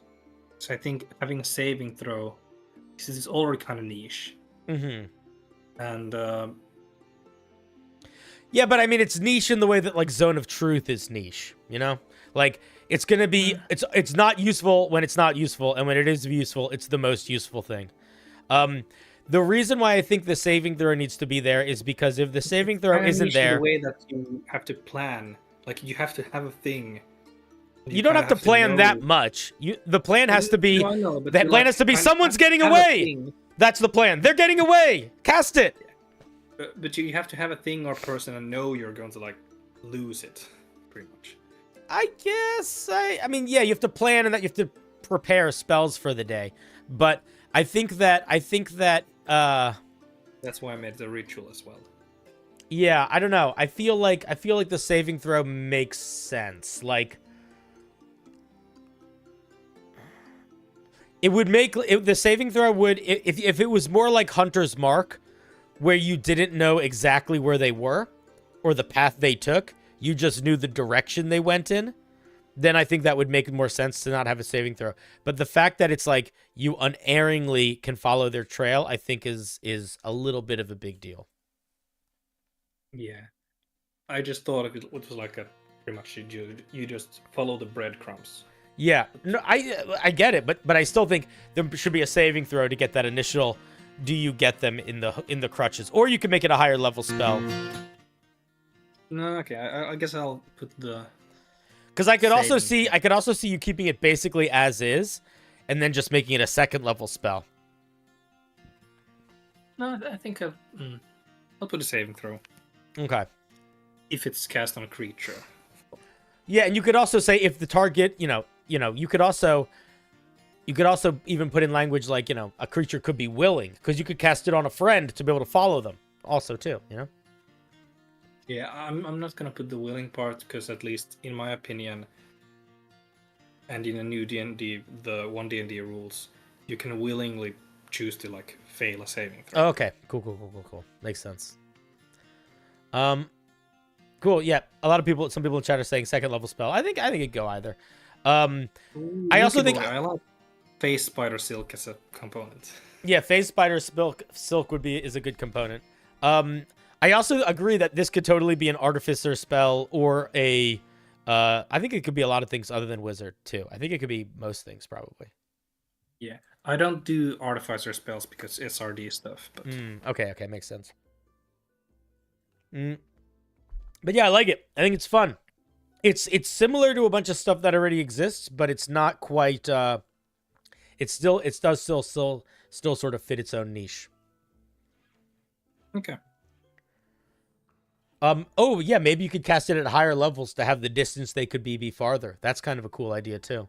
So if the distance is limited to like a mile or 500 feet at level 1, you upcast it becomes a mile. Upcast it again, it becomes 10 miles. You could make it get pretty hectic. What about 500 feet? An additional 500 feet for each level. That could work too.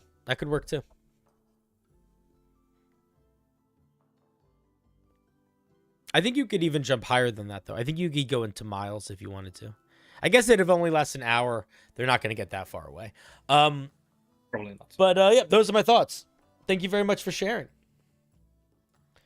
Yeah, thanks. All right, buddy. Have a good one. A click. Let's give a round of applause to Matt Thorne. Bildo, everybody thought you were trying to make a pun with your joke, with your item, that it was a thirst trap, because it was a trap that would actually make you more thirsty. Thank you, Matt.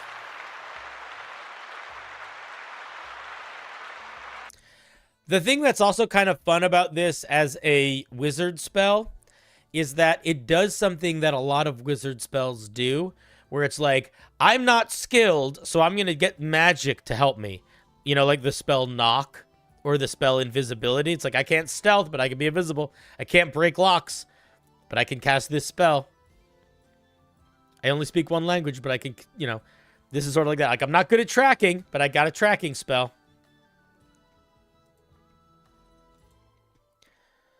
All right, thank you, Matt.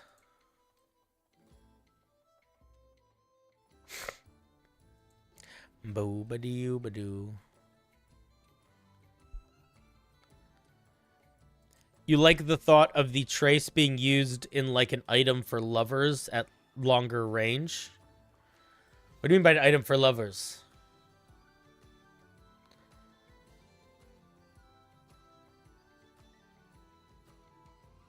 I love you. Let's get that range going. Cinder, do you have a personal list of favorite homebrews? No, not really. I see a lot of homebrew. So they sometimes stick out in my mind. Honestly, they stick out more in my mind if I'm like, oh, I could maybe turn this, I could talk about this in a video. Or I could maybe find a, use this as a reference in something. But no, I don't have any favorites. I have things that I don't like as much. But it's not that I don't really like the homebrew. It's that it's about how much fun I have reading it. Because some homebrew feels like work to read, and some homebrew feels fun to read.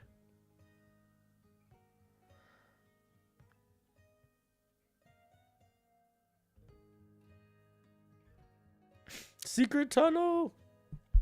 Why are you obligated to yell secret tunnel? We'll never know.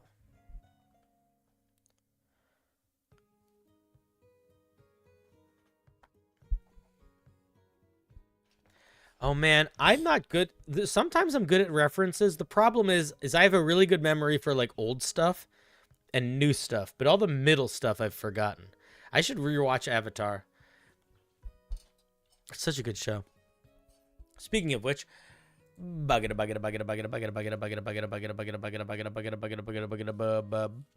don't have a short list of what I consider S+ homebrew. I do say if I think something is particularly usable. The homebrew that I tend to like the most that we see on stream is the simple stuff. If you can think of a very simple way to express a very clever idea, that's the stuff that I think I get the most excited for. How do you know they're ruining the show? Have you seen the new show yet? We don't know that they're ruining it until we see it. Everything is just rumors and chat.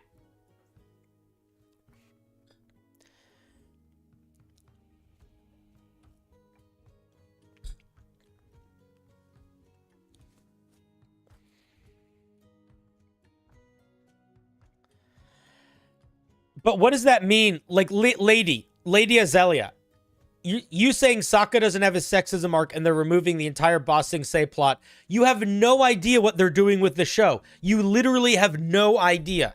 You are taking the headlines from people who also have no idea, and you're using that to make a decision. You have no idea what they're doing with the show. If you are one of those diehard fans where you want it to be word for word the same thing as the cartoon show, then yeah, it's not going to be that. But they could do so many things with it to make it its own thing that will require them to change stuff or to take stuff out or to reorganize the plot. But we have no idea. I don't need to see the direct quote, Lady Azalea. It doesn't fucking matter. That's what I'm saying. You have no idea. Just because somebody said something about it doesn't matter. Tradosio, don't you fucking start too. You guys are just you're catcalling, you're echoing what random fucking like Bing, like, you know, BuzzFeed articles and TikTokers are saying. Even if the direct quote was "I'm ruining the show," they still wouldn't necessarily have the power to ruin the show. Because there's a lot of things that go into making these shows. There's a lot of people all working together, all making it, editors on editors. It might be bad. It might be bad. But to decide with certainty that they are ruining the show because of some BuzzFeed articles and some interview quotes, that is silly. That is very silly. The live feed darker version might land really well. It might be great. You know? You might look at them saying it's going to be like Game of Thrones, and you're like, well, why? Like, fuck that. It was a kids show. It had some dark elements, but it was about joy and perseverance and rising up against the old world and, like, you know, overcoming your parents and finding yourself, and you might feel like it can't do that because it's going to be Game of Thrones, and that's stupid, and it shouldn't be Game of Thrones. And while all of that is definitely feelings that are accurate to feel, we have no idea how it's going to land. You have no idea how it's going to land. You don't know. It might be fucking awesome. It might work really well.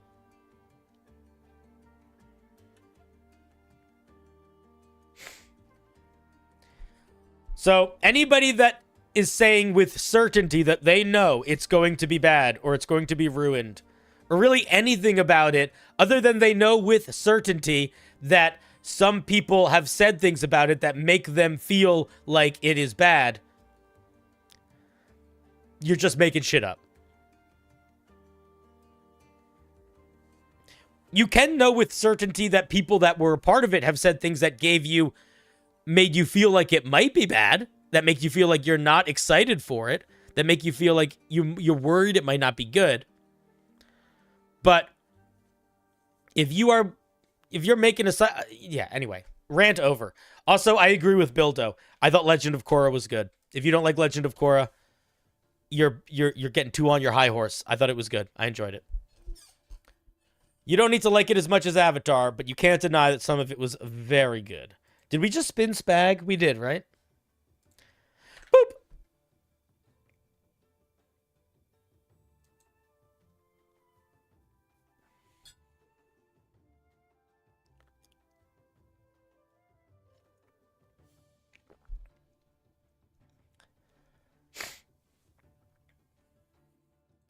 All right, I'm now going to ignore the rest of you talking about assuming it's going to be bad, because I feel like you're just sort of sitting in your feelings, and that's fine, but you don't know. Like saying that they're changing a big plot point of Asaka's arc is ruining the original character. You're still just making assumptions. This isn't the original character. It shouldn't be the original character. It's a new fucking show.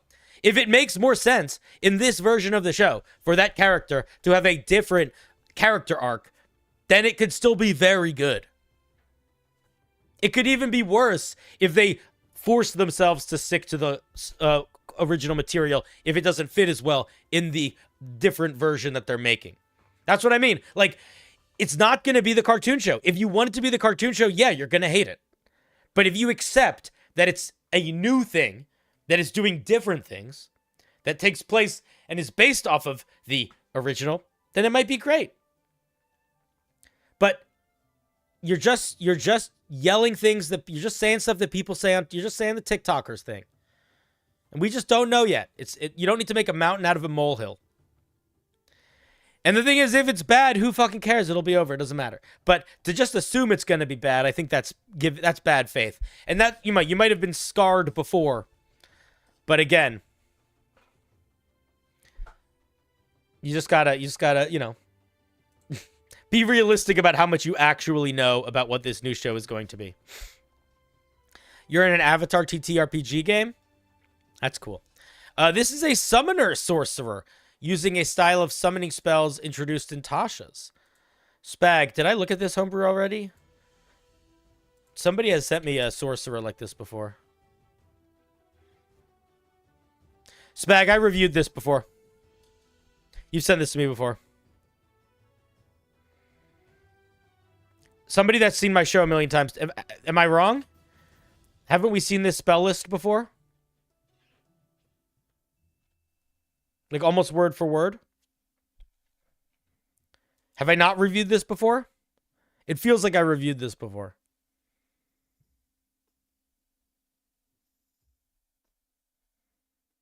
I don't recognize the picture. But this spell list is word for word a spell list I've seen before.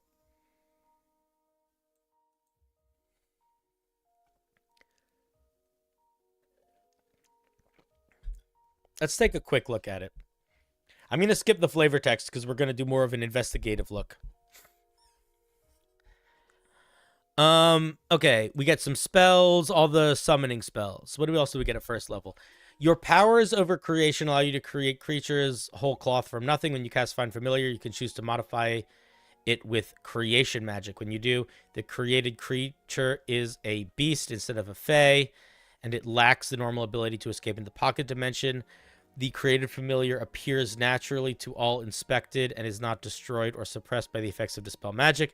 The familiar does not disappear when it drops to 0 hit points, and it begins rolling death saving throws as a normal creature does.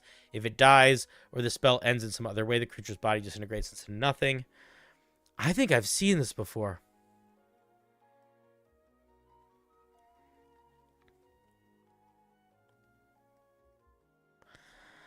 All right, well, at first level, we basically get an alternative way of having Find Familiar, which is not actually better than the Find Familiar spell. It's just different. It's sort of not a feature, or it is a feature, but this is like this is a very long way of expressing a ribbon feature. Don't use ChatGPT to make Homebrew. It comes out so bad. It's not good at it. Not only is ChatGPT not good at writing Homebrew, using ChatGPT to write Homebrew will dramatically make you worse at writing Homebrew. Yeah, this kind of makes Find Familiar worse. Like, the only benefit that this gives is the creature isn't affected by anti-magic stuff. But it's more vulnerable in many ways, because if you can't pop it out of existence, then it's just going to die a lot.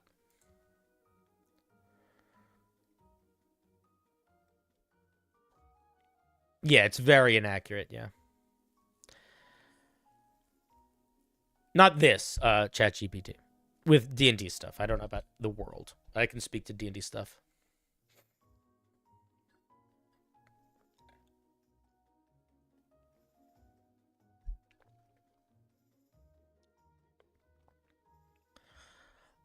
Yeah, I would try to create a first level feature that felt a little bit more like a feature, or felt more like a positive feature to go alongside this one. Izuz plays resub. Thank you for the resub. Like, I don't know if it needs this many words to say this.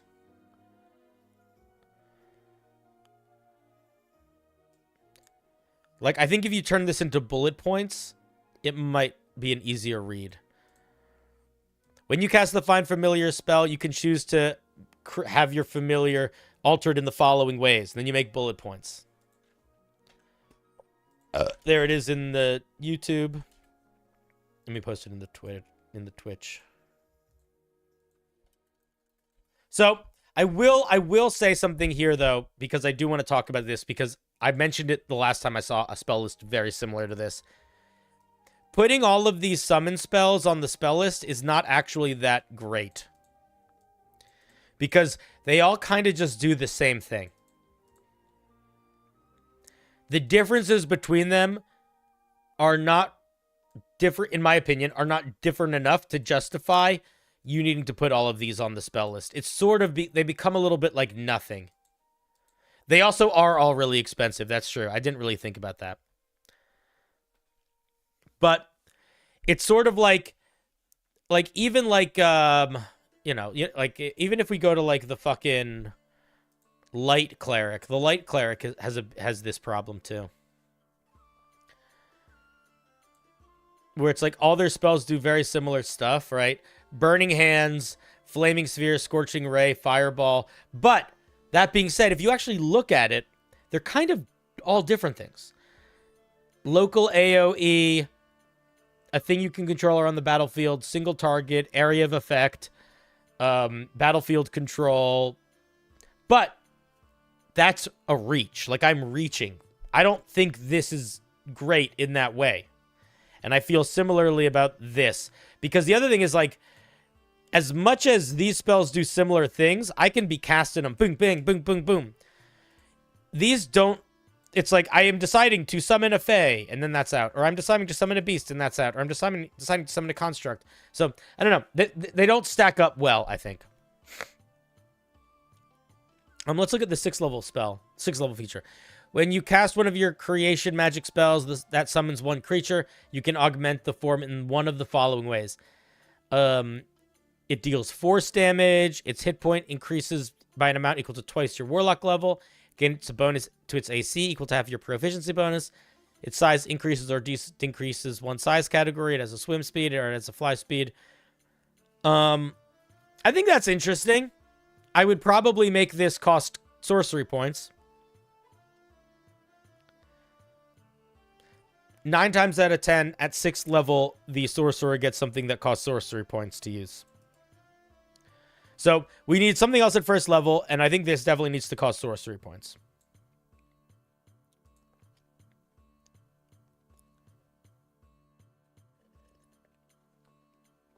I think having one summoning stat block that is enhanced later would be better than using those spells. Maybe.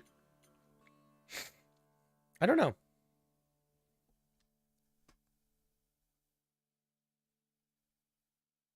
Unclear.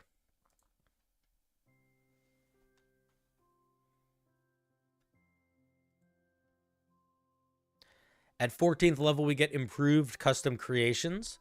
When you use custom creation to augment a creature, you can now make multiple augmentations on the same casting, costing 1 sorcery point per augmentation beyond the first. I'm going to stop you here. I think that you probably should not be able to do that. I think these two together is a lot.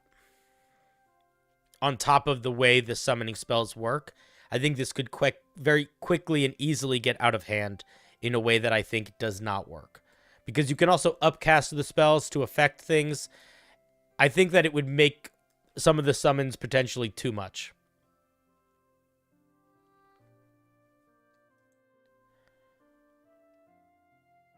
At 18th level, when you start casting one of your creation magic spells that summon a single creature, you can choose to make a creation semi-permanent. The spell's casting time changes to an hour, and its duration changes to until dispelled. The spell ends early if you use this feature again, and the spell's level cannot exceed 5th. Once you use this feature, you can't use it again until you finish a long rest. I think that this stacks with this too much. It's 18th level, so it doesn't matter as much.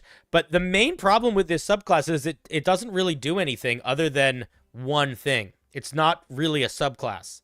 Like, this subclass feels like a magic item. It's too specific. It's way too specific. Also, the way that this is written, you still would need concentration, yes. So I guess that does balance it out a little bit. But regardless of that, I worry that this is kind of too one note. What else would be going on with what else would this person do other than these 1, 2, 3, 4, 5 spells? Like, what else do they have going on?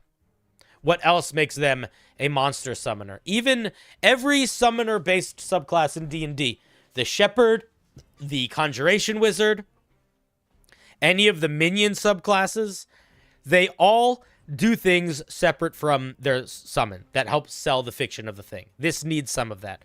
Rex, thank you for the 10. Hey, Cinder, thank you for the awesome content. I had to drop out of 80% of D&D channels out of fatigue. I really appreciate what you do. Thanks to everyone who submits. Rex, you are very kind.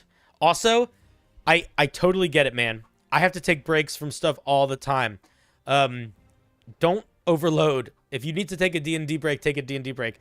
I think I need to take a D&D break a lot of the time. I'm trying to figure out how to start doing more live streams that are not D&D, but still draw an audience because I get burnt out of D&D as well. So, it's all gravy, baby. I don't need to necessarily even take a break. I just want to do some other things sometimes. I think it's a neat idea, Spag. But I think the problem is you're too focused on the singleness of these spells, and I think that these are your biggest weakness here. And I think you probably need to try to build this in a way that it doesn't totally rely on this spell list to be a subclass, which it does right now. The spell list should uplift the subclass, but it shouldn't be the subclass. That's my thoughts. Or, you know, take a page from the Book of the Light Cleric. The Light Cleric is the Fire Cleric. Maybe 2 of their features do anything with fire. All of the fire is in the spells. But everything else just helps fill out the fiction. So you could do that here too. Keep some of the summoning spells here, but give us some stuff that helps fill out a fiction. If we're getting all the summoning stuff here, we can get some other things here too. You know what I mean?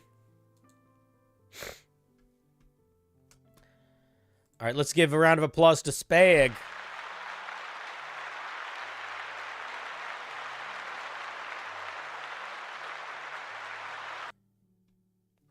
How would you feel about designing plots where multiple people could feasibly be at fault? Treat it like Clue and let their search direct who ends up being actually at fault? I think that's a great idea. And I think if you do that well, the players will feel really satisfied if they got it right. But I would also probably try to include some stuff that would allow you to make it feel like they did get it right and not like it could have been anybody. Like some clues that reveal that the person that they picked or the person that they didn't pick could not have been it, you know, that maybe they overlooked or something.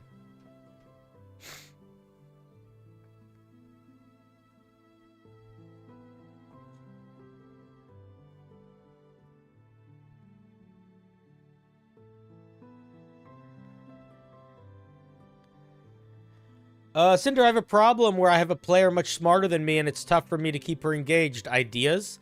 Run simple bad guys. You want to know what one of the most dangerous things a smart person can deal with is? Something that doesn't care how smart you are. All of your cleverness in the world is not going to make that big a difference against a tribe of angry giants.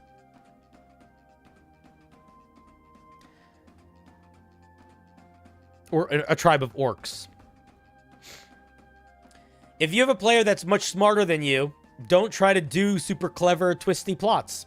Do some straight up, straightforward, hey guys, the build, there's a dragons are attacking, you know?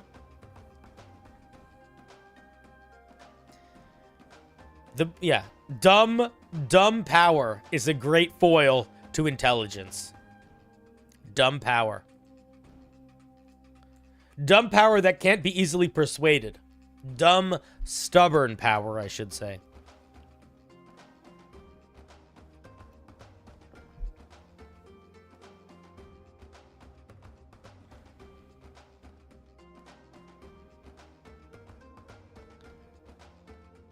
If she disengages when she figures out the plot, then she's... What do you mean? Is she trying to play D&D? Figuring out the plot is not the point of D&D. It's not a mystery game. It sounds like maybe you should be playing more mystery game. Maybe you should be playing a game that's a little bit less of a D&D specific game and a game where the mechanics actually help in building the mystery. Because D&D doesn't really give you mechanics for building mystery. But, like, is she going to be like, if she figures out what happened, then they still need to fucking stop what happened. You know what I mean? And if she's not interested in stopping what happened, then why is she interested in figuring out what happened? You could also talk to her about it. You could be like, hey, I notice that you sort of get disengaged sometimes at the table. Could you tell me what things you are looking for in the game that help you get engaged? Or could you tell me the things that you think are fun or exciting? Yeah, ask her what she would like. And if she's like, I want really compelling mysteries that are hard to solve, then you can say, that is really hard for me to do on a regular basis. So while I can do that a little bit, that's not within my wheelhouse to do all the time.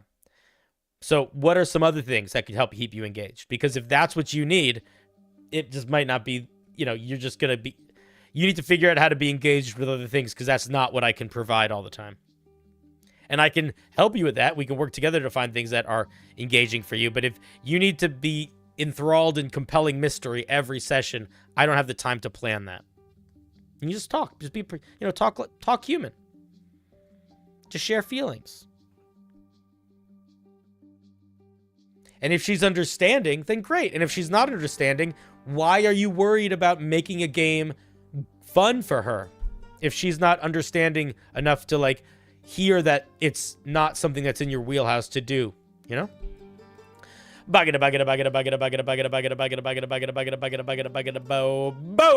Kiki. All right, what you got for us, Kiki? My new wizard subclass. It's basically wizard but assassin who uses spells to kill targets. The flavor is that there is this chant written in a dead language, and you learn it from somewhere, probably in a dream somewhere.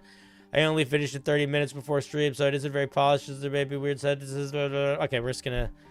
I don't want to read any more of this paragraph. There's 2 5th level spells for this playstyle in the document. I would love to hear thoughts on them, too. If you want me to review spells, I'll review spells. If you want me to review a subclass, I'll review a subclass. I will not review both. Kiki! Doesn't matter. Can't review it anyway. Kiki, if you're here right now...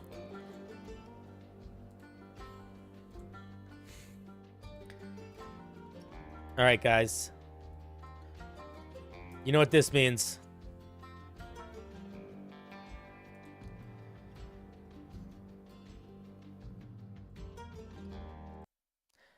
Kiki?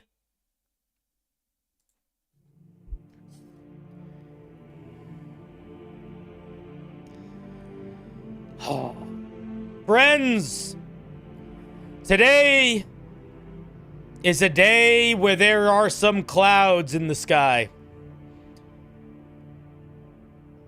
Today, we have lost another great creator of the realm has fallen to the not reading the instructions properly and not making their homebrew accessible. Kiki, if you see this, I will put you back on the wheel. But in order for that to happen, you need to show up and you need to say, hey, I fixed it. Please put me back on the wheel. And I would love to. We will give you a second chance as determined by our rulings of the yesterday. But in order for you to give that second chance, or in order for me to give that second chance, you must be there to ask for it. So, if you do show up to stream, you're more than welcome to tell me if you fix it. And if you don't, then I'm so sorry. And the next time, please follow the instructions in the form where I suggest trying to open the document in an incognito window to see if it is in fact shareable.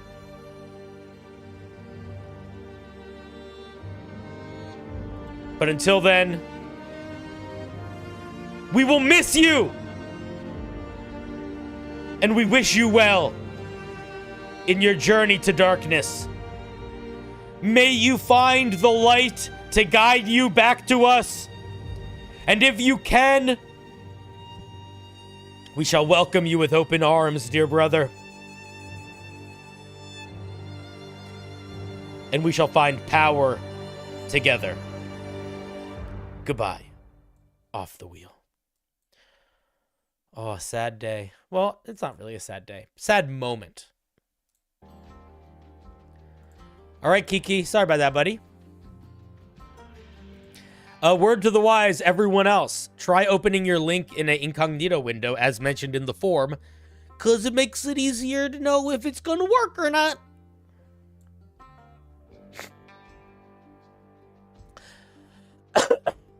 If any person feels like they want to get spun on the wheel because they paid, you should stop. You should stop. You shouldn't give me any money ever. Hello. What is it? Mac Paladin. Welcome. Thank you for the raid. What's up, Mackie P? Big Mac Palidak. How's it going? I hope the stream was well. But yeah, the only reason you should be a member for my channel is if you want to be a member because you just want to. If you decide to become a member because you feel like it's going to make you get picked on the wheel. Oh, you paid the wheel pound of flesh? Those pounds of flesh go to me. You can just share the feeling of pound of flesh to the wheel. The pounds of flesh go to me. I keep them. It's a pyramid scheme. They're not. I don't take the wheel. Doesn't accept tips. What do you mean? I'm not taking the wheel's tips. I'm pretty sure here. Let me just check.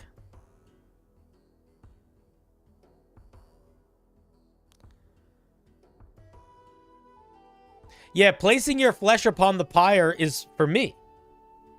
It's not the wheel. But if you want, just you can offer some in the chat. Bucket. No, the wheel is beyond patrons. The wheel and I are sort of similar in power level. It's Rickle. Rickle, I hardly know Cole. The most recent submitter. I like the concept for armors and gear in general that have a soul or the intent of a previous wielder attached. I mostly struggle with if it's balanced for the rarity of the object. Had to retouch the wording a few times as questions came up. Also, maybe not the best sentence structure as English isn't your first language. That's okay. I promise to go just as harsh on your writing as I would with someone whose English is their first language. So what you need to promise to do is to decide you care or not. But don't care too much.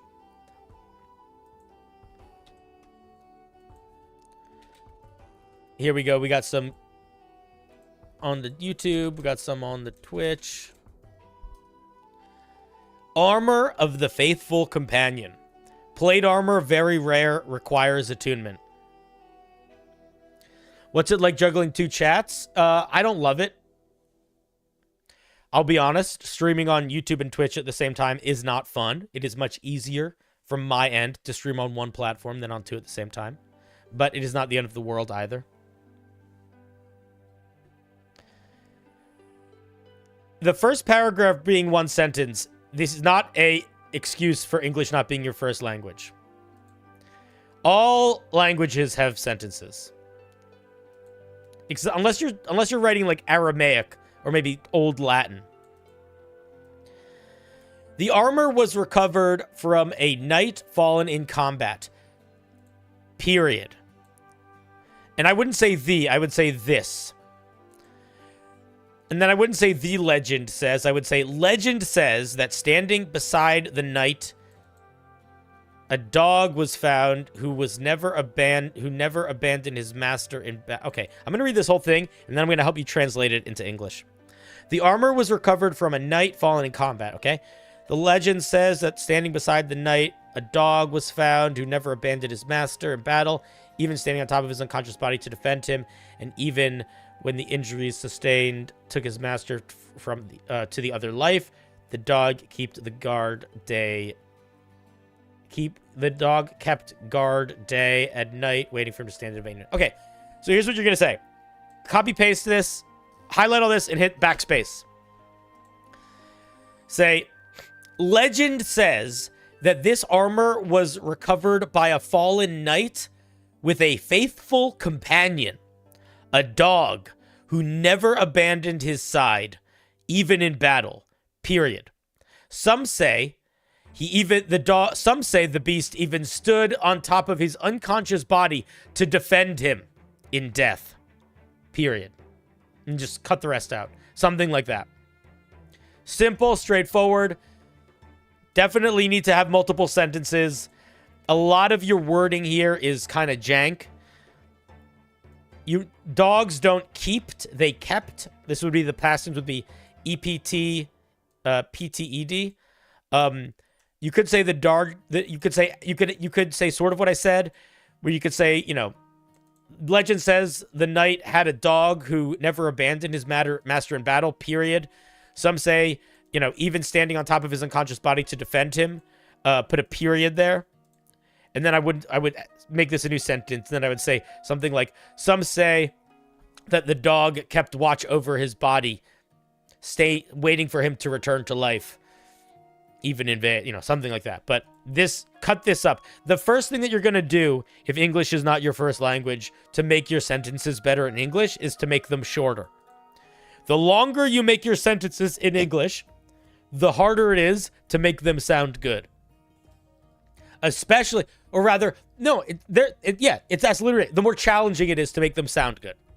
Shorter sentences are gonna be easier. Write shorter sentences, lean into your strength.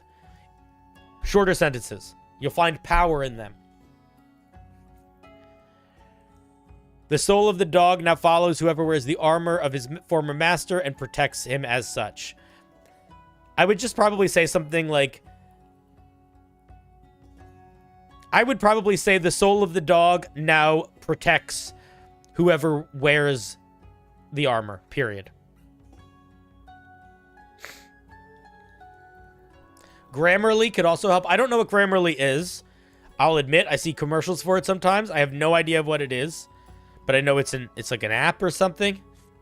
But apparently people like it. I know people use. I know a bunch of people here use it. I just genuinely don't know what it is. Okay, let's see. You have a +1 bonus to AC while wearing this armor. Once per day, when you are reduced to half or less of your total HP, the spell Summon Beast is cast automatically at 4th level. The way that you would say this is, instead of saying the spell Summon Beast is automatically cast at 4th level, say the armor automatically casts. The armor casts. Make it coming from the armor. So say the armor immediately casts the spell summoned beast. Period. The creature, the summoned form, it takes the land form or whatever, and immediately appears in the nearest available space to you.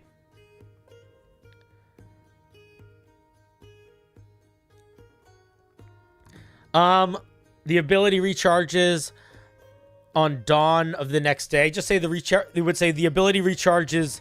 The way you would say that is you can't use the ability until the next day at dawn, is the way you'd say that sentence. The summoned beast takes on the appearance of a dog, has a +8 to hit. You don't need to say this. If it's casting the spell Summon Beast at 4th level, it has all the stats it needs. Actually, it doesn't, because doesn't it use your spell attack modifier? Let's just look at that for a second.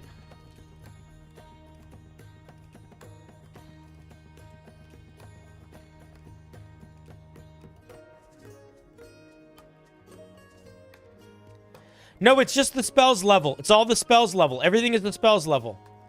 So you don't need to do anything. So just say the spells level. Yeah, cut out all this extra gobbledygook.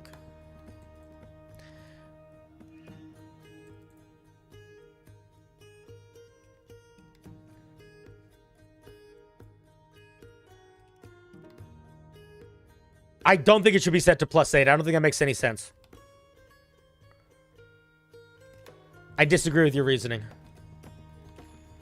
So, here's what I'm going to say. Summon Beast is a very powerful spell if you can cast it without requiring concentration. I would argue that for a very rare piece of armor that automatically casts a summon spell and doesn't require concentration, we do not need to be buffing that summon spell anymore. We are getting plenty by getting a whole spell without concentration. I would argue that I don't think it should be cast at 4th level. I think it should be cast at 2nd level. If I was going to put this armor in my game, I would make it cast the spell at 2nd level. I would not make it upcast the spell. And I would not give it any extra pluses on top of its ordinary plus to hit.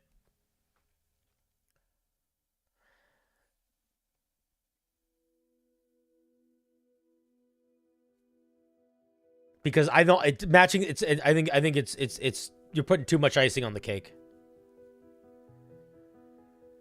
Yeah, actually, as it is, it was already 1d8 plus 4 plus 4. Yeah, well, this extra is not to damage; it's to hit.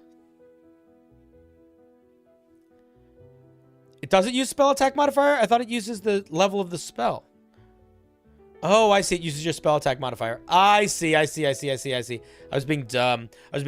I don't know. I would not give it a +8 to hit. That's too high. I would give it a +4. No, I would give it a +5 or +6 to hit, probably. Or you could make its plus to hit equal to your Constitution modifier, or something like that. I feel like +8 to hit is too high. Because, again, this is much, underline, bold, exclamation point, much stronger than normal Summon Beast. This beast is here until it dies, and you can have other concentration spells going at the same time as it.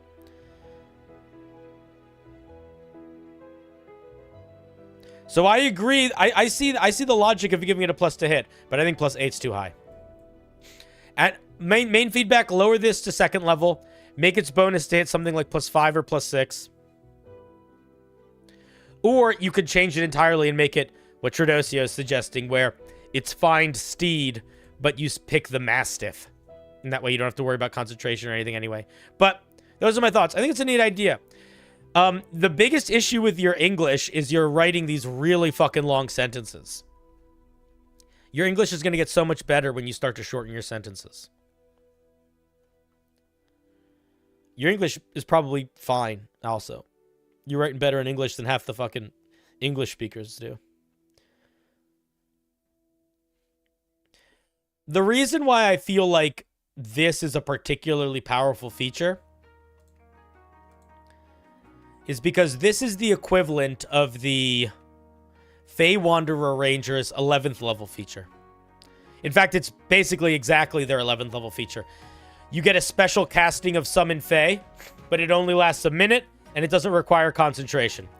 So this 11th level feature, we are just getting once a day in this magic item, which is why I feel like this should not be 4th level, and you should not be getting super high crazy bonuses. That's the main reason, is because if you were comparing it to power level,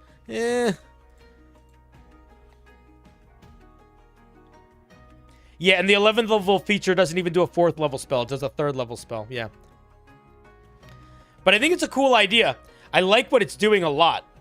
I think it's very straightforward, very fun. I like the flavor. I think, again, your sentences need to be significantly shorter, but I think the vibe is strong.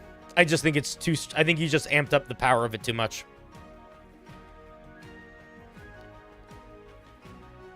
Those are my thoughts, Rickle.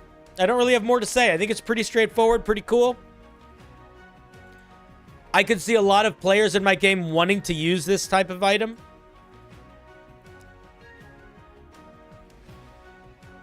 Yeah, it's definitely... It's one of those magic items that immediately is like, oh, I can think of like 3 people that would really like that. Could also be a really good plot hook, that's true.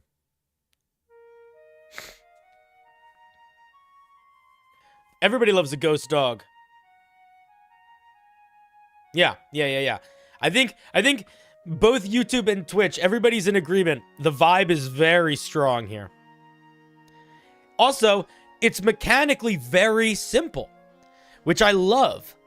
When you can express something very evocative through very simple mechanics, you are accomplishing the goal in the most efficient way possible, which is very satisfying to witness. All right. Thank you, Rickle. Let's give Rickle a round of applause.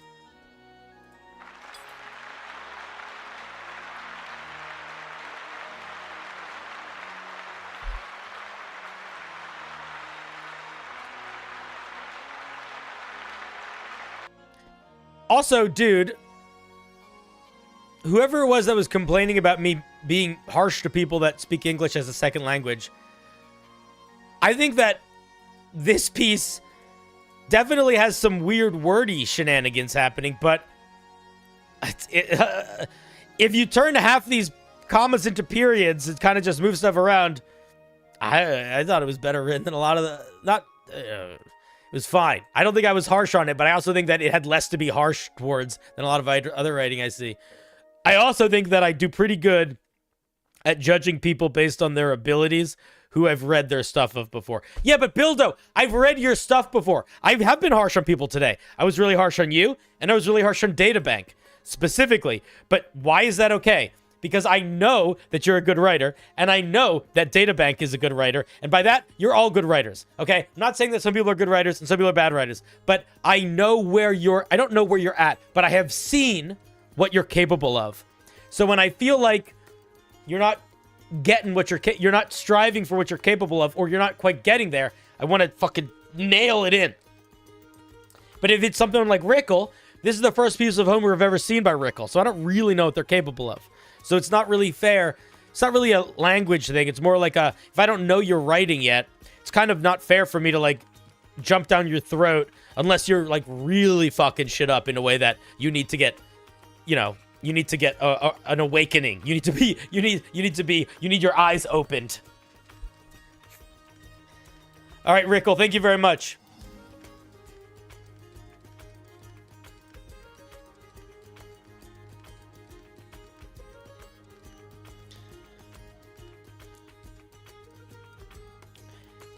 What's the line from The Incredibles? Clap. What's the line from The Incredibles? If everybody's special, no one is. Goes something like that, right? Bucket a bucket a bucket a bucket a bucket a bucket a bucket a bucket a bucket a bucket a bucket a bucket a bucket a bucket a bucket a bucket a bow. Boo! Joe? What do you know, Joe?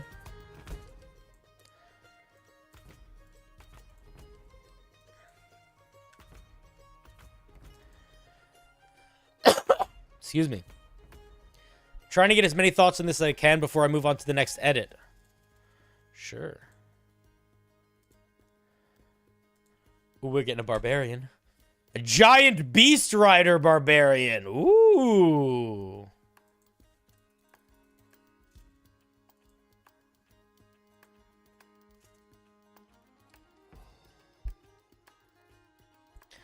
As somebody who has to look at documents all day, I do appreciate the black background with the white text. Why is this 3 pages for a barbarian subclass? Why is this 3 pages for a barbarian? This is too many words. This is... Okay, I love you. I don't know you yet, but I love you. But I'm telling you, if you need 3 pages to do your barbarian subclass, something's wrong. No barbarian subclass needs 3 pages. No barbarian subclass needs 3 pages. Not a single one. Ever. I'm just saying. I think it looked I think that Project Cosmic looks good the way that it's written. I wouldn't want it on a black background and white writing. I don't think it would look too dark. Cosmic is a very poppy setting. It's not like the Void and the Grim. It's like crazy, wacky space. So I think you guys made the right call. 3rd level. You've bonded with a small magical beast that you can summon as a ritual during a short or long rest. When you choose this subclass, you choose the beast's appearance. The beast takes its turn immediately before yours, not after yours. Weird.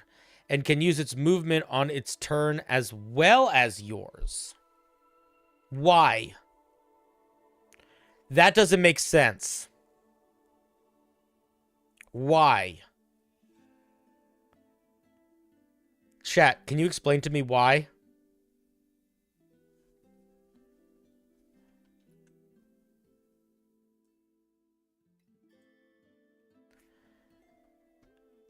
Why is it moving? Why is it going before us? And why can it use its turn movement on 2 turns in a row?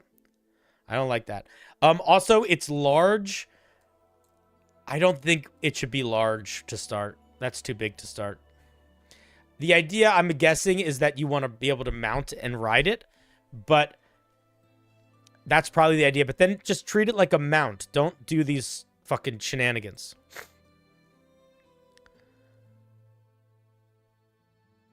The beast gains the benefit of fast movement. I don't know what that means.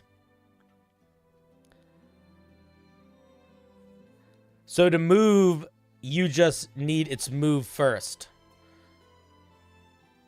I just make it a mount then. Just cut all that shit out. Yeah, it should just act on your turn. That would make so much more sense.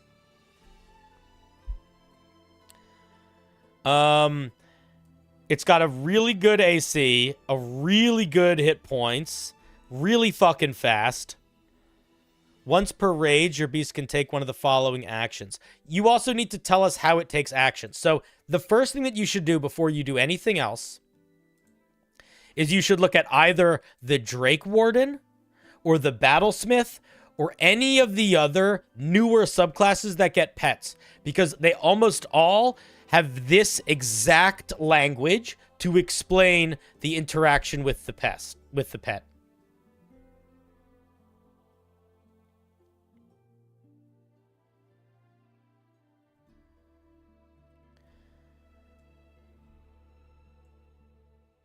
It's not medium or small, it's large. If this beast is medium or small when it's not raging, then this needs to say that here.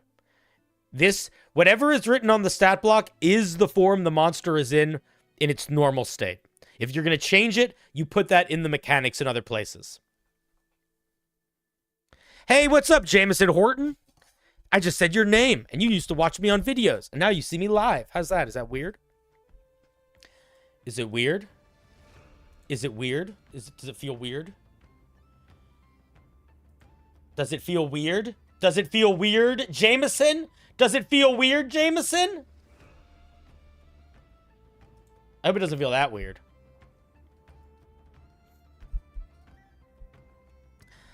Okay. Your beast attempts to grapple a creature within 10 feet of it. It does a lot of damage. And it's healed for half, rounded down. The beast mirrors your rage. It gains the benefits of rage. Okay, I'm going to actually stop reading the monster stat block here. This is too strong. This shouldn't have any of these things. It should not get a special attack that does 3d8 plus its strength modifier damage, where it can heal itself. It should not get your rage features. It should not get a ramp. It shouldn't get any of this stuff. I'm going to be completely honest. Do you want this thing to work realistically? You need to think about it compared to something like the Ranger's Drake Warden, which you cannot ride until 7th level. So the fact that you can ride your monster at 3rd level means your monster probably has to be weaker than this.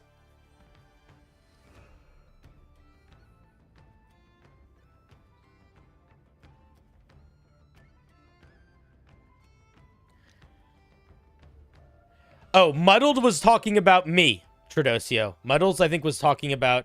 I think Muddles was making reference to this. I think that's what Muddles was making reference to. Sorry, is this a little unnerving? Is that better? Do you like it more like this? I like it this way. This way is weird. And sometimes I put the eye up here. Anyway, we can go back to doing Homebrew now. Or we can just stay here. No, we'll go back to Homebrew. But yeah, so right off the bat, this thing is overpowered in a way that just doesn't work. Now, if you want your beast to be small when it's not raging, make it small and say that it becomes large when you're raging. Use the wrong form of the word "to" here.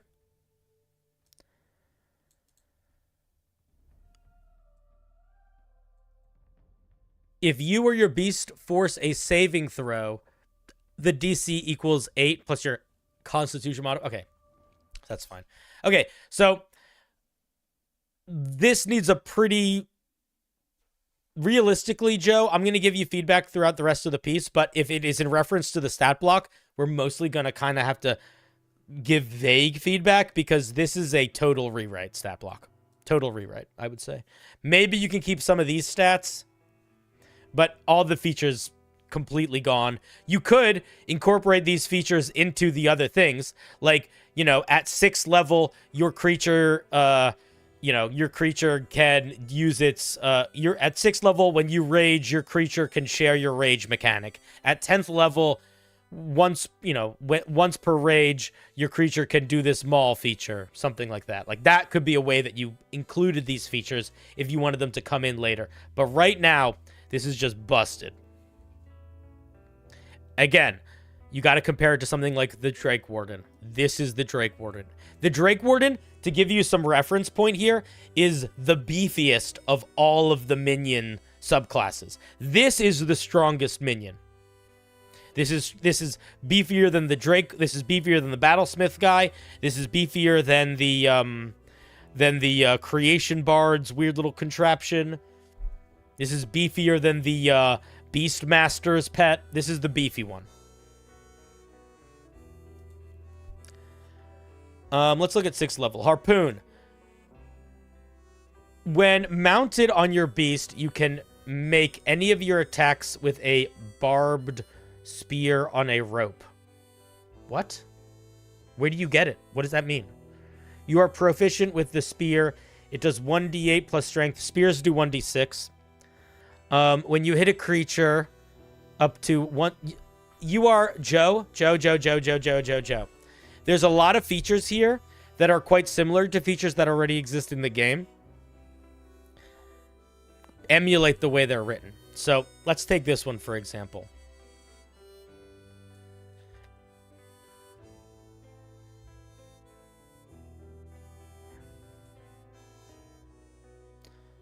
Oops, you can't even see it. Okay, so here's what you wrote, okay? You wrote, when mounted on your beast, you can make any of your attacks with a barbed rope on a spear. You're proficient with the spear. It does this much damage, and when you hit a creature up to one size smaller or larger than you, with it, they must make a Constitution saving throw or become tethered. So here's what I would say. Oh, it's all written in white. Here you go. When you reach, what is it, 6th level? When you reach 6th level, you learn to craft spears with whatever. What did you say? Craft barbed spears with ropes.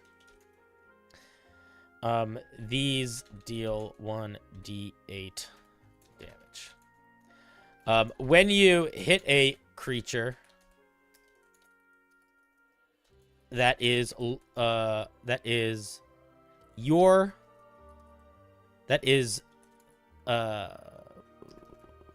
one size smaller than your beast or smaller, they must make a blah, blah, blah, blah, blah. Then you continue. But write out your sentences properly. Don't do this sort of like hiding stuff in parentheses. Write the mechanics clearly and straightforward. Boop, boop, boop, boop, boop.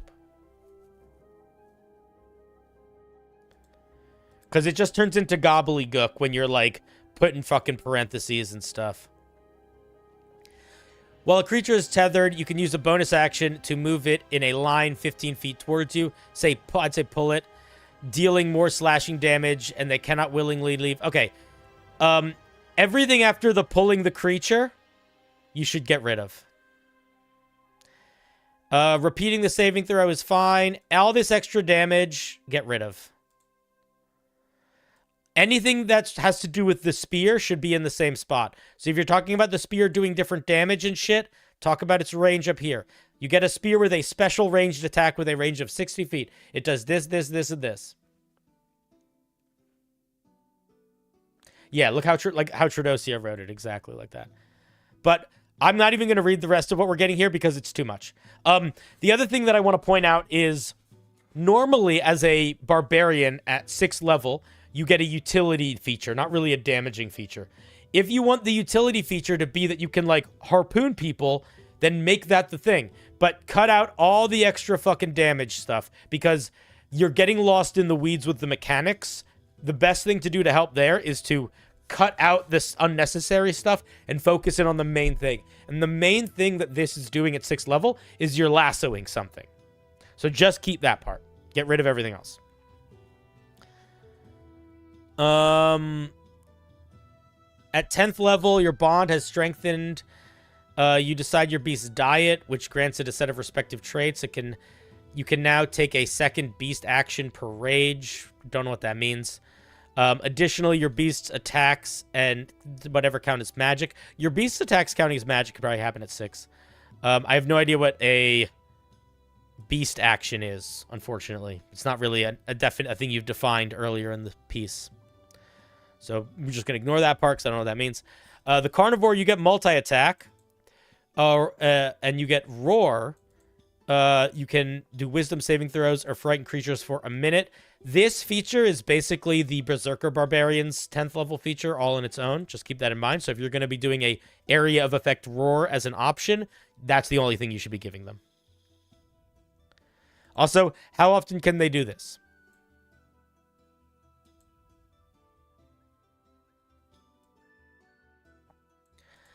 All of these things are just overpowered. The main feedback is tone everything back fourfold. Like, for example, with Carnivore, if the only thing we got for Carnivore was this feature, that would still be overpowered unless this feature was limited in use. So, this plus multi-attack plus doubling damage of things and increasing damage die is way too strong. Way too strong. As the omnivore, we can climb. We can do more damage. We can get a bunch of temporary hit points.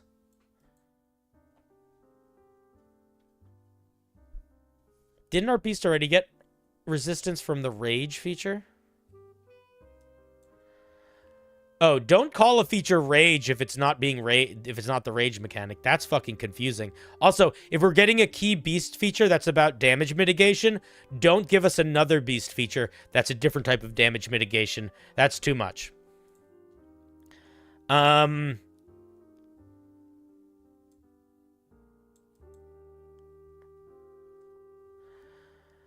More hit points. Your movement speed is... Okay, so I'm going to stop reading these here because it doesn't make sense for me to feedback all of them. The feedback's the same. Hyper focus it in, man. And again, use the other things. Like, okay, let's look at the Drake Warden, for example. What does the Drake Warden get? It gets a 30-foot cone of 8d6 damage that it can use once per day, or it can use a 3rd level spell slot to use it again. It essentially gets Fireball once per day.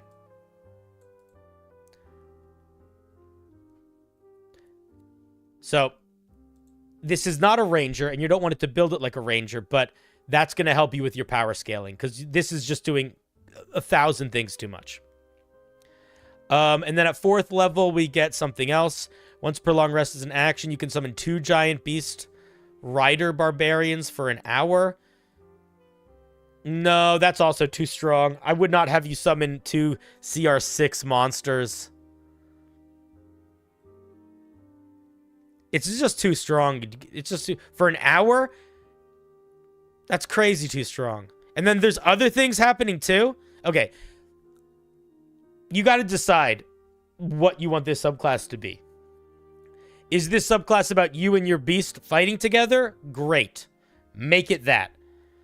But don't be throwing in summoning beast riders if that's the goal here. Yeah, it's Fireball in a smaller area. So, right now, Joe, I would say this Barbarian is more powerful by a major margin than almost anything else. So, the main feedback that I would have for you is tone everything back dramatically. But separate from that, really pay attention to your word choices here. Because when you mention stuff like beast action, that's not a word in D&D. That doesn't mean anything. Tell me what the sentence "no longer gets 2" means. I don't know. That sentence means nothing. The beast is also a swarm. Oh, well, it shouldn't be a swarm. That's silly. I shouldn't be confused when reading mechanical writing focused on clarity. Yeah, I agree. I think some of those were patch notes. These are the patch notes. Oh, these are all patch notes, maybe? I have no idea. Doesn't matter. Regardless, I think that if I were you, I would drop the 14th level feature, come up with something new. Limit everything we're getting at 10th level to 1 feature per thing that it's changing into. Tighten the 6th level into more of a tether mechanic. I would make the 14th level some final special thing that you and your beast can do, or some enhancement of the beast, and then dramatically tone this beast down so it actually feels like a balanced, reasonable monster where it's not basically getting access to 2nd and 3rd level spells basically at will. Okay. Those are my thoughts. I hope that was somewhat helpful. I think it's a neat idea. The one thing that I would say that I think is the coolest that I would lean into is the working with your mount to, like, lasso creatures. That's cool and interesting and kind of different. Everything else kind of feels like stuff that I have seen a little bit of before on, like, other types of things, and I would lean into that. Lean into the you working with your monster. But at the end of the day, I think you want to focus your language, simplify the way you're writing out your mechanics, and generally simplify like half of this down. Just boil it, get all the extra stuff out, get it condensed into its pure form, and then figure out what it looks like, and then build it out a little bit from there if you need to.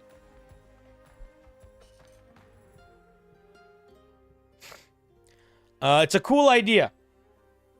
It's a really neat idea. Yeah, I agree, Tradosio. It is really neat. I like the idea of a barbarian that has a beast that gets bigger when they rage. It's very He-Man also. And it's also quite magical in a way that I'm a little bit like, why is there no more magic in this subclass other than that? You know what I mean? If we're getting the magic that this thing gets bigger when we rage, I feel like there should be a little bit more magic in that vibe around the general processes of it. Those are my thoughts. Thank you very much, Joe. Let's give Joe a round of applause.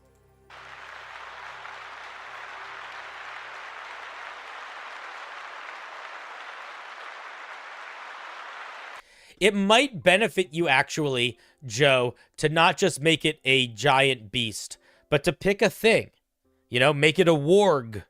Make it a jackal. Make it a giant hyena. It doesn't need to use the stat blocks of a specific thing, but make it a specific animal. Don't make it bland. Could be any animal, because that kind of is what the Beastmaster is for the Ranger. So make it a specific animal. If it's a specific animal, it's going to really help you focus its design. You know, if you're like, I want it to be a buffalo, that's going to feel really different in what you give it to make it feel unique than if you want it to be a giant rabbit or something like that. So I would pick what you want it to be, and then that will probably help you. Focus it in. Don't be quite as vague as general beast. A giant chicken would be great too. Make it a giant chicken then. Crag cat, sure. Starfish. All right. Thank you for sharing.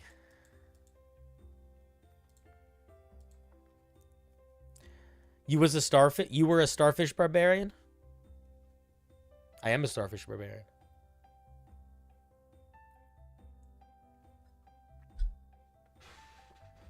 What's that monster that the Wildmount campaign book introduced?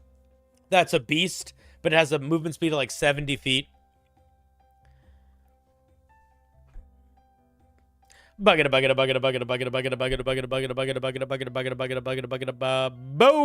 gem. Moorbounder, yeah.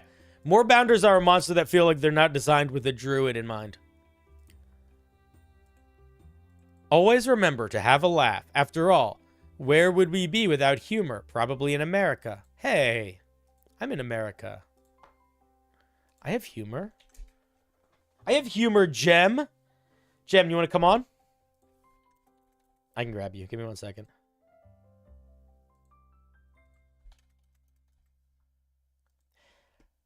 Gemma. Hello. How's it going, buddy? Hello, how are you doing? Sorry. I'm doing good. What are we looking at here? We are looking at a magician rogue. Have you sent me a magician rogue before? I have not, but we discussed it in like a call-in show. Why are you typing in the chat? Oh, you just have your... Get off the keyboard, you silly. Sorry, okay. No, that's okay. Okay. I will say this. I'm going to say this right now, Gem. This is not an indication of any feelings. I have seen a minimum of 3 magician rogues before. Okay. And the question I always ask when I'm looking at a magician rogue is what makes it stand out? What is the vibe of magician we're going for here? So what is the vibe of magician you're going for here? A non-magical caster. It's someone who uses tricks and deceptions to beat their foes. Okay. So this is a magician in the, like, charlatan performer sort of way. They're not actually doing magic. Yes. Okay. No actual magic. Okay. I had somebody send me one and they said that's what it was, and then they just gave it a bunch of spells, and I was like, what are you talking about? We building the same thing here? You know what I'm talking about? We wiggle in the same waggle? I was gonna give it some like minor spell casting, but then I realized that was just the idea for the character I wanted. I had like designed it off, like the character I had in my mind, instead of the actual subclass. The actual subclass didn't need it. Give me 1 second, Gem. Hello, Raiders. Welcome from GM Workshop's channel. How are you guys doing? Fucking up monsters in video games? Well, guess what? We're here to fuck up Homebrew, written by people. So right now we are looking at some D&D Homebrew. That's what we're doing. People send us Homebrew and we review it. I hope you're having a good night. How was your game? Did you guys, did you finish your honor run of punching everything with sausages or whatever? If you want to, if you just got here and you want to follow along with the homebrew that we're looking at, oops, I just wrote GM Workshop in the chat. That's not what I wanted to do. I wanted to type this. There we go. Nope, that just says edit. God damn it. I'm hitting all my keys wrong. Here, if you guys want to see it, there's the document. You're all up in your feelings? Why are you all up in your feelings? Why are you heartbroken? Why are you crying? What happened? What's wrong? Did anything go wrong? I don't know. Okay, Gem, let's dive into this bad boy. We're reviewing Homebrew. This is a Magician Rogue. It's finished overall. Dragonlance episode. Oh. Did you guys finish your Dragonlance campaign? Was it sad? Did anybody die? Do you guys need us to have a moment of... Here, okay, well, let's... You know, I can be respectful. I understand. You know, every now and then we need a moment. Guys. 40 episodes. Many heroes. Stories told through time and lost to the wind.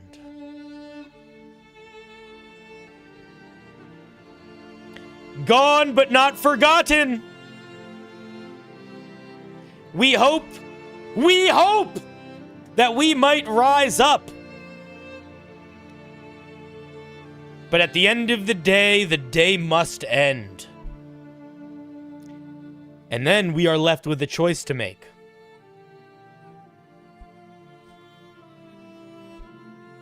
What do we do now? And that's a hard question to answer. That's a hard question to answer.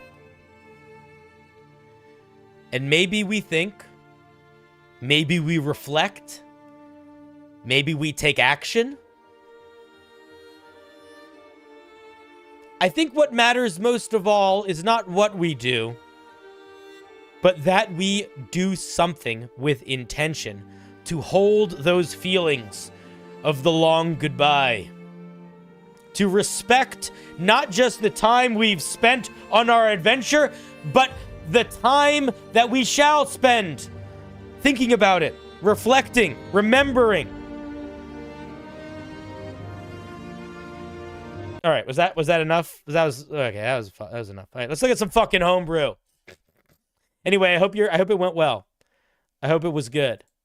I hope it was good. Oh shit! Who's just subscribed to me? You fucking animal.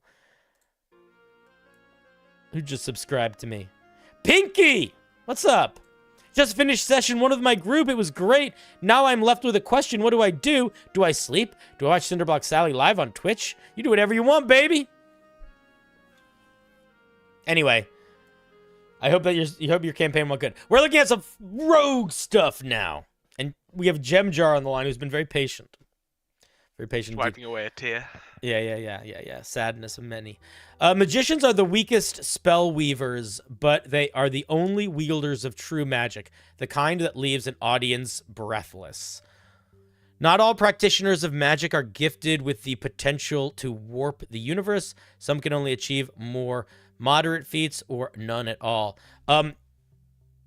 All of these sentences feel like they should be the opening sentence. Like, this doesn't necessarily feel like it leads into this. This does feel like it leads into this a little bit, but like, I think that you need to shorten some of these and make sure that you're going from one into the other. Because, like, the first sentence is like, magicians do kind of a different type of magic. And then the second sentence is like, magicians do kind of like a different sort of magic. And then the third sentence is like, their magic that's different is tricks and deception. Do you see what I mean? So I see what you mean. Yeah, I would try to, you know, you want to build more directionally. Let's see what we get. Art of Adept. I'm assuming this is at 3rd level. Yes, sorry, I should put that in. Put it in there somewhere. You could also just have it up here in the title.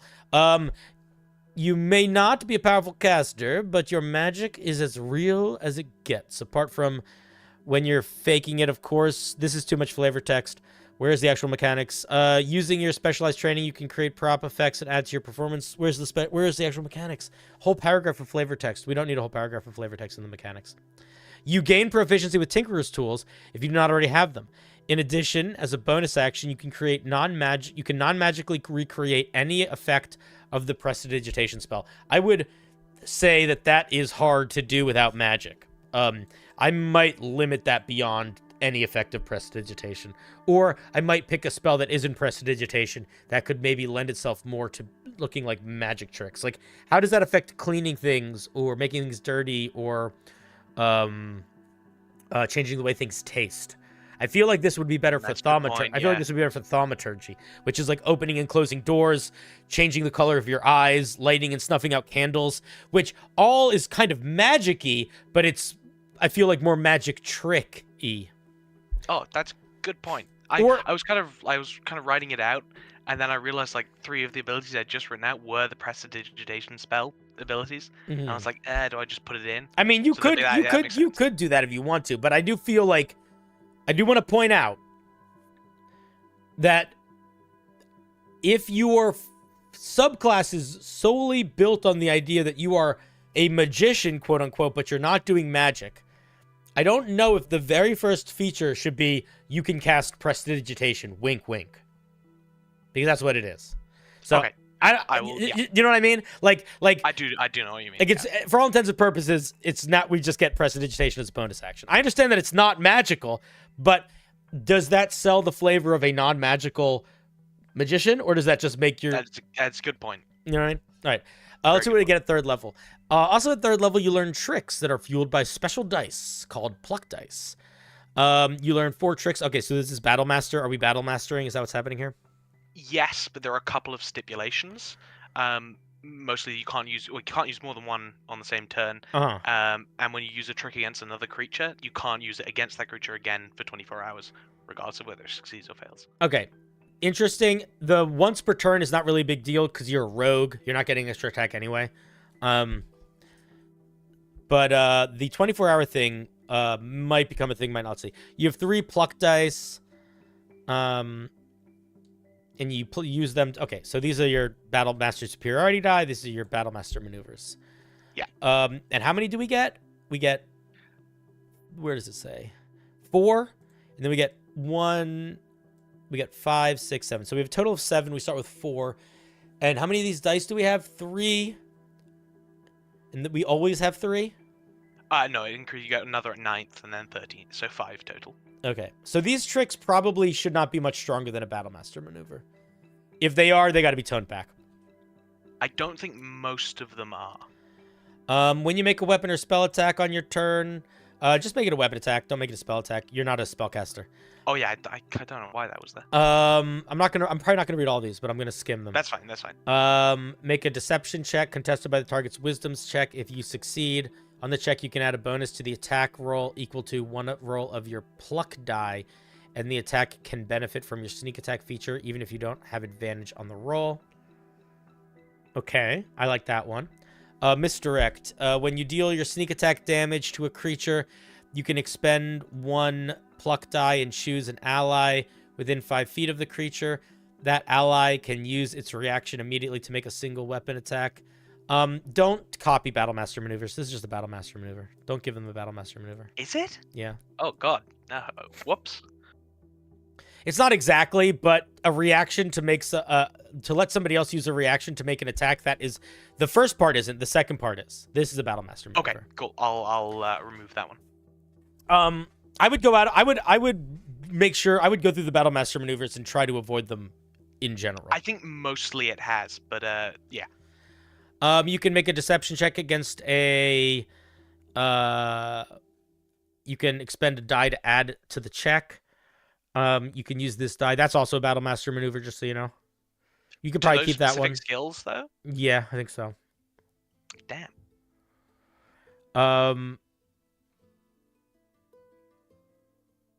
I mean, also it feels a little redundant on a rogue, more so than it does on a fighter. Because rogues have like a lot of ways to get bonuses. I feel like it's like, do you need more? Do you need like chocolate syrup on your chocolate cake that already comes with chocolate icing? Yes. You know what I mean? We get expertise, and then we get that thing where we can't roll lower than a 10 later. That's true. Yeah, that's a good point. So I don't know if it makes sense to have it. Impossible action. How many of these do we get? How many total are there? 1, 2, 3, 4, 5, 6, 7, 8. Are there 7 total? 8 total tricks, but you only get 7 of So you end up with all of them but one of them. Yeah. Okay. If I could get you to just read one magic trick is the one which I like the most, but I'm worried about the mechanics the most. Yeah. Let me check. As a part of your cunning, you can expend a pluck die to feign casting a spell. I wouldn't. I feel like I've read this subclass before. Are you sure you haven't sent this to me before? No, I talked with you about it. Because this is it. This is the issue. Why is this casting a spell? No, it's faking casting a spell. But what is the outcome? What happens at the end? If a creature reacts to the casting of the spell, you can make an attack against them. All right. That's... Okay, I'm going to read the whole thing, but that seems like a very convoluted way to getting a creature to attack. The spell must be on the wizard's spell list. Okay, if it's not, it doesn't, this actually doesn't matter if we're not casting the spell. Any creature that has line of sight must make a wisdom insight check contested by your deception check. On a failure, they believe you are truly about to cast the spell and act accordingly. If any creature uses a reaction because of your deception, such as casting counterspell, you can use your reaction to immediately make a single weapon attack. This stuff. So what do you want this to actually do? Don't talk about it in game mechanics, because the game mechanics here don't work. So talk about it in what you want it to do. I wanted it Picture to be, the scene. The scene is... describe it like it's a scene in a movie. All right. So, the magician walks up, it's dueling with a powerful spellcaster, and the spellcaster believes that they're weak, and the magician suddenly starts to cast power word kill, and the creature, the spellcaster, sees that, gets scared, tries to counterspell it, but actually it was just another distraction, and the magician throws a knife at them. Okay, so completely eliminate anything about any of the picking spells or whatever, any of that stuff. What you want to do is if you want to make this, what you could do is you could emulate something like Phantasmal Killer or one of those spells that basically makes someone see the illusion of something really bad, and it's like it's based on the creature, and you could basically sort of use that language, like you perform movements that make it look like you are going to cast a spell that a creature that can see you has to make a wisdom saving throw. On a failure, they think you are going to cast a spell particularly dangerous to them. If they have the ability to use their reaction to try to prevent the spell, either through counterspell or some other means, they must use that. And if they do, you can use your reaction to make an attack against them. Something like that. Okay, I see. Yeah, that would be a better way. So completely remove any of the nonsense about the spell casting shenanigans and stuff. And make the main feature of the ability that you're forcing somebody to use their reaction to prevent spellcasting if they're able to. Okay, cool. The other thing that I would say is, I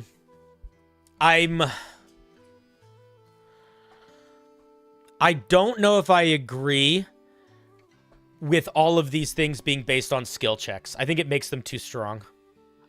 So there are only, I think, 2 that are entirely based on skill checks. Skill check, skill check, skill check, skill check, skill check. So it looks like there's a lot of skill checks.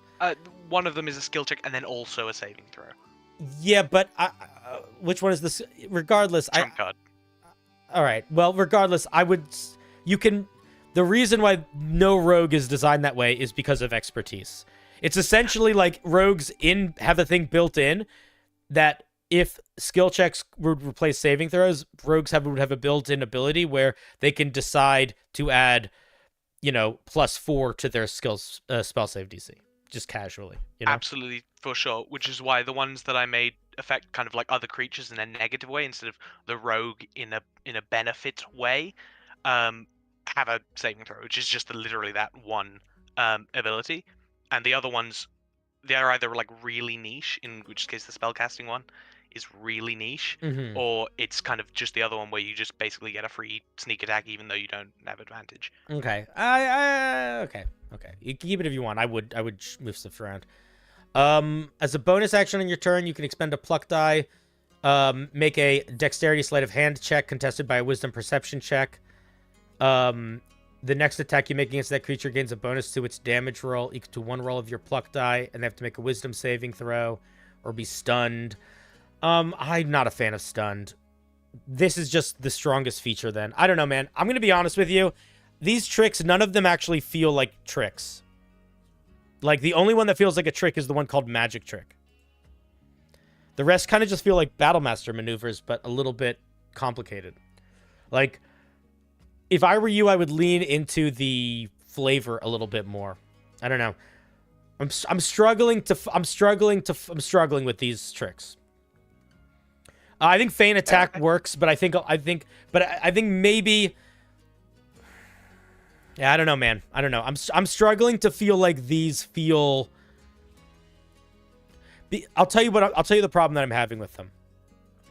They feel specific in the way that Battlemaster maneuvers are specific, but the things they're doing don't feel broad enough in the way that Battlemaster maneuvers are kind of broad that they can justify their existence. I don't know.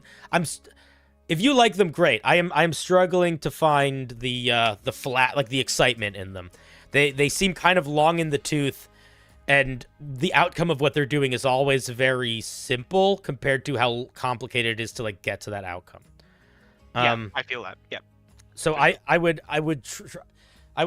work on that, because I don't think it's fun as a reader to read this much writing to get to, you know, this much outcome, and the outcome is like fairly straightforward. I think that overall, try to either make them more like the Rune Knight, where they're really dramatic and flavorful, where it's like you are summoning fire chains to entangle and burn someone, and they're like, whoa, that's fucking crazy. Or like in your case, make them like magic tricks, like you summon a puff of clouds, or you throw a wand at someone or something.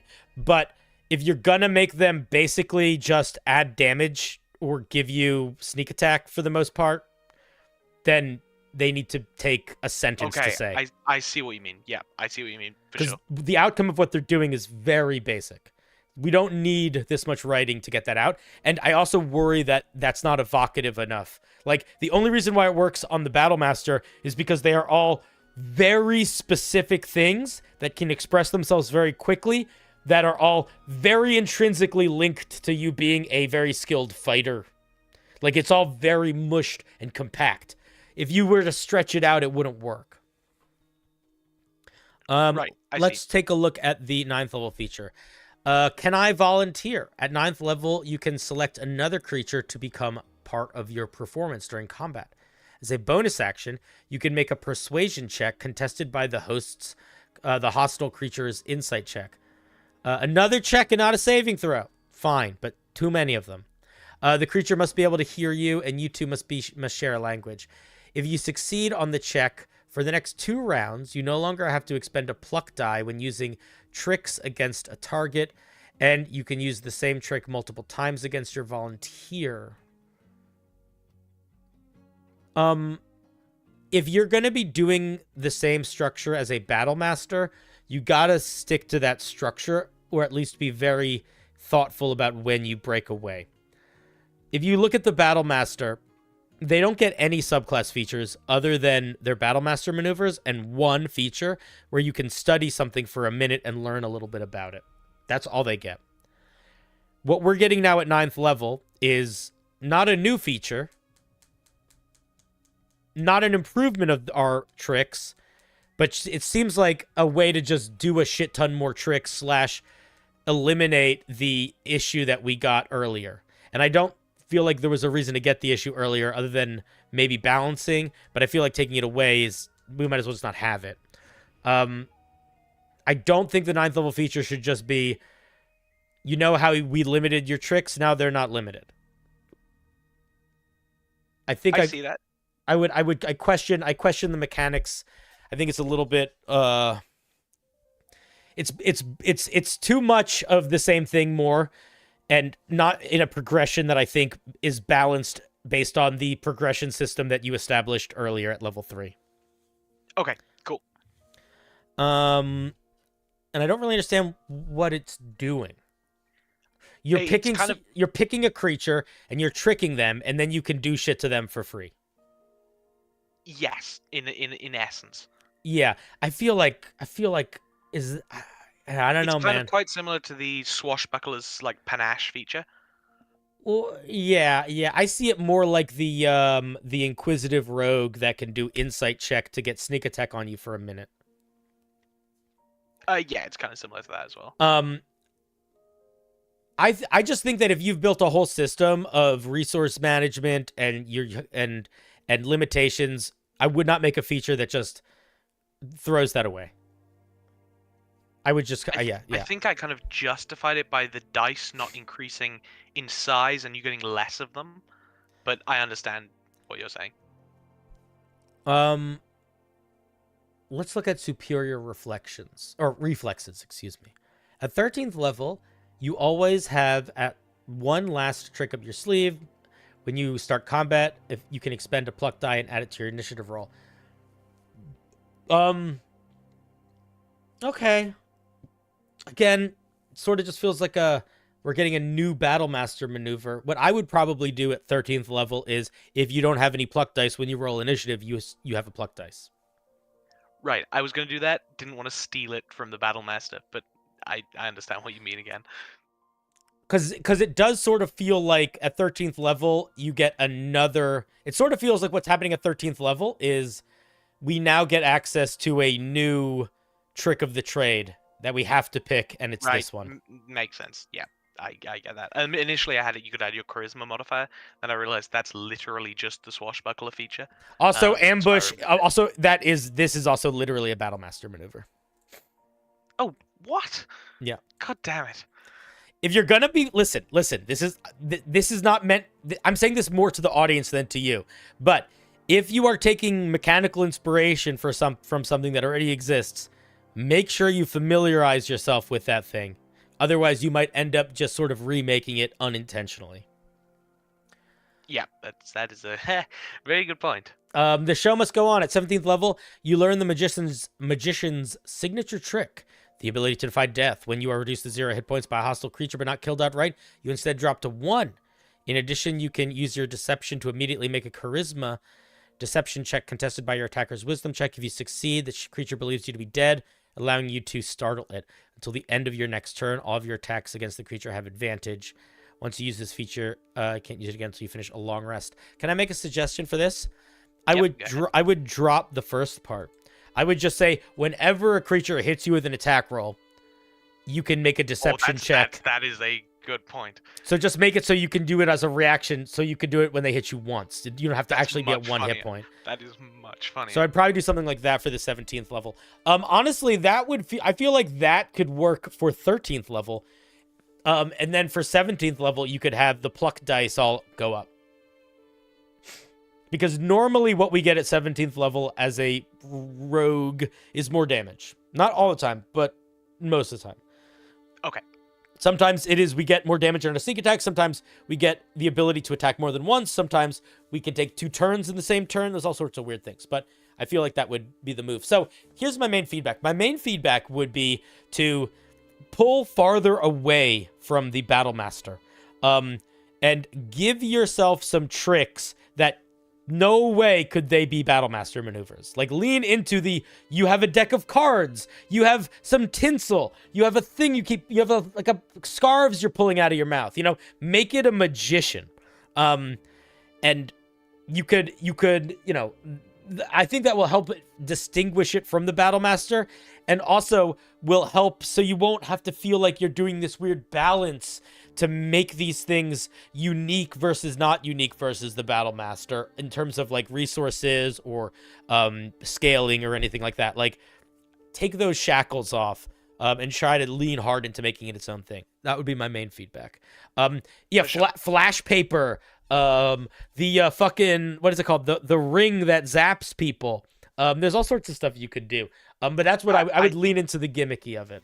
I think, just honestly, just talking about it, I think what was happening is I was imagining that stuff in my head from like a role play perspective as how I would do that, but it didn't come through in the mechanics. That's kind of like that cognitive dissonance kind of thing. Yeah. That could very well be it. I mean, these features are definitely vague enough that they leave a lot of space for a creative player to flavor them in many different ways, and that's good. But the unfortunate thing is that is not just good here. That is equally good on something like the Battlemaster. Like, I could see an argument of playing a Battlemaster as a magician and flavoring all of those things as magician tricks. You know, disarming strike could be, they could. So because not only because that exists, but because this is sort of emulating its structure, you don't have to, but there is, I feel like, some element of push to, like, you kind of need to make it different. Like, you don't want your thing to accomplish the goal in the same way that something that already exists accomplishes the goal. Okay, I see what you mean. So I think the idea is fun and cool. If anything, I would say go harder, lean deeper in. Think about all of those things you're imagining, and this is actually the way that I write Homebrew whenever I have writer's block, or if I'm just not sure what I want to write or how to get an idea across. This is what I do. Imagine I just stop writing for D&D and I start writing for a movie. I just imagine the character in a story that would be this and what they're doing, and then I'm like, okay, this is them in a fight scene. They're doing this, and then do that. Okay, so that thing was really cool. How would I make that a thing? And that's how I do a lot of my design at the end of the day. If I'm trying to come up with like specifics and I don't have, and I'm like a little bit writer's blocked, or I just feel like I need to hone a little bit tighter in. Yeah. Sure. Do you have any questions, concerns, yearnings, aspirations? I have many, and I doubt anyone could answer them. But all of that to be said, I think this is it's a good start, and it's going in a good direction. Almost all of my feedback is basically coming from a place of it just needs to be more different than a Battlemaster. That's basically my feedback in a nutshell. And honestly, looking at it now, I can see that some of the features, even though I didn't see them that way, they are kind of quite bland. They're quite boring. Well, I wouldn't say they're boring, but a good way to check for that is to cut away everything other than the thing that happens at the end. Because that's the only really thing that happens, The way the thing happens and the things you have to do to make that happen and the sentences about the thing that happened are cool, but they all stand to uplift to the thing that happens at the end. So sometimes you just got to just ignore everything other than just the outcome of the feature and be like, do I like that? Is that good? For sure. And just, compared to how, like, wild and zany I could make it with a magician subclass, this is lackluster. It does not meet, yeah. Well, it doesn't need to be wild and zany. Like, if you like the idea of being less of a stage magician and more of like a street hoodlum where you're not really doing magic, you're doing like 3-card Monty and you're like pickpocketing people and shit like that, I think this fits better for that. Because when I think of magician, I think I got a funny hat, I got a coat with long tails, there's probably a bird somewhere nearby, For sure. I actually think that was the kind of the first one you were talking about. That was the character I was kind of had in my head. But then as I was making the subclass, I was kind of moving it towards the other one. So I think honestly, they almost feel like two different subclasses, or they should be two different subclasses. I think that you could have one nestled into the other as like a flavoring for it. So for example, that last piece of Homebrew that we looked at, that was like the giant animal riding one. A giant animal rider is a cool vibe, but it's, I think, a cooler vibe if you pick the animal. So I sort of feel similar to this. Magician is a cool vibe. I think it's better if you focus in on the type of magician. So I don't think there's a right or a wrong answer here, but I think you're sort of sitting on a post and you sort of are doing more than one thing at the same time. I would pick a direction. It doesn't need to be zany magician. It could be street, pickpocket. That could be fine. But I think the key is picking a direction. Yeah, I get what you mean. For sure. Cool. Thank you very much for sharing. Thank you so much for having me. All right, buddy. I'm going to hang up on you now. You ready? Bye. Love you. Bye. Bye. Click. That was Gem Jar. Let's give them a round of applause. This is actually, I think, a really, really good example of a situation that I think we have a lot as writers, as creators, which is we have an idea and we want it to be broad enough to feel like it should be a subclass. And if we focus in too specifically, it can kind of lose its way, or it can feel like something's where it's like, this is just 4 specific features and it's not a subclass, which is something we talked about earlier today.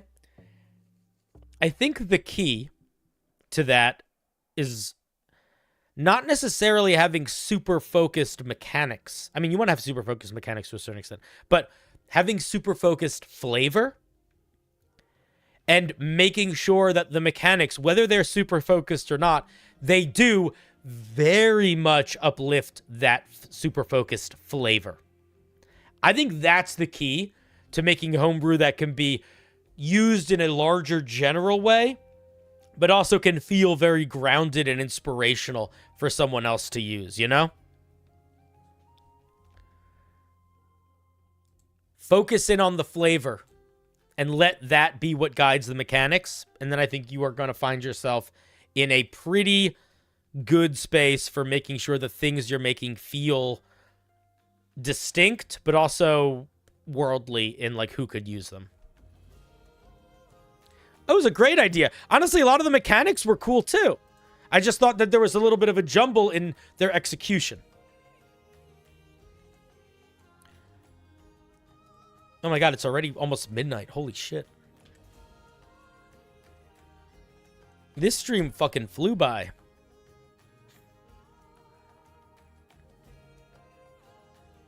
That wasn't even feedback for you, Gemjar, specifically. That was just general writing. I don't think that was even a you thing. That was an everybody thing. All right. Let's do another one. Bo, it's Haste King 18. The King of Haste. Excuse me. This is my first ever homebrew attempt to Paladin subclass with a heavy focus on their aura and sharing their spells. That could be dangerous. We'll see how that goes. That being said, the Oath spells are work in progress. I wanted to add good buff spells that would benefit the twin spell like Channel Divinity feature. Well, let's see what the features are. Maybe we'll have some ideas for you.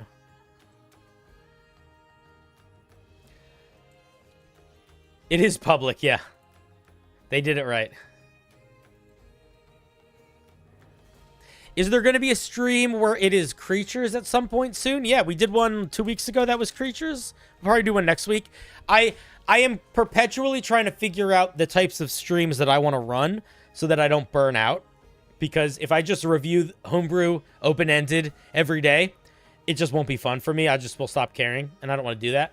So doing things like super limiting what we submit and also just doing non-homebrew things or other things. But yeah, we'll do some monster days for sure. All right, let's take a look. This is called the Oath of the Tethered Soul, excuse me. In a realm where the dance of divine energies entwines seamlessly with the mortal fabric, an ancient order rises, the harmonic conduits. This is one of those pieces of flavor text that sounds nice, but actually doesn't paint a picture of anything in my head. This flavor text is a little, it's like it's like poetry explosion. I don't know what the dance of the divine energies entwining seamlessly with the mortal fabric mean, and I don't know how they tie to the harmonic conduits.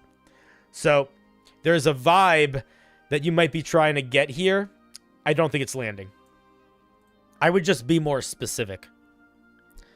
These enlightened warriors, like, yeah, it's not really a good introduction to what the harmonic conduits are, I think. It does make my ears feel good. That's what I mean. It's nice, flowery language, but in terms of actually accomplishing the goal of setting the tone and letting me know what I'm getting into, I don't think it's doing that just yet. These enlightened warriors weave intricate bonds with their allies, forming a web of celestial connections that transcends the realm of the seen and the unseen. This half of the sentence is kind of doing the same thing that this is doing, and it sort of feels like it's almost repeating itself. Like, this feels like it is a flowery... This second half of the sentence feels like a flowery way of saying this first part of the sentence. So it sort of feels like... It feels like you're saying, warriors weave an intricate bond with their allies. They also weave a really intricate bond with their allies. It's so intricate. Super intricate. The oath of the tethered binds these champions to a sacred duty, anchoring them to the collective well-being, those they swore to protect. This is okay as a sentence, but you are still sort of almost repeating yourself. So you got to be really careful about that. You're sort of, you have a habit of doing this thing where you say the idea and you try to emphasize the idea by sort of repeating it in this flowery poetic language, but it kind of just turns it into muck in the reader's mind because they're not getting any new information. The lizard brain of the reader is going to get bored during those sentences. And the only thing that you need to do as a writer is keep the lizard brain engaged. If the lizard brain is engaged, the rest of the brain will follow. If the lizard brain is not engaged, it doesn't matter how cool your idea is. It is almost impossible to get the body to want to follow. What's up, Radiant? How's it going, buddy? Radiant, do you still stream? Because I'm on Twitch. Maybe we're just on different time zones, but I never see you streaming. But I do know that you are a streamer, or at least you were a streamer. Maybe you're not a streamer anymore. I don't know. We're just doing different times. You're every day 6 p.m. GMT. Yeah, we're just doing different times. Okay, we just live in different parts. Okay, I wasn't sure. I was gonna ask. What do you do? Video games? I don't actually watch your stream because it happens. I've seen like clips from it. But I've you can't watch a guy from clips. You don't know what they are. VR chat. I have an Oculus too, and I have the game VR chat. I played it once, and it was not a great experience because I had no idea what I was doing. I literally hopped in. I was in this empty world. There was nobody anywhere.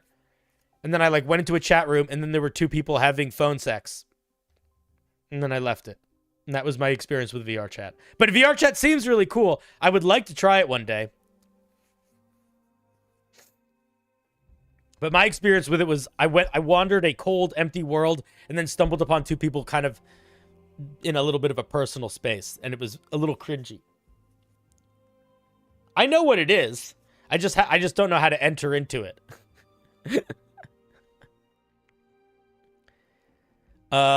Maybe we'll talk about it one day. Because I'm down to try.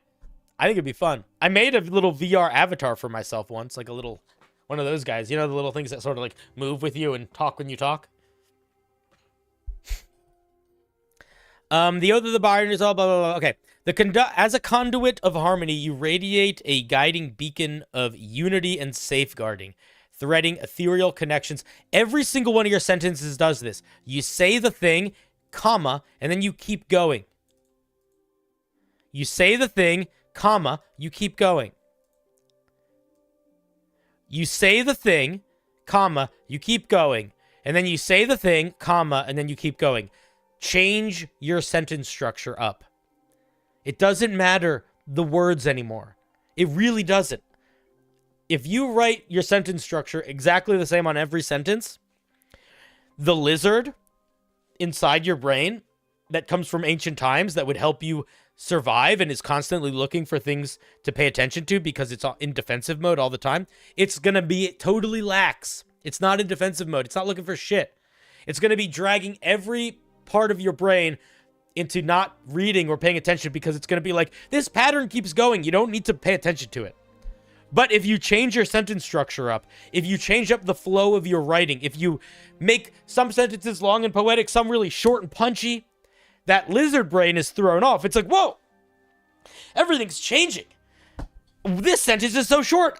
Is the next sentence going to be short or long? I got to pay attention. And all that energy that it was using to drag the rest of your brain away is going to be propelling your brain forward.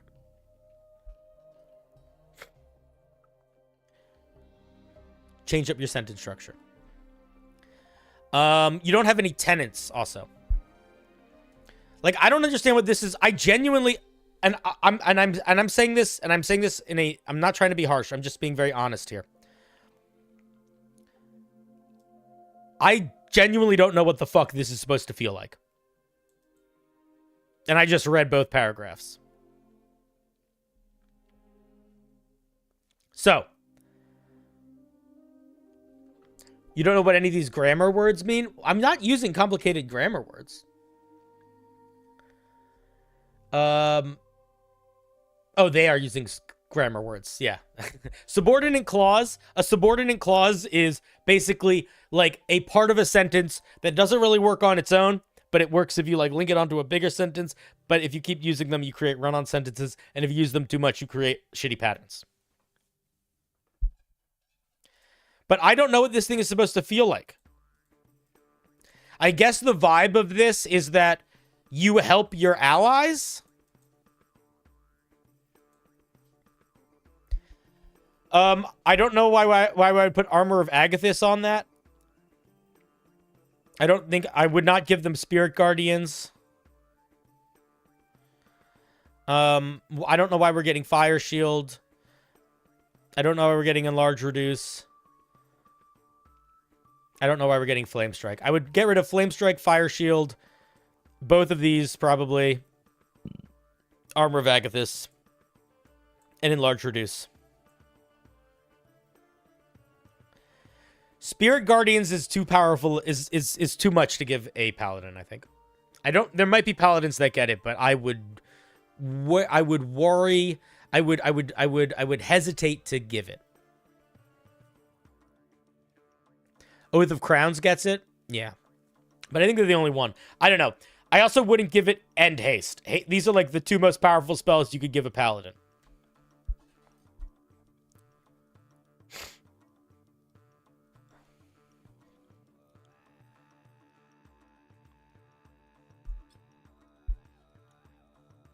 When you take this oath at 3rd level, so long as you're not incapacitated, you gain an aura of tethers.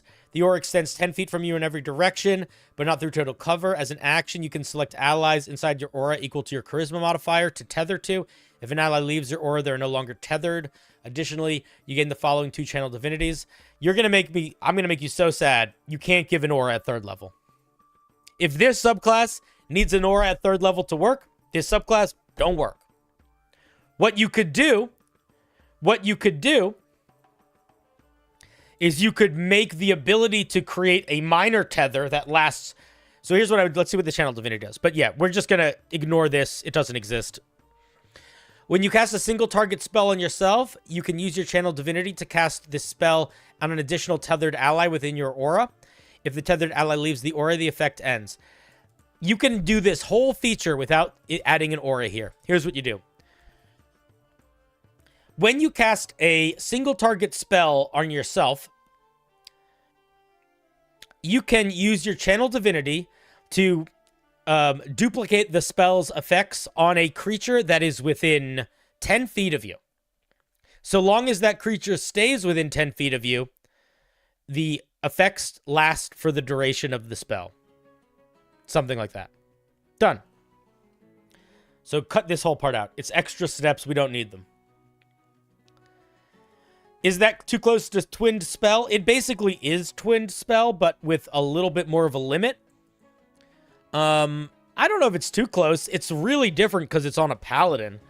And it's a channel divinity, so you're not going to be able to do it that much. But it is very similar to Twinned Spell. You could look at Twinned Spell to get the language right. I think it's different enough, and where it sits is a little bit. Like, I'm not super. I don't see that as a big issue. It's a channel divinity.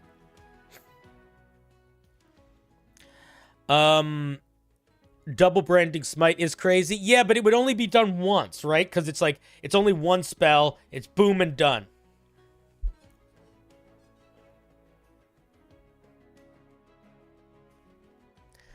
And then when you have Tethered Strike, you can use your Channel Divinity to channel divine energies into your allies' attacks. When a tethered ally you can see within your aura hits with an attack roll, you can use your Channel Divinity and your reaction to channel a divine smite into the attack as if you were attacking. That's cool. I like that. Again, drop the whole fucking tethered thing and just give it a range. When a creature you can see within 15 feet of you hits with an attack roll, you can use your Channel Divinity as your reaction and expend a spell slot to Divine Smite through that creature, basically. Something like that. How would concentration work? I would say that probably you would be the one that would have to maintain concentration on the spell, or you could say you both maintain concentration on the spells yourselves. They have to maintain concentration on this. If the spell is a concentration spell, they maintain concentration on it. I don't know, something like that. I would say, I would probably, I don't know, that's a good question. Good question. But yes, with the spell list that we get here, also, this is completely broken. Because I don't want to be able to get double haste or double Spirit Guardians or double enlarge or double, like, every single spell on this list actually works with this Channel Divinity. That is too much. That's too strong. It's just too strong. Yeah. In fact, if you want to do this feature at all, I would say, in a weird way, you have to almost avoid single target spells. Otherwise, you're going to very quickly be in bonkers overpowered situations.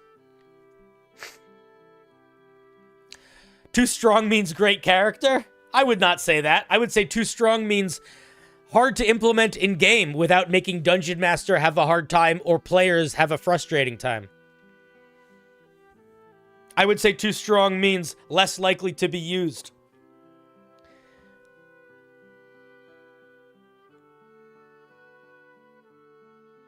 Yeah, it's just a little too much. I think honestly I might just drop this whole feature actually.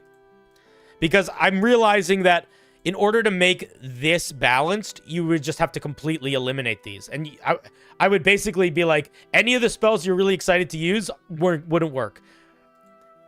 You could maybe make it a once-a-day ability as your 15th level feature. At 15th level, when you cast a single target spell, you can have the spell target 2 creatures at the same time. Once a day. That could work with something like Haste and Spirit Guardians, but getting it at 3rd level and as a Channel Divinity, fuck no. It's just too much.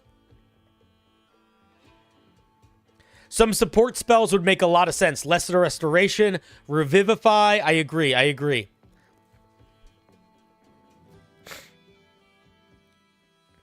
Yeah, Paladin spells are not well designed for twin casting. The only time that twin casting kind of works with Paladins is when they have a mount. But they're kind of built that way too.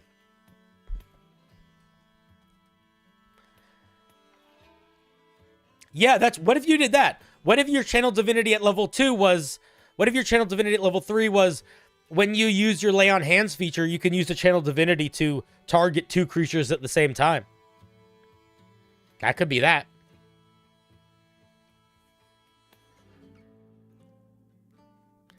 Let's take a look at 7th level. This, by the way, should be where we're getting an aura. Your aura range should not increase to 20 feet. Everybody in the aura gets +2 to their AC. Additionally, if a tethered ally you can see takes damage, you can choose to take half the damage instead. I'm sorry, this is just too much. This is just too much and too strong. This is Warding Bond forever. This is the spell Warding Bond forever. Having Warding Bond on forever is too much. A passive +2 bonus to your AC is too much. You can't just do numbers go up. The Paladin already gets an aura that is just numbers go up. It's the protection aura. They get it at level 6. The intention of getting the aura at 7th level is to help sell your type of Paladin. What does this type of paladin need to get specifically for an aura here? It does not need to get everybody gets a higher AC. It does not need to get you take half the damage for somebody else. I'll tell you what it could be. If you dropped the AC thing entirely, what the paladin aura could be, if you make this have an aura, if you make this aura have a range of 10 feet, not 20 feet, a range of 10 feet, the aura could be when a creature within the aura takes damage from an attack, you could use your reaction to take half the damage. I could see that. If it was just the second half and it was limited to a 10-foot aura and it required you to use your reaction to use it. That could work. Redemption Paladin? What do Redemption Paladins get? I don't remember.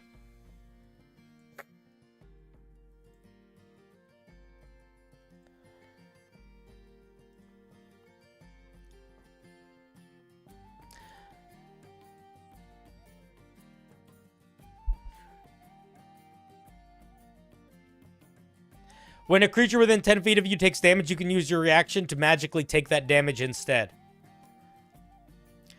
No.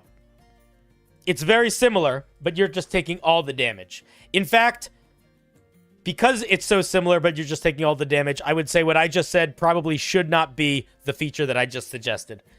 But this, you shouldn't, this 7th level feature, if it was just this part, it would basically be better than the Redemption Paladin's whole 7th level feature. Because splitting the damage in half is better than just moving all the damage.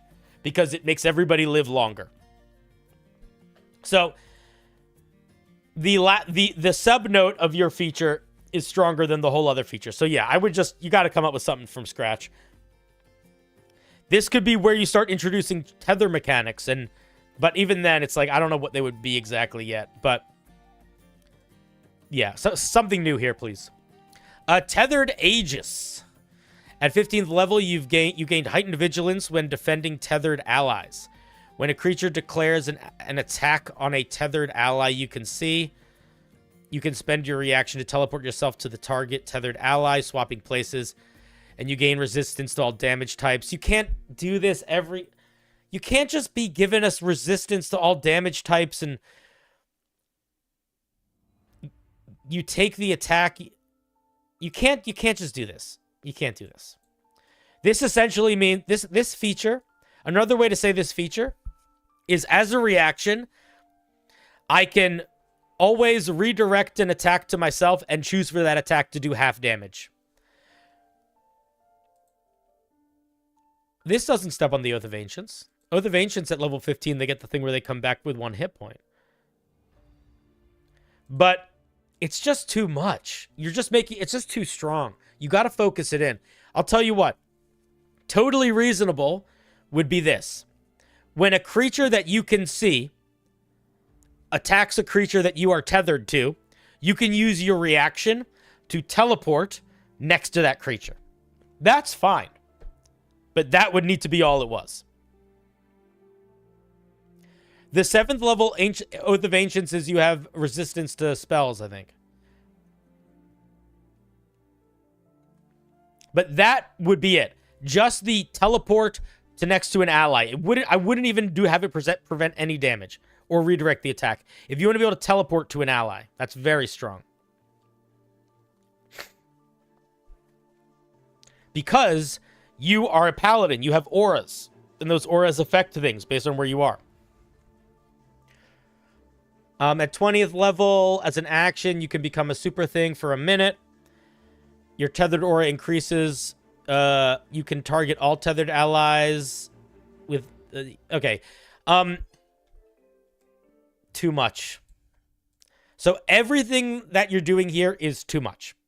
This whole thing needs to be cranked down a third or a fourth, a third to a half. I feel like if I were you, I would spend some time and I would look at other paladin subclass features to sort of help balance mine. And I would not cherry pick the strongest because there are some paladins that have a really strong level 15 feature, but not a really strong aura. There's other paladins that have a really strong aura, but maybe not really strong channel divinities. There's other paladins that have really strong channel divinities, but really shitty spell list.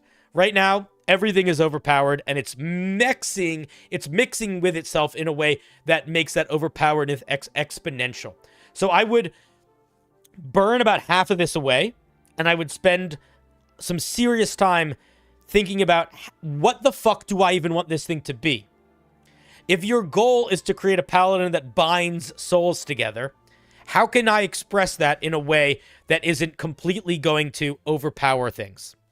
Because you can't really just double all of these spells. That's crazy. You can't really just reaction, teleport, make things take half damage. You can't really just casually, everyone gets +2 to their AC, and you can choose to take half the damage that they take. You can't really do all that. It's a little too much. And I'm wondering if this thing would feel better, and maybe you would have a better direction with it if you focused in on the flavor a little bit more. Aside from this general vagueness of you bind souls and get and power them. Like what? How? Why? You get a little bit more into the weeds there. Focus in the idea. If you focus in that idea, I think it's going to be much, much, much better. What's up, Ticking Time Bomb Gaming? How are you guys doing? What are you up to tonight?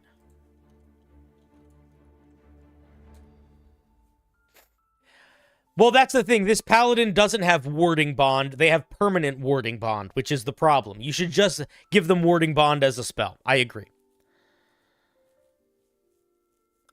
Anyway, those are my thoughts. I think it's a little bit busted in its current iteration. Thank you for the 100 biddies, 101 biddies, excuse me. And I would familiarize yourself with the other paladins to maybe help guide you in terms of balance. And you can't give an aura at 3rd level. If you want to be a paladin, you got to stick to the paladin system. If you want to make it break that system, you really need to prove that you need to break it in your mechanics, and this is not doing that. Very, very few paladins go against the grain. One of the only paladins, for example, that goes against the grain is the Vengeance Paladin. It's one of the only paladins that does not get an aura at level 7, because it gets another thing at level 7. But the reason why, and I think the reason why it works, is because the Oath of Vengeance Paladin is the weirdest, it's the most different paladin. It's the paladin that doesn't give a shit about other people. The only people that paladin gives a shit about is the people that it's taking vengeance on. So it makes sense for it not to have an aura, but to have something that helps focus it. Because nothing about it is about helping others. Everything about it is punishing others. Not even punishing others, punishing specific other, you know? My question was more if that is a 7th level subclass feature, why is it balanced to get it at 1st level through... What are you talking about, Lady Azella?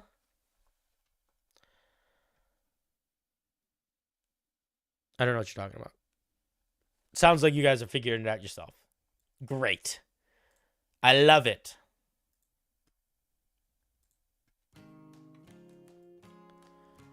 Oh, Satyr's spell resistance. Yeah.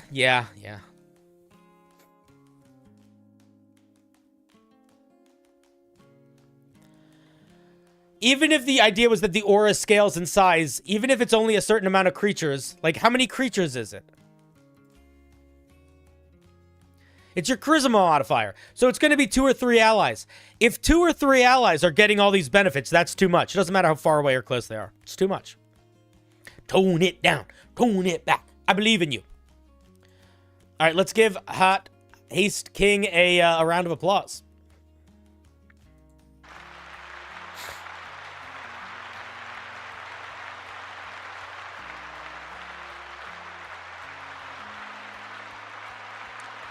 Izzy, I'm glad I was able to help.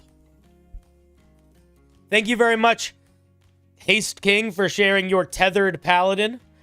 I think if you can focus the flavor of it a little bit more and build mechanics to help uplift that flavor and to take a little bit of time and look at other paladins and see what they're getting, I think you can come up with something pretty interesting. Woo! Woo-wee! As the good book says, Haagen-Dazs and Flaagen-Dazs. You know what I mean? Zip them up and zip them out.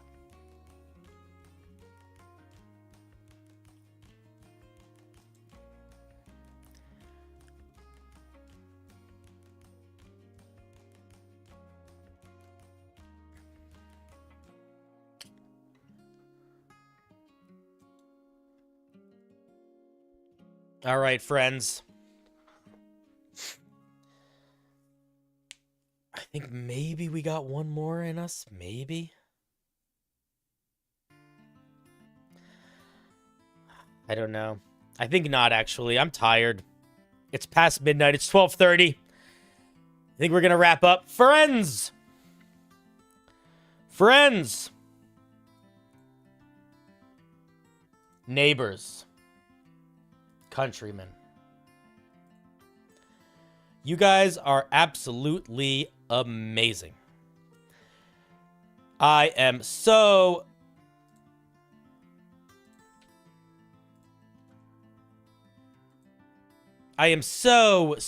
pumped to have you all here. I hope you all have an absolutely amazing night. We're gonna raid one of my favorite D&D YouTubers because she's streaming right now. Oh shit, did she just enter stream? No.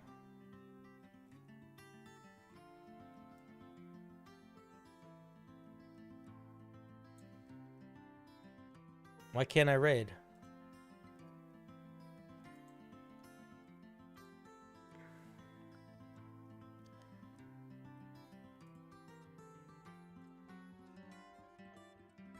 Let me try again.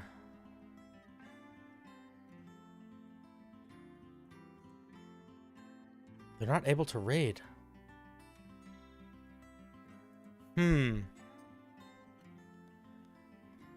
Why not?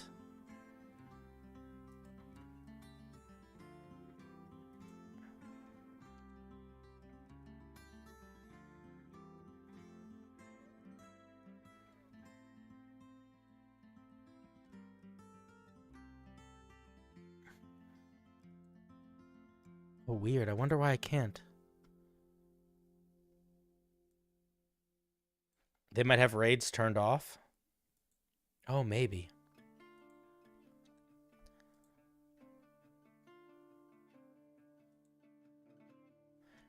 All right, let me do an experiment. Let me see if I can raid somebody else.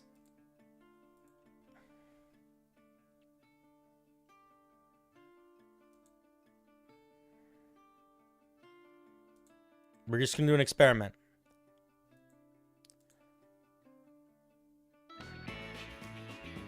Oh, who just came here? Magi RPG. How's it going, Magi RPG? How was your game? How was your game? Was it good?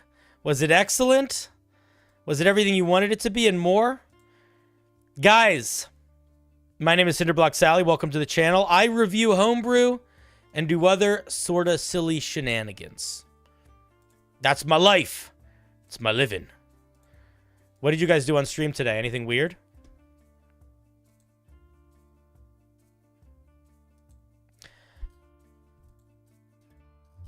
The timing? Yeah, timing's good. How was stream? How was stream?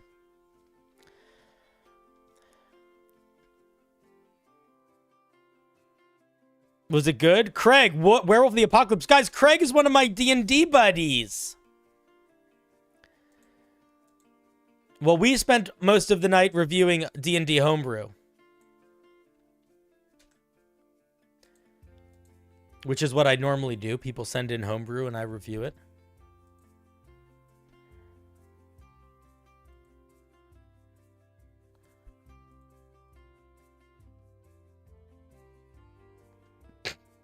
But, nonetheless, I'm sticking to my guns, chat.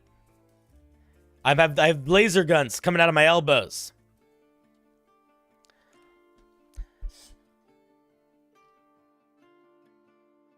You believe me? Why would you believe that? Craig, you want to see something cool? Did I show you this yet? Hey, Craig, how's it going? What's up, nerd? Do you like this? Here, some people prefer it. Some people prefer it like this. What do you guys think? Yeah? Are you into it? You're into it. You love it. You can't get enough of it.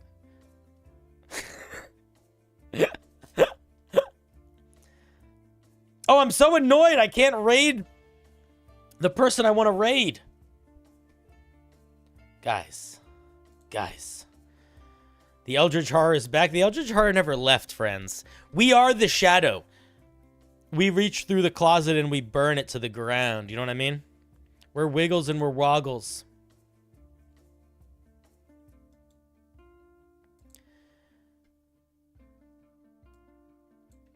We're wiggles, friends, but we're also woggles.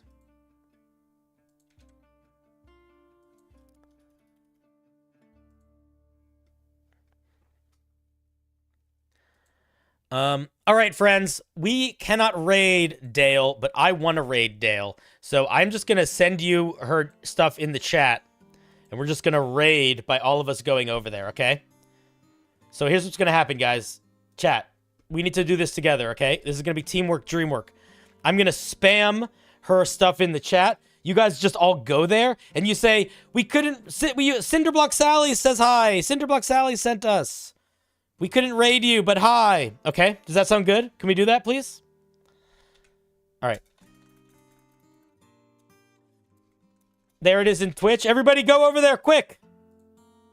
YouTube, there it is. All right, guys, everybody go over there, quick. Start filling it up. I'm hanging up literally right now. I'm ending stream early. We're not even going to have a good emotional goodbye. Everyone go over there. Everyone go over there. I love you. Have a great night. I love you. Go say hi to Dale for me.